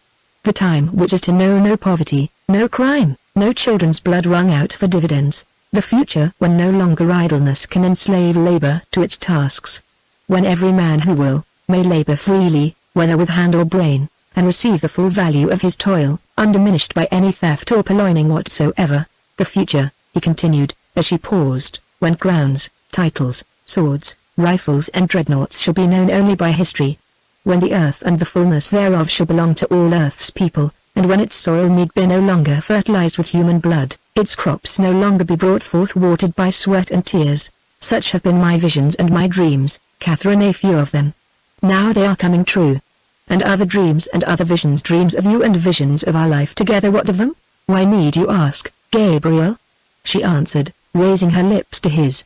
The sound of singing, a triumphal chorus of the accomplished revolution, a vast and million-throated song, seemed wafted to them on the wings of night, and the pure stars, witnessing their love and truth, looked down upon them from the heavens where shone the fire glow of the great emancipation.